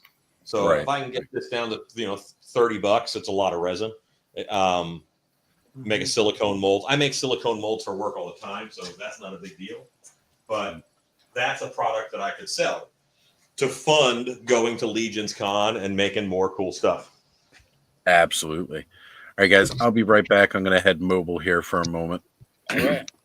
I think I'm going to head out. It is 1:30 where I'm at. So, all right, everybody, feel free to go to bed now. Show's over. Alan's leaving. Thanks for stopping out. And because thanks for showing all that stuff, Alan. That's awesome. Yeah, Alan. All you guys inspire me. You know, even if all that you do is talk about it, you're putting seeds in my brain that then I'm going to go off and germinate. So. Well, I just ordered 4 things tonight while you were talking about stuff that you had. So I'm not even kidding. My Amazon has 4 things I purchased tonight. Well, Alan, one thing I've talked about, I kind of joked about, is if I ever had a whole Motu room, was doing on the ceiling, Trala, upside down. Yeah. Not just something I can see you getting down on. Just all the trawler just upside down, hanging above everything. I was just gonna show off my stupid mat tracker. So Hey, your mat tracker's not stupid. Mat tracker's not stupid. Not at all. If it's something you're passionate about, then and you spent time on it, that's what matters. Or how many kids did I see on here? I see one now. If you're spending time with your kid doing this hobby, that's awesome. I have a favorite haunted house moment, which is why I will do haunted houses forever. I was working at a haunted house at the age of 18, and I'm in a costume, and there's this whole family, and they're screaming and running, and I go after the family, and they all run through a door except for like a 6-year-old kid, and he's terrified, and he's in the corner, and the door closes. It's just me and him, and I'm like stalking towards him slowly, and then the door opens. The dad grabs the kid, pulls him through the door, and slams the door. What a hero that dad is now in that kid's eyes. That's awesome. Right. What if that was a new stepdad, and that moment just secured them? Yeah. Right. You never know. Like, you guys are risking it, being out there and talking to people and having a public face. You have no idea who you're inspiring to do what. It's true. It's very true. 100%, man. Totally agree with that. But my dad would have said, "Figure it out, kid. You're shit out of luck, because I'm out of here." But I was 6 years old in 1978, so. Well, he wouldn't be sitting next to me if I didn't know you guys, right? Like if we didn't know each other through the hobby in some way, shape, or form, or fashion, he wouldn't be sitting next to me listening to you guys talk. That's right. And to be completely honest, the fact that all of you guys kind of know the kind of show I run, and it can get weird, it can get wild and all like that. But, I think Adam was the first person to have, I've brought Connor on and we did streams during the day, but I always tried to tone those down a little bit more than the average shenanigans that we put on the late shows. Now, I know he's seen the late night shows, but that doesn't always mean that I wanted him to think that, some of the stuff we do is okay. Right. But the comfort level that Adam felt the first time he brought Amanda on and then brought Victoria on as well, the fact that you guys feel comfortable enough to bring your families to this and bring them in on this, that's a huge honor to me, because that lets me know that I have made that kind of space that I like to cultivate where you're safe here. This is the show gets way more PG once Allison left. It goes way more PG once she comes out. I know Oz, I know Ed, I know Ken. These guys. I know Kenzo. These guys. I know Ed. I met Ed in person. I met Ken in person. I know these guys. That was the Joe Fest, I guess, right? Yeah. I call all you guys my friends, but exactly. It changes things when you meet people in person. You get a feeling for who they are, and like I said, if I wasn't comfortable, he wouldn't be sitting next to me. Right. Exactly. And the kind of people in our audience too, right, who, the people who are involved in the chat and everything like that. And, other than this Matthew guy. Right. But he's got a wrench, so I guess he's got to be okay. Even though he's not one of my wrenches, he's on that. He's making sure that Punk's chat stays in line. Oh my gosh. While I'm, I've got enough wrenches for my crew in here as well. So, we run a tight ship in that chat. Before I head out, my figure of the year is that Skeletor throne. Nice. Which Skeletor throne. Still available on Hella Dope Toys, and you can save 10% off of that with code APWT. Become a channel member. Get yourself some free shipping. And it also had. I hear they ship in one business day. They ship in box art. Business day. Yeah, that's so good. Amazing. Nice plug. Is somebody here from Hella Dope Toys? Yeah. Ed officially works for Hella Dope Toys. I don't officially work for them, but I will plug them nonstop because Ted and Aaron are just two of the best guys out there. And they're running this small retailer business that just deserves so much more. I will shift some business. Every now and then I buy a toy. You guys would be shocked to hear. No. I will gladly shift some business that way. For sure. Yeah, we're going to keep low. Oh, sorry. I was going to add, as a one-day April Fool's prank, can we talk to Ted and Aaron about a Toy Connections 11% off? Just for one day of the year? We'll do it for one day. Yeah, I'll get him to bite on that. All right. April 1st, 2025. Code Toy Yeah. Connections for 11% off all your orders. Just so you get that 1 extra % over pop. We'll do a TKO for your code. There we go. Code you can TKO. Toy Connections online. There we Knock go. him out with that 1 extra %. I love it. $1.11. Oh, no. and they ship in half a business day. Right, it'll ship in half a business day.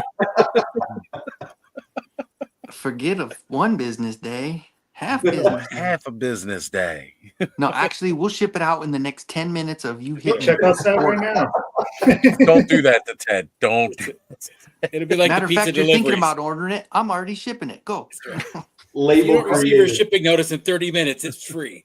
Lick it twice. Shipping in my pants right now. Label created. Go figure. Matthew finally shows up after Alan leaves. Well, he wanted to make sure Punk was fully asleep before he came on. That's what it was. Hey, man, He drove over and tucked him in. I summoned Matthew. Alan, thank you again for being here, brother. It was awesome. Thanks, Hey, Alan. amazing stuff, man. Seriously, and the fact that it's not often the clubhouse gets a lot of firsts because most of the time people announce stuff during the business week or they show stuff during the business week. By the time we're talking about it on Saturdays, there's a lot of times it's old news, right? Yeah. I think basically one of the closest times we ever got to talking about stuff as it dropped was basically like any G-Con reveal, because if we talk about it on Clubhouse, it's the day after, or when they do their figure obscura drops, because it happens on Saturday. So that that's almost breaking news at that point. Right. But when we get stuff like that, where it's like somebody showing off something that awesome for the first time publicly to the world, getting broadcast here on Clubhouse amongst so many of my friends, that is truly a magical moment for me. That's amazing. I mean, the detail he has and all that stuff, the complexity, the way he built those shelves and put them all together and drilled them out. And, man, it's awesome. And the fact that he could sit there and just explain everything, like, oh, did you see this little thing right here? This goes to here, and this is all for that. Oh, and hey, guess what? This lights up. That's and so cool. He's forgetting details as he goes, and then he's remembering them. Grape there we go. Grape soda, that's my grape soda there for you. Is that like Anarchy grape soda? It's Anarchy No, grape that's soda. a Dreadnought grape soda. Dreadnought grape soda. Okay. Yeah. Dreadnought. What else could it be? It's Road Pig. From Assembly Required. There you go. Awesome. Man, I need to pick up some of their grape soda packs that they have, and they've got all kinds of really cool little details they made for 1/12 and 1/18 figures for all the different sublines that they've supported. Hold on, let me What's that little thing? Oh, yeah, that one. Yeah. That's cool. There it is. There it is. I got the Dreadnought diorama that they did last year, and I've got the Destro Castle that they have coming this year, and so I can't wait. I wish I could go to the convention, but I support Brian Sauer and all the stuff that he's doing. Oh, Brian is awesome. Yeah, he is. All those Matthew, guys. where are you putting all this stuff, Matthew? All the Codename Iowa guys are awesome. Brian's amazing, and if you guys get a chance to make it to Codename Iowa, to assembly required, we'll be there. We'll be there to meet you guys, and those guys will meet you in person and shake your hand when you walk through the door. That's the thing is, people are saying that they actually had a better time at AR than they did at Joe Fest, and I actually had a hard time believing it. But people were like, "Dude, at Joe Fest, there's so many people there." Yeah. No. Well, no. I mean, I'll tell you from the days of JoeCon, that Joe Fest and AR kind of spawned from JoeCon. JoeCon was such an amazing experience, and the experience I had at JoeCon, I've only ever seen replicated at AR because Joe Fest is a more sterile environment, so to speak. I mean, it's inviting everybody in and having all the vendors and doing all the stuff and making all the hype and everything, but they don't do the things that JoeCon did in terms of customs, in terms of the exclusivity of the stuff that they produced there and what people brought to it and the community that it built. And AR really has that event because it was always such a small event. This year was the biggest event they've ever had. And it was amazing. And I totally wish I could have gone because their customization class, what Brian brings to the community is so much more than what Ed does from Joe Fest, in my opinion. But JoeCon used to have like the diorama, displays. Yes. I mean, it was kind of like Legions, where it was a lot of customs, a lot of diorama displays, and Joe Fest doesn't have that anymore. The JoeCon diorama that I love the most was somebody did the original pit, and what they did was they took the comic panel that when Hammond wrote it all out, and they built this freaking 5-story 1/18 scale pit, and each level was exactly like the comic panel all the way up to the top level when they had the roadways and everything coming into Staten Island and everything. It was amazing. And somebody designed the Cobra jet from the cartoon and the submarine from the cartoon, and they took the Chap May aircraft and they modified it for both of those. And I mean, the stuff that I saw at JoeCon was amazing. It's really cool.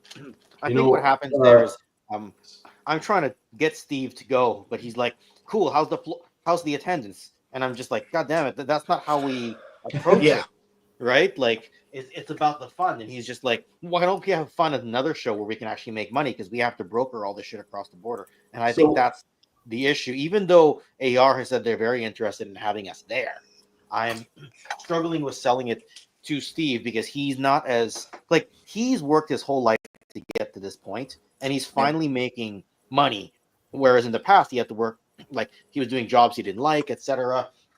So he's not feeling super charitable about, okay, let's just go and network. He doesn't feel we're at that point yet, let's put it that way. So whereas I'm like, let's go network, let's go, and he's just like, you need a better sell job to me, Ken. If we're not going to make money, what are we doing there?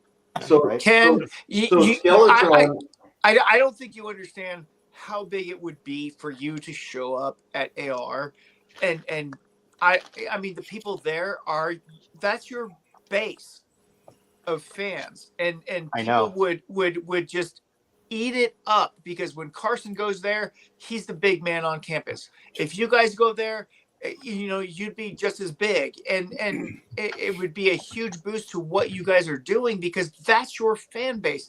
It's the families. It's the people getting kids involved. It's this whole bigger thing going on at AR, and it's really cool looking.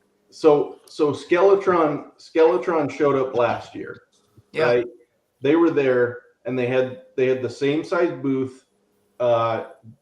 They engaged with everybody that was there. I mean, my kids, my two oldest boys sat at the Skeletron booth and talked to these guys for half an hour, 45 minutes, especially my 11-year-old sat there and talked to them about engineering and tolerances. And I mean, just stuff like just wild stuff that he asked questions about all of the things they're doing. This year they came back, same size booth, but they sponsored the show, right? So everybody can get in free on Saturday. Nobody had to pay admission. anything like that. So, Mhm. but No, I get that. I was trying to say that that's what it is. It's the core community. It's networking. Well, And Ken, wouldn't you be able to sell it saying, okay, well, maybe not immediately making a lot of money, but long term, it's gonna be a benefit and make a lot more money anyway. So, I mean, wouldn't that be a good sell to say, well, maybe not in your pocket when you leave, but take a few months down the road, you're gonna be making a lot more based on that. Steve looks at things at a very logical point. So it's So spent it's the money today. black and I need white. to make the money this week. Got it. yeah, No and I think gray. it's just it's just because he wasn't in with all the Facebook communities like I was. Like I would hear all the JoeCon stories, but being tucked away up here in Canada, it was hard for me to ever get down there, right? So Yeah. he doesn't see exactly necessarily what I see, and I get it, right? Like he's finally living his dream job. It's expensive to broker stuff back and forth.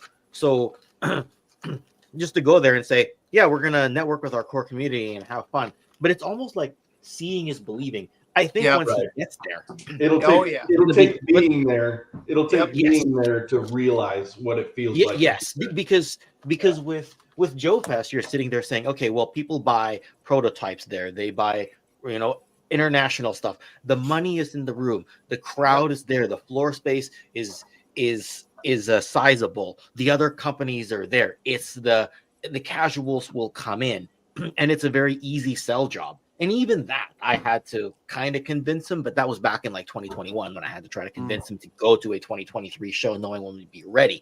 Now trying to go to AR and be like, this is a big step back in terms of the things that attracted us to Joe Fest. I'm now trying to do a sell job without all of the selling points that I had for Joe Fest. The other one. Right. Yeah. And like I run Facebook groups. I'm very community oriented. It's not to say that Steve isn't. It's just that when he's the one who has to sign the checkbook. You know what I mean? Right. For accounting, what do? I No. signed a shareholders agreement at the end of the year, but he owns 95% of the company. I'm willing to put the 5%. It's fine for me, right? If the trip costs, $5,000, I'll what's that going to cost me? $250? I'll do it, right? But he pays the other 47. Ken and I had a great conversation about assembly required and Delta 17 being a part of that. But yeah, it's just who writes the check, right? Yeah, and you can bring me some Fruit Loops if you come. But if they're I'd get Canadian that Fruit across Loops, the they're border. better for you. But American Fruit Loops, no good. Cartoon material. I totally get that. Who's signing the checks thing, but honestly, sometimes you got to take a risk. You got to gamble to make that extra boost, that extra step. And I think AR for you guys would be that extra step. And I really wish you could go to AR because I think you would connect with so many people there. I mean, Joe Fest is great, and don't get me wrong, there's a lot of connections to be made at Joe Fest, but I think AR is one of those core community things that people would really, really like to see. And Did you guys go to the 2023 show, Madsen?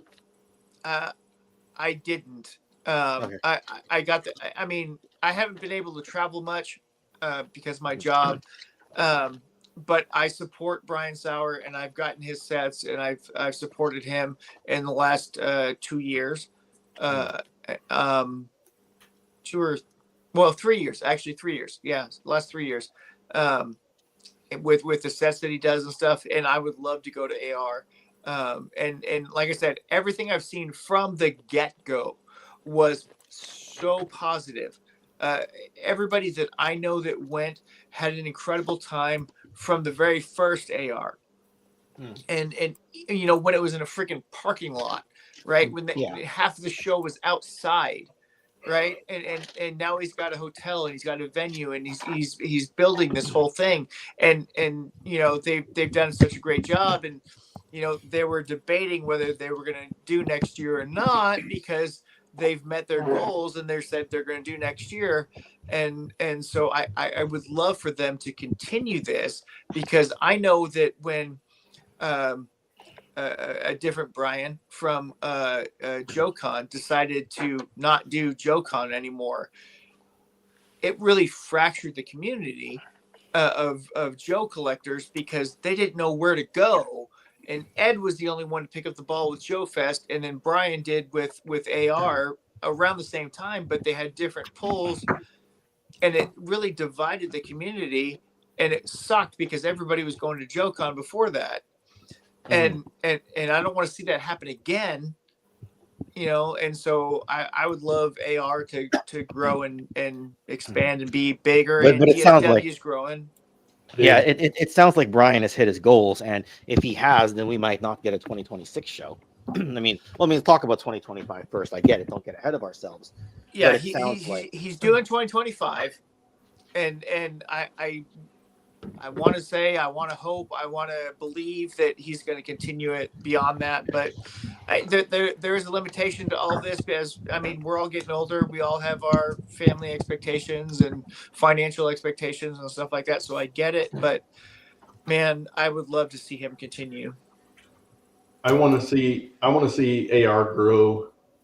At the same time, I want to see AR grow because I love it, and I love the guys that are running it. I love the people that are behind it, and at the same time, I don't want to see it explode, but I would like to see it continue to get what they deserve for the effort that they're putting into it. Absolutely. So some level of organic growth is fine, but like the snowball growth to a large show, that's not what it's ever going to be for. Yeah, and I believe people like Delta 17 and Project Longbow, those folks, they're part of this community, right? They're people that are putting effort into this community to keep the community alive, and willing to go out on the limb to do that. And it shows. And Skeletron is Skeletron. They're going to be around. They're going to keep doing what they're doing. I guess the Robo Schools are starting to go out, and that's what I heard, that they're starting to go out. Finally. Yeah, some of the Mark IIs have already hit people. People are showing off their Mark IIs that have been delivered. The special editions with the. And that's going to go a long way. That's going to go a long way for them. And next year they're going to be there again. They've already said they're going to be there again. And I know they're doing Joe Fest, and having Bob Breakin come to Joe Fest, I think, was huge. I would like to see that happen at AR as well, but I don't know. Yeah. Well, Matthew you and I talked. Well, we talked while I was there, or basically when I walked out the door. Even after the show, there's so much energy, just like there was at Joe Fest. I mean, Ed and Ken and I sitting at the table after the show every single night, sitting at a table together, just. Outside there's a vibration, there's an energy around you that you feel like outside the bar there next to the I didn't even know who you were. Yeah, man, that was the I first time recognized you here, met. but I forgot. I forgot who you were too. But I recognize you when you come on these, like either on these streams or on Punks, right? Yeah. Yeah, I mean, but that's how we know each other now, right? We connected there, and then we reconnected here, and now we know each other. And that's how I feel about Assembly Required too. Like, I didn't know anybody. Last year was my first year at Assembly Required, and I met so many people. I met every single member of Codename Iowa. Yeah. And I know them, and I have their email addresses. I have a couple of their phone numbers. Like one of the guys, Dak. He's the floor manager. Yeah. He's the guy you forwarded me to. Yeah. Yeah. We walked in and he came up, and he gave me a big hug, and he saw my boys this year, and he recognized them right away. I had a box under my arm, and he's like, "Oh, you got to show me what's in the box." But that I was very excited to go to Joe Fest. I was just excited for my second year of Assembly Required. Yeah, I feel like AR is the Legion's Con of GI Joe at this point. Yeah, there we go. Yeah, there we go. And Joe Fest, I guess, is the Power Con. I don't know. I'm just guessing. Well, I think that would be probably an appropriate analogy. What the heck?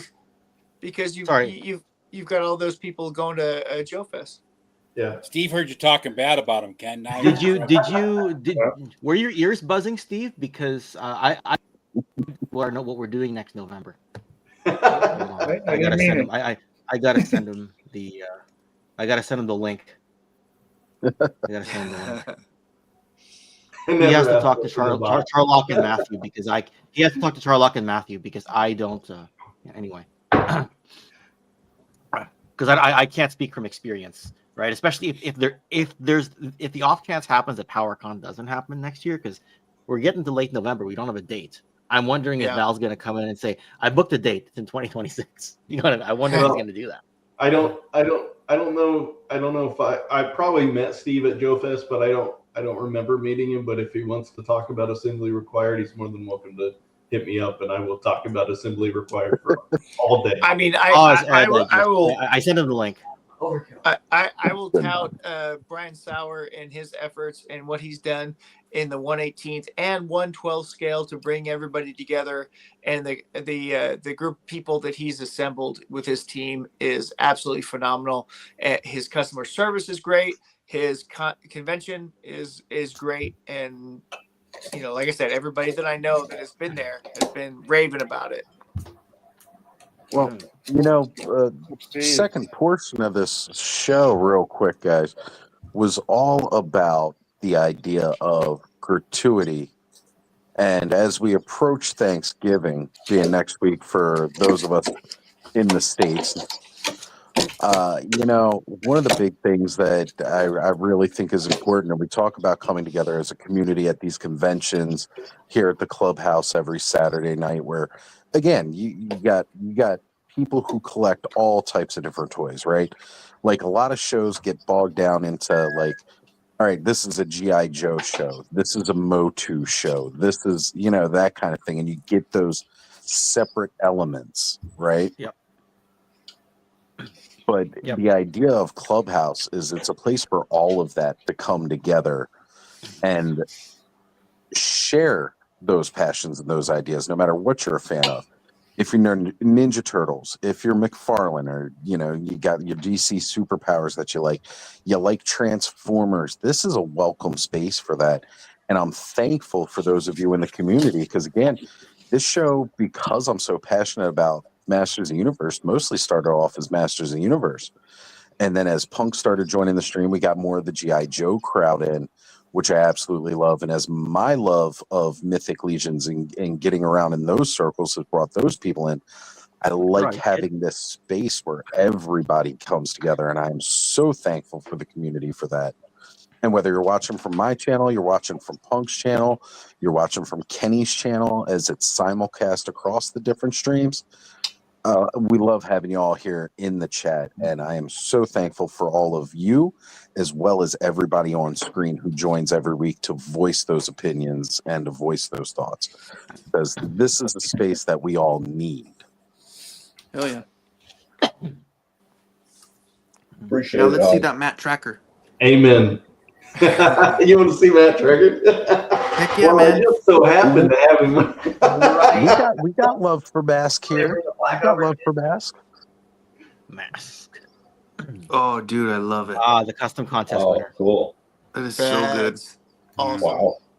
Look at that. Hey, Charlock, tell Steve the name of the convention that won the custom contest at. Assembly required.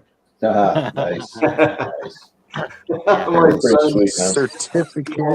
There we go. Dude, it's so Beautiful. good. Beautiful. That's awesome. Now, Steve, so in the 15 minutes or so before you showed up, Charlock and Mattson here were going on about what AR brings to the Joe fandom / networking, the value in all that. But anyway, just I mean, I don't get a chance to go to too many shows. DFW is local, so I get to see them. Joe Fest is one that I'd like to go to, but honestly, as soon as JoeCon stopped, the one I really wanted to go to was always AR. And so I've supported Brian Sauer in all of his events, and everybody that's come out from there has said what a great time that they've had and what an experience it's been because of the customized community, because Sharlock and all the stuff that he brought some amazing stuff. And Yeah, it looks you know, good. it's all great. And that's what JoeCon used to be back in the day, is there were so many customs and everybody it was this whole thing around GI Joe. And I see call sign Longbow and Skeletron at DFW, and they have Skeletron had representatives there through call sign Longbow there, and so they're doing that due diligence to get their name out there, get somebody out in front of people who are the people who primarily buy O-ring figures. Yeah. And then you get Joe Fest, and you get a little bit of that at Joe Fest, but you get all kinds of people at Joe Fest.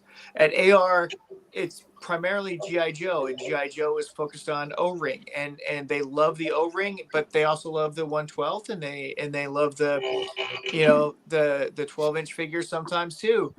But you know, they have all those levels, and Brian Sauer does a great job of doing the 1/18 scale dioramas and the 1/12 scale. He makes sure to cover both of those bases because he knows what a big fan base they are. So he brings everybody in to that group. And the O-ring sales and the 4-inch sales and the 6-inch sales of action figures that are going on there is really good, as well as the community building, the networking, the idea that, hey, that's something I want. That's something I need to have in my collection because it's really cool and it matches with X, Y, or Z. You know, I'm looking at your little ninja dude that you've got out there, and he works great with the Skeletron stuff that I already have, because I ordered a whole bunch more of those O-ring Skeletrons because those were such amazing figures when I got them out of package. I had to have more, and I'm dying for some more O-ring stuff, but I haven't been able to dive into Delta 17 just yet. But at the same time, they're there and they look great on the shelf with those. You've got Super 7 now doing O-ring, and those O-rings are shit in terms of quality, in my opinion. I mean, that's my opinion compared to what I've seen from Delta 17 and what I've had in hand from Skeletron. They're doing it right. They've got swivel forearms and these other articulation points, as well as the freaking detail. The detail you guys are putting into that stuff is amazing. So these are the same people that will purchase that Delta 17, and I really think, because they're doing at least one more, that AR is a convention that you really should think about, because it's networking, it's community building, it's this whole idea of, I'm supporting this group, but this is also what I bring to the table.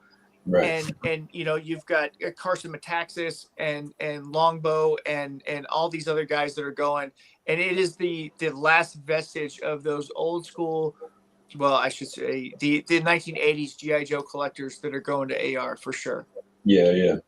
No, it sounds good. We want to go. It's just the border is such a it's getting worse and worse. I got turned around at the border last week. You know, I've always been filing a 7512 form. Then they wanted a 7523, and I was like, I don't know how to do this. So I asked them, and they said, we don't know. And now they want me to go through the ACE system. So that's gonna cost me, you know. So, anyways, I do that may change next year. I'm just saying. Well, there's the tariffs thing is going to kick. The tariffs is kicking in, right? So all of our stuff is made in China, and China is a hostile nation. So, like, I'm not too worried. Like, I'm not worried. The guy that's coming in, I'll just say it flat out. Big fan. Okay, I'm a big fan. He's saying he's going to go hard on tariffs. The reason why he's going to do that is I was listening to some analysts that I trust, and they're saying that basically if you go to Europe or you go to Asia, you will not see a Ford, you will not see a GM, because they tariff American goods. Right. So if you use tariffs as a bargaining chip to grow your industries, then you only have to put them on the table for so and so long. Right. But he's also talking about ending income tax. Yeah. Now that is amazing. So replacing it with tariffs. So the question is, where where does the funding come from? I think we'll find out as time goes by, but I think that it will be friendly for businesses and friendly for the individuals and all that stuff. So I'm not too worried in the long run, but in the short run, it's going to be a bit of a pain in the ass. Yeah, I totally understand that. And and logistics is a huge concept that that needs to be delved into for sure. I think the future is bright, though. Yeah, Oh, hell well, yeah. the who's not going to show up to assembly required? Who that? Super 7's not going to show up to assembly required. Oh. The guy that line that starts with a V isn't going to show up to assembly required. Oh, I don't know. who Yeah, you're yeah. talking about. Yeah, no, that is it's more positive. I got to stay out of that fight. Yeah, well, and there's Right. Steve, plead the fifth. I know we don't like. Yeah, Plead the fifth. I know we're not Americans, but we plead the fifth. I'll plead the I can't 14th either. and the 5th. Well, and I'm just saying I'm 25th. not saying one way or the other. I'm just saying Super 7 not going to show up to assembly required. That line's not going to show up to assembly required. NECA's not going to show up to assembly required. Yeah, they don't have a lot of like toy companies. NECA might not be showing up too many places for a while. Well, Oh God, yeah. I'm hearing They're gonna show up to your house if you got 2 of those sets. They're gonna. They haven't enlisted the Pinkertons yet. Oh yeah, right. Pinkertons will be coming after you for NECA. I know they're going to be looking for new social media managers. What's happening at NECA? I missed this. What's going on, guys? Oh, that's something we could talk about off. Okay, Cole's notes. Sum it up. Yeah, hey, well, what's been made public is that NECA apparently 3 months ago shipped out a whole bunch of $300 sewer sets to a whole bunch of people that didn't order them. Ooh. And now they're saying, hey, return them and we'll give you $100 credit on our store. Oh yeah, and if you don't, we're going to ban you from our site. And so they've been threatening people that have gotten these sets And that, still that charging. may or may not return them, and then still charge them. Yeah. That's a different story from what I've heard. It's not that people who didn't order the sets. Yes. It's that people who ordered the sets and got extras. No, these are people who didn't even order the sets have been getting them. Wow. How do you mess that up? Just how? Yeah. I think somebody was getting fired, and they were like, "Okay, screw you. I'm going to push this button." You, yeah. Right. Yeah. They pulled the Rob Lowe and Tommy Boy. Well, yeah, that would definitely be a conversation. Yeah. So there's a whole bunch of different things going on at NECA, and I don't think that publicly they're handling it very well. Yeah. But that and then there's a whole other subtext about something else that's going on that we won't talk about. Yeah, right. Optics are very important. You have to watch your optics for sure. Yep. Yeah. Here's some GI Joe. There we go. Good optics. Nice. There you go. Nice. That's pretty cool, man. So that's like Bats version 2, or what is that? Oh, that's Overkill. Oh, okay, cool. That's sweet. It's really well done, man. Nice. So much cooler than a Black Series figure. Now, I haven't shown you my bat collection, but I just took a picture of my whole bat collection, and I love my modifications that I've got with my Jay's Armory Destro chest plate. Nice. And I've got all my Crimson and my regulars and my Arctics and my IG bats. I didn't get any Python Patrol because I don't like Python Patrol, but that's just me. But these guys look awesome. And I love that they're a combination of some of the Arctic stuff with the chainsaw and the gold, and then you put this little Destro chest plate on there that's red, and then this headpiece. I love this new headpiece that they have on there. Yeah. Wow. I just think that's so cool. Yeah, that one would make a great base for that Overkill for sure. Yeah, absolutely. The legs from the Marvel Legends Pretty Boy are the reason I decided to make an Overkill. There Pretty, we go.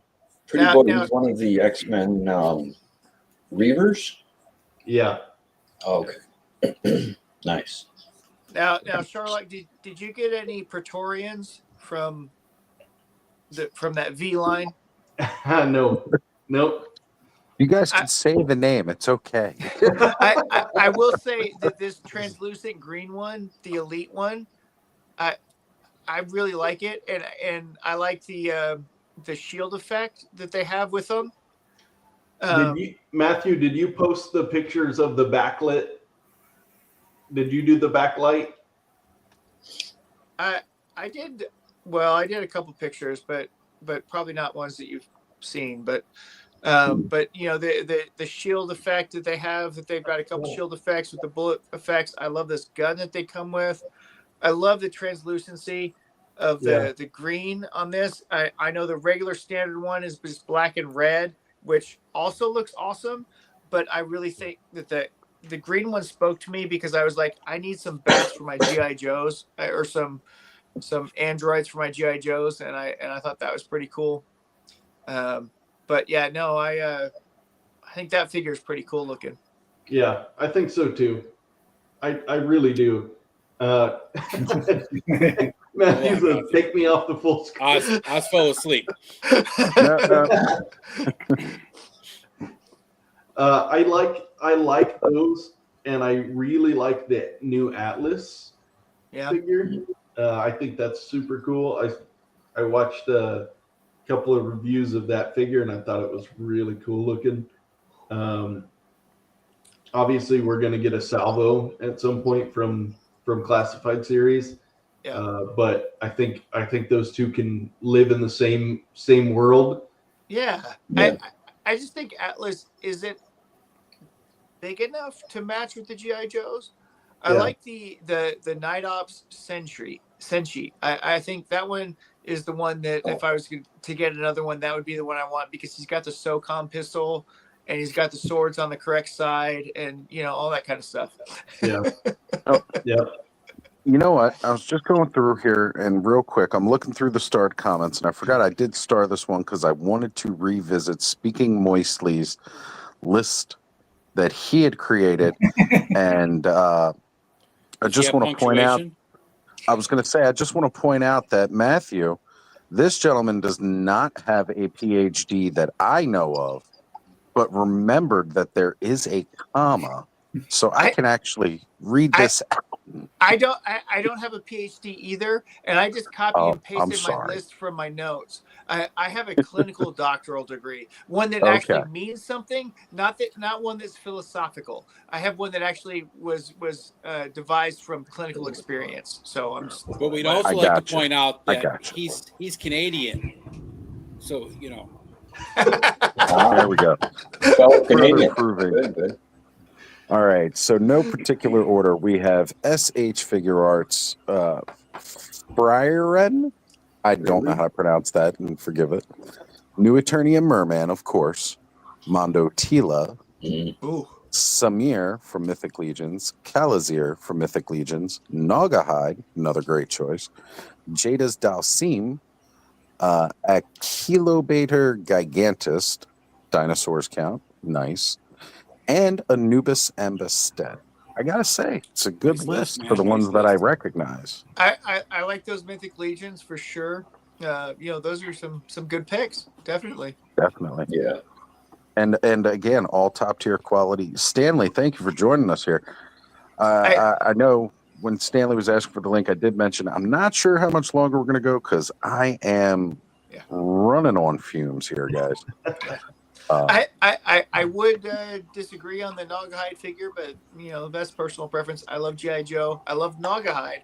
That figure had some issues for me, but I mean, I'm more in it for the pork belly anyway. So coming from a guy that loves the Dreadnought so much, for you to say that, it's definitely Matthew, that makes a statement. I think our issues are probably the same with Nagahide. The lower half of Nagahide is probably the biggest issue with Gung Ho's tiny feet. Yep. Yeah, and the monkey I thought was useless, I thought they could have did something better with that. Yeah. You know, the bow and arrow that he used, maybe that could have been different. You know, there's a couple things, but that lower half is garbage. Well, I can't say I don't own the toy yet, but definitely Pork Belly's up there. And Pork as Belly's far as the awesome. monkey, it's a static posed figure, but it's still a monkey, and that's kind of cool. But kind of cool. You know what? The Indiana Jones Adventure Series monkey was far superior, and I put him in all the photos on top of Pork Belly with my Naugahyde when I took those pictures. Yeah, I was gonna say I know the one is it came with whom? Marianne. Marion, yeah. Yeah. Better, Speaking of much Indiana better Jones, monkey. Matthew, did you get the Mezco Indiana Jones? I did not get the Mezco. I got the you got the SHF. You got the SHF. That's right. Yeah, the SHF is awesome. I love that guy. That guy's amazing. I paid for my Indiana Jones yesterday. I don't know when I'll get it. Probably like end of January, but I'm worried about that Indiana Jones from Mezco. Yeah. I'm worried about the Mezco Indiana Jones jacket ripping. Well, yeah, I'm worried about the leather falling stitches off. popping. So I'll tell you this.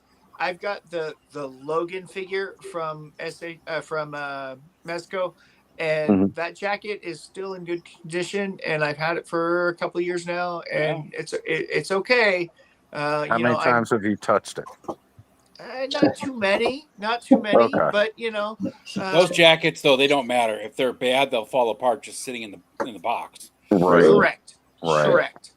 And so far that jacket's been okay, and I've checked on it a couple times. But my Solomon Kane, he's got the full trench coat that's made out of that stuff, and it's got like stuff in it, and it's okay. And my Crow, and it's got holes in his, and his is okay so far. Well, there's hope. Shoot, I know somebody was just trying to jump in. I'm not sure who it was. Probably Bud, actually, now that I think about it. I can't remove my other profile from outside, sadly. I can't actually just make them leave. I can remove them from stage, but I can't kick them out backstage. You can always see if... Oh, I see what you're saying. You removed it from the screen, but you can't kick from studio? Can't kick it from the studio, sadly. So I'm not sure who it is trying to jump back in. Pretty sure it's Bud. Well, I just wanted to say hi and promote AR as much as I could because I love that show. I love Brian Sauer and the stuff that he does. I'll bow out for tonight too because I probably need to get some sleep. So thanks, guys. Thanks, Matthew. Have a good one. Matthew, always a pleasure to have you on. Such, Thank you for coming on. Thank you. I'm a big fan of Assembly Required, and I am too. And I just appreciate you pumping them up as much as I tried to. Yeah, appreciate the knowledge, man. Thank you. Well, we certainly want to thank Matthew. Anytime he jumps on, always valued. Yeah. Just learn how to use a comma next time, okay? That's right. Learn your punctuation, Matthew. Jeez. Colon and semicolon. What's the difference? Right. I'm going to show up. One's only half-assed. The other one's whole-assed. Shebang. That's cool. Or TJ Bang, or however you say his name. Yeah, how do you say that? They're going to reveal him as a pipeline reveal next year. We've already seen they're getting into the ninjas. But you saw it here first. They stole the design from Charlotte. Yeah. Nice. Yeah. They'll probably slap that Arashikage symbol on his chest, which will bother me. But right. Was he not with them, or what was he is? Oh, he's Arashikage, but I just don't. Why would you paint it on your chest? Yeah, right. Do you put it in pink or do you put it in red? Right, like everything was neon around it. Yeah. I Looks get like it on Storm Shadow's arm. You know, I get it on Storm Shadow's arm or somewhere where you can hide it under clothing. But putting it on the armor that. Yeah, it's a bit that's nerdy preference. We got some samples back from the factory. Ooh. Wait, where's some more reveals tonight? Love seeing it. Yeah, we gotta go that live and look sweet, tomorrow, don't we, sweet Steve? Serpent Blue. Yeah, we'll be on Ken's channel tomorrow, 4 o'clock Central my time. So we'll also be announcing that Delta 17 might be a little bit more affordable in the near future. Yep. Well, guys, you heard it there. Nice. TKO tomorrow. Today. Also, later today. Whatever. Yeah. And Matthew, if you just heard that, there's going to be even less of an excuse for you not to have visited delta17toys.com to place your order for the whole line that is currently out. Whatever you can do. No pressure. I mean, you go buy Preacher off of Helidope Toys, but Yep. you gotta get the rest of the line from delta17toys.com. You know, that Delta 17 line, they've got some articulation that those other O-ring lines may lack. We should probably ship Helidope some stuff for the new year. Yeah, for sure. Yeah, that other line, I was checking out their sculpting or lack thereof. Yeah, it's their bats is really good. I really love the bats. That one was really well done. But yeah, it's good stuff. There you go. I mean, personally, I'm a Delta 17 kind of O-ring guy myself. Yeah. Thank you. Out there. Yeah. No, you don't have to call me. It's all good. I mean, I just can't argue with quality plastics because I've watched about 1,000 hours of YouTube and read a lot of Facebook comments. So I have a degree in plastic. Don't we all? Yeah. I hear that one. I'm only trumped by Alice and Troy being a lifelong collector. Yeah. I've been a lifelong collector too, so I trump Allison because I'm older than she is. Older. I was going to say, you got a couple more years experience with the kid the hat there. Yeah, nice. I'm probably the oldest guy in this batch right now. I'm 51, dude. No, I think you and Ed are born same. I'll be 52 in January. Really? Actually, man. You're a little bit here's ahead the of me oldest then. guy right here with Bud doing the face reveal. Mhm. Coming in Stop here. that thing. Damn, Ed, I didn't know you were that old. Yeah, Bud is the ancient one of the group, beating me by about a year. I just keep my youth by acting like I'm 11 still, Charlotte. That's the truth. Yeah, totally. That's what it is, folks. And K-Dog just gets home as well. K-Dog. Yeah, man. The clubhouse might as well have like 2 shifts, right? We've got the early evening shift, yeah, and then we get the late night crew in, and I mean that's just how the show rolls. Yeah, the late night crew that comes on just when you're like, okay, I want to crash now. We're like, nope, not allowed. You know what? That's honestly how these longer streams started, because I'd be like winding down, just getting ready to be like calling Bud, it is night. that you? And then like 4 or 5 more people be trying to jump in. And I'm like, well, we got to keep the party rolling now. What? I'm going to hang out with you guys more because I feel young. Oh, there you go. Yeah, well, as we joke, Bud and I are probably the youngest here because I was in 85 and Bud's in 86. So we're the young men. Yep. Something crazy the other day. I had a doctor's appointment, just a routine thing, and they handed me this piece of paper that had all my info on it, and I saw my age. I actually had to stop and think. I'm like, this is wrong. I'm not. Oh damn, I am 38. Yeah. Right. I thought I was 37. So. But that's just me remembering the fact that I'm going to be 40 in like 6 weeks. There was a long part of my life where I had to ask my ex-wife how old I was. Now my kids remind me how old I am every day. Well, that's the thing. I forget what year I'm actually turning. I just remember the year I was born. Yeah, it gets bad when you have to like scroll down, like when you're doing. Oh my gosh. Yeah. Right? Right on the big wheel. Yeah, it's like this would be a lot easier if I could just type the year instead of having to scroll past all these other ones. Yeah.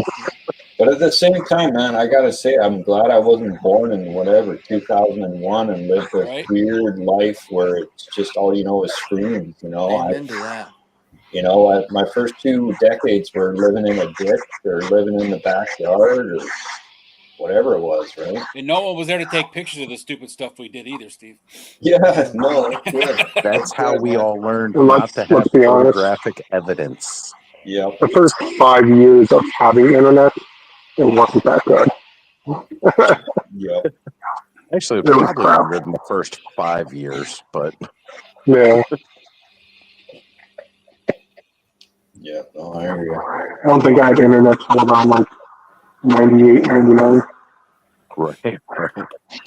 Well, guys, I am sorry to say we could wrap it up here. I don't know if you guys feel like going any longer, but I'm fading. I've had a long day today. I'm ready, man. I've been up since 4:30 this morning. Oh, all right. Well, let's do the round table and start wrapping things up. We're gonna start with you, Sharlock. What you got coming up for us, brother? Oh, you guys catch me on Instagram. That's where I'm at.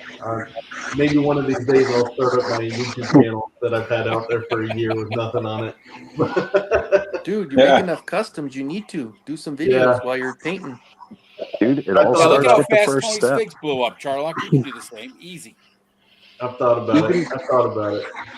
But Even if the first step is hitting simulcast when you join this stream. yeah, I just started doing that because I need the hours. I hear you guys. You guys aren't the first ones to say it either. Everybody's telling me the same thing. I need to do it. And I got a new camera. I got a new mic. We'll see what happens in the next year here. Give me one moment here, Charlotte. Oh, thank you, bud. I was just about to ask if you could mute. I appreciate it. Okay. But yeah, with the new year coming up, we'll see what happens. We'll see. Maybe so. But otherwise, I'm on Instagram right now, so if you guys want to catch me on there. Otherwise, I'm in the chats with Punk and Moody and those guys and Bobby and Oz and Moody. But yeah, just working on some customs, trying to finish some stuff up. So. And don't forget, go ahead and plug your Discord too, brother.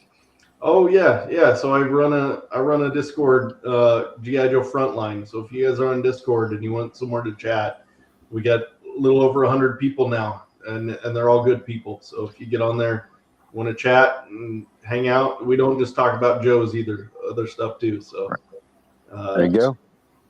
Yeah, check us out. I know you invited me, Hit but me I'm up if barely you- ever on. Yeah, if you don't use Discord, hit me up on Instagram. Let me know, and if you're interested, I'm still learning Discord. I'm not very good at it either, so that's why I got other guys working on it that know it better than I do. So There we go.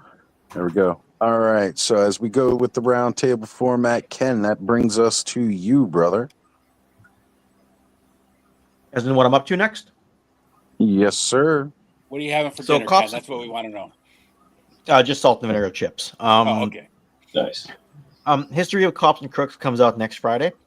Unless you're a patron, you already have it. Like August saying he's going to check. And we lost Ken's audio. Yeah.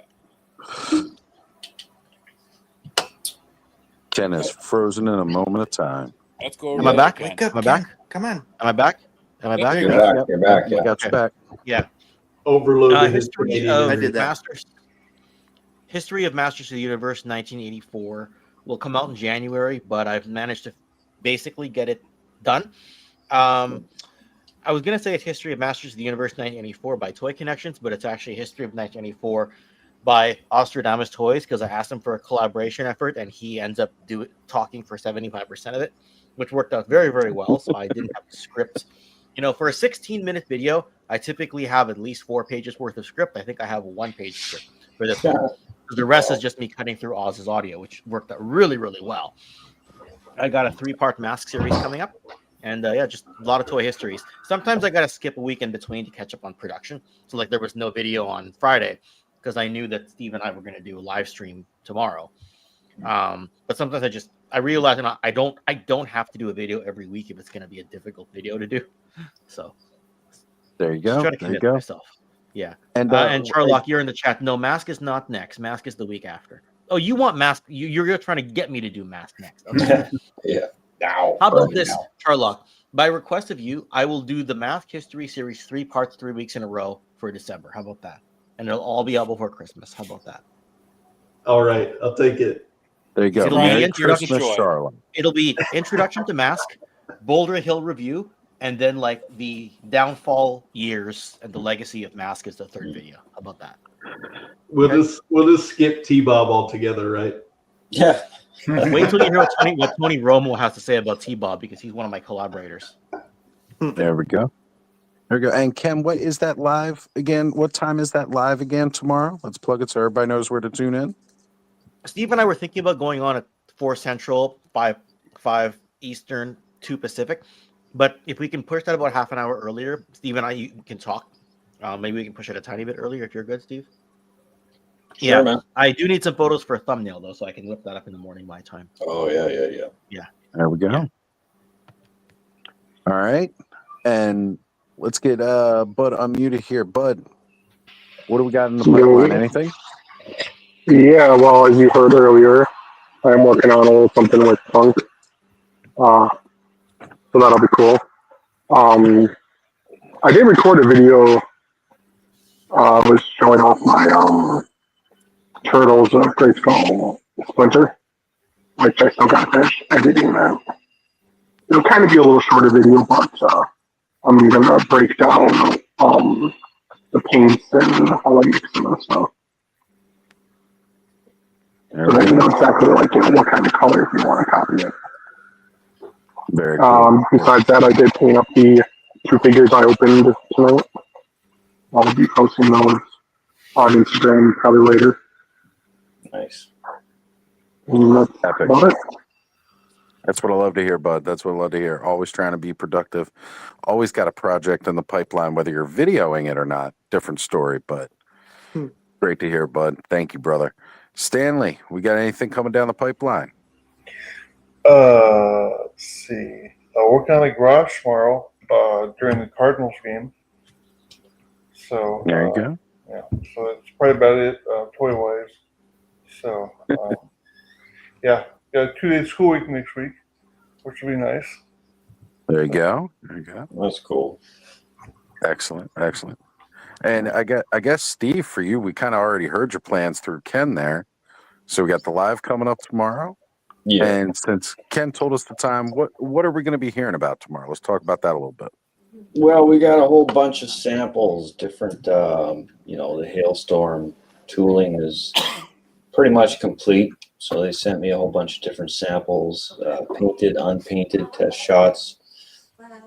And we're going to be talking about, there's a bit of a sale going on that will start soon and will go for quite a while. We got to clear out some stock. We've got a fair amount of stock. And then just development of Wave 2 and different things that we're up to there, some new figures that we're working on. And that's about it.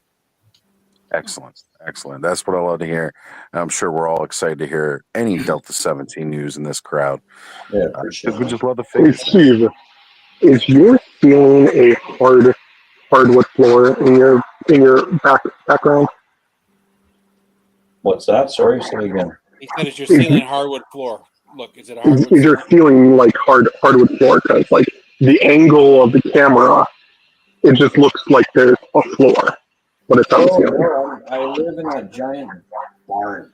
Okay, so Oh. if you look, there's a mezzanine above me. There's Alright. It Those goes. gummies are kicking in.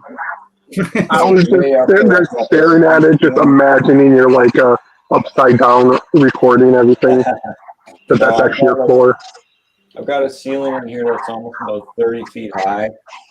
And I live in this ridiculous place, man. You wouldn't believe it. It's bizarre.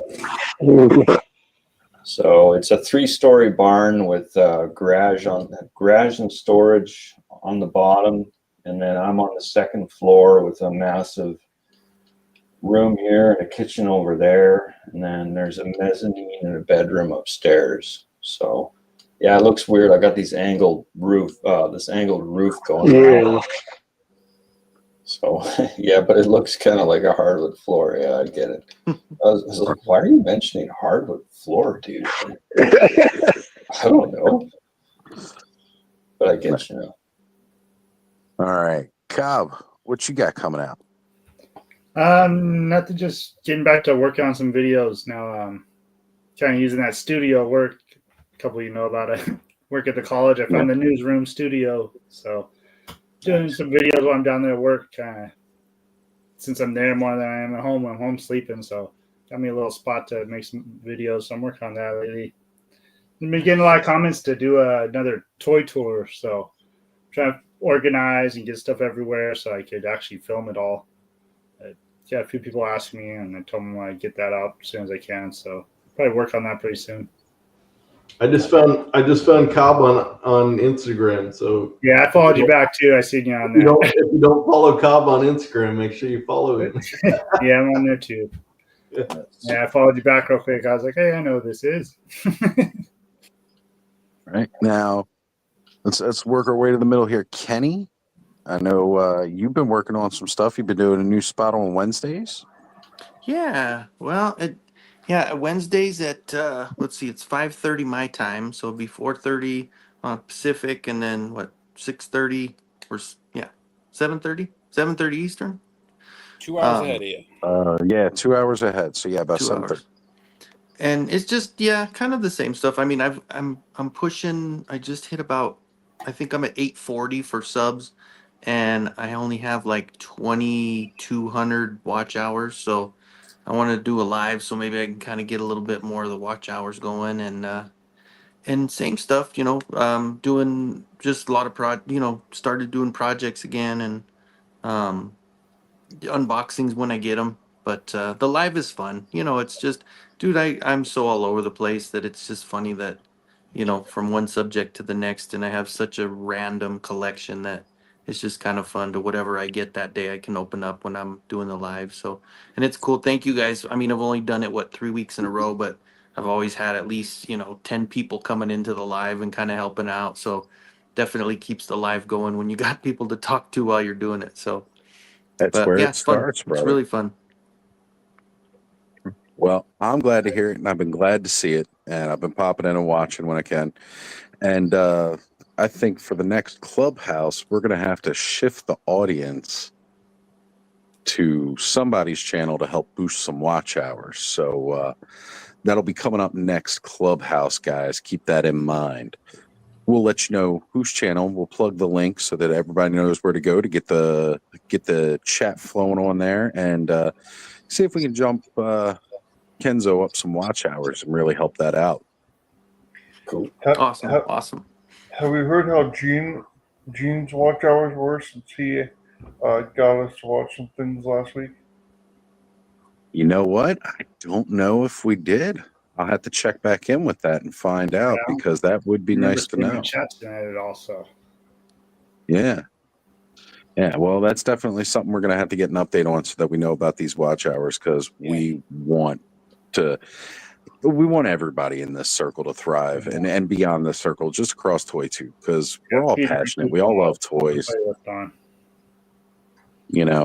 And that's what it's all about, just helping each other to grow, because as one of us grows, all of us grow, and that's where it needs to be. Mm-hmm. So, Ed, we're going to jump over to you, brother. What we got going on, Ed? Oh, what do we got going on? Got hella dope toys live tomorrow night at 9:00, and then I got everybody else's YouTube that I mod for, and then Tuesday night Travis and I are back on my channel at 9 p.m. Eastern, and I think we're just going to do a review of where we are at with the Toyvember, and unless Travis throws me for a curveball, but yeah. So we'll be back Tuesday, but this will be my last Clubhouse for the next 2 weeks, because I will be in the mountains after Thanksgiving without any internet or anything else like that. So. Wow. Nice. Yeah. What are you doing Good there? to get away, unplug, and so it's good to get away, unplug, and sometimes just to really unplug from everything. Live life, actual life, huh? Yeah, I'm I have a three little jealous. three good friends, and every year we do a men's week out in the mountains somewhere. We've gone to the Appalachian Mountains. We've gone to we went to the mountains in Allegheny Forest in Pennsylvania last year, and this year we're going to the Adirondacks. Whoa! Wow! Yeah, there we go. Just awesome all around, brother. And I don't need Starlink, Todd. I go away so I don't have to deal with civilization. Mm-hmm. It's just lots of meat and lots of beer. That's basically what we live on. Can't blame me for that. It's a little slice of heaven right there. Well, for this awesome guy, we have the slow return of my beard over the next several weeks. That's coming up down the pipeline, so stay tuned for that. We'll measure growth and everything as it comes back in. Tomorrow, you will be able to catch me over on Brick Something's channel. We are going to be doing the BS News, Needless Firma We Saw. We're going to be doing a little bit more of a going around wrapping up on some things because Rick was busy working at Legion's Con, and I saw quite a bit more stuff than he did that he didn't even see. So we're going to be going over a bit of that. We are also going to be talking about a lot of the stuff that, while leading up to Legion's Con, Brick's News was, talking with, some of the vendors and different things of that nature. So with that being said, there was quite a few things that we didn't talk about that was getting revealed around that time that we're also going to be discussing. And even some more stuff that we've just seen in the past, 2-3 hours probably. I think we might have to throw in a little bit of Alan's work there tomorrow. Just to get some more eyes on that because, man, that was a masterpiece tonight. Dude, so good. I want to see it when it has the damn train in it. That's what I want to see. Damn. Right? When he gets it into the space with the train, I am all for it. I freaking love train gardens. And a Motu train garden? Count me in. Well, it's just 1/3 of Eternia, right? Right, exactly. So other than that, next week, we know Thanksgiving's coming up here in the States again. That'll be next Thursday. So holidays get tough for a lot of people, and some people are kind of alone when they might want to be spending some time with family. My Thanksgiving Day plans are going to be far different than they are normally. Normally have dinner with my aunt and uncle and everything like that, but this year my uncle will be working for Thanksgiving, so I will be doing a Friendsgiving Thursday night, and any and all welcome to join and hop on live. If you got plans with your family, definitely go do that, but if you don't, there's going to be a spot for you at the Friendsgiving table. So it's like a midweek, like a midweek clubhouse basically. Yeah, absolutely. So we'll be doing that next Thursday night. It won't be as late as a Saturday night live stream because I do have work the following morning. But it'll give us all a spot to hang out and spend some time together on a day that some people find a little rough, around the holidays, and we want to share that love. So nice. Next Saturday, I am on the fence whether there will actually be a clubhouse because that's when I'll be doing my Thanksgiving. We'll see how much steam I got left in the tank after all that, and if I got plenty, then do a coffee. Yeah, right. I'll do a clubhouse cafe in the morning, maybe. That might be the idea. And you know what? It's actually a really good idea, Ken. Kind of jump on and do something before the day really starts, kind of thing. So there we go. Clubhouse Cafe next Saturday morning. There you go. Join us for a cup of coffee. And other than that, I got no idea where you'll see me over the next 2 weeks because I just appear everywhere on YouTube. So, hey Oz. You? I just want to throw something out there if you don't mind. Yeah. So, like you said, a lot of people struggle during the holidays. I particularly struggle during the holidays for different reasons. And I get a lot of people that I can reach out to. Just throwing it out there. If anybody ever needs anything, I don't know a lot of these guys on this call or in the chat, but if you ever need anything, you can hit me up. And it just throwing it out there. Like I said, it means a lot to have people available. So it's important. So if you anybody feeling down or out, just hit me up, man. 100%. I'll throw that out there too. My DMs are always open. You know, if you're one of the few people that got me on Facebook because you found out what my real name is, you can hit me up on there. If you don't have that account, you can always hit me up on IG. Again, my DMs are always open.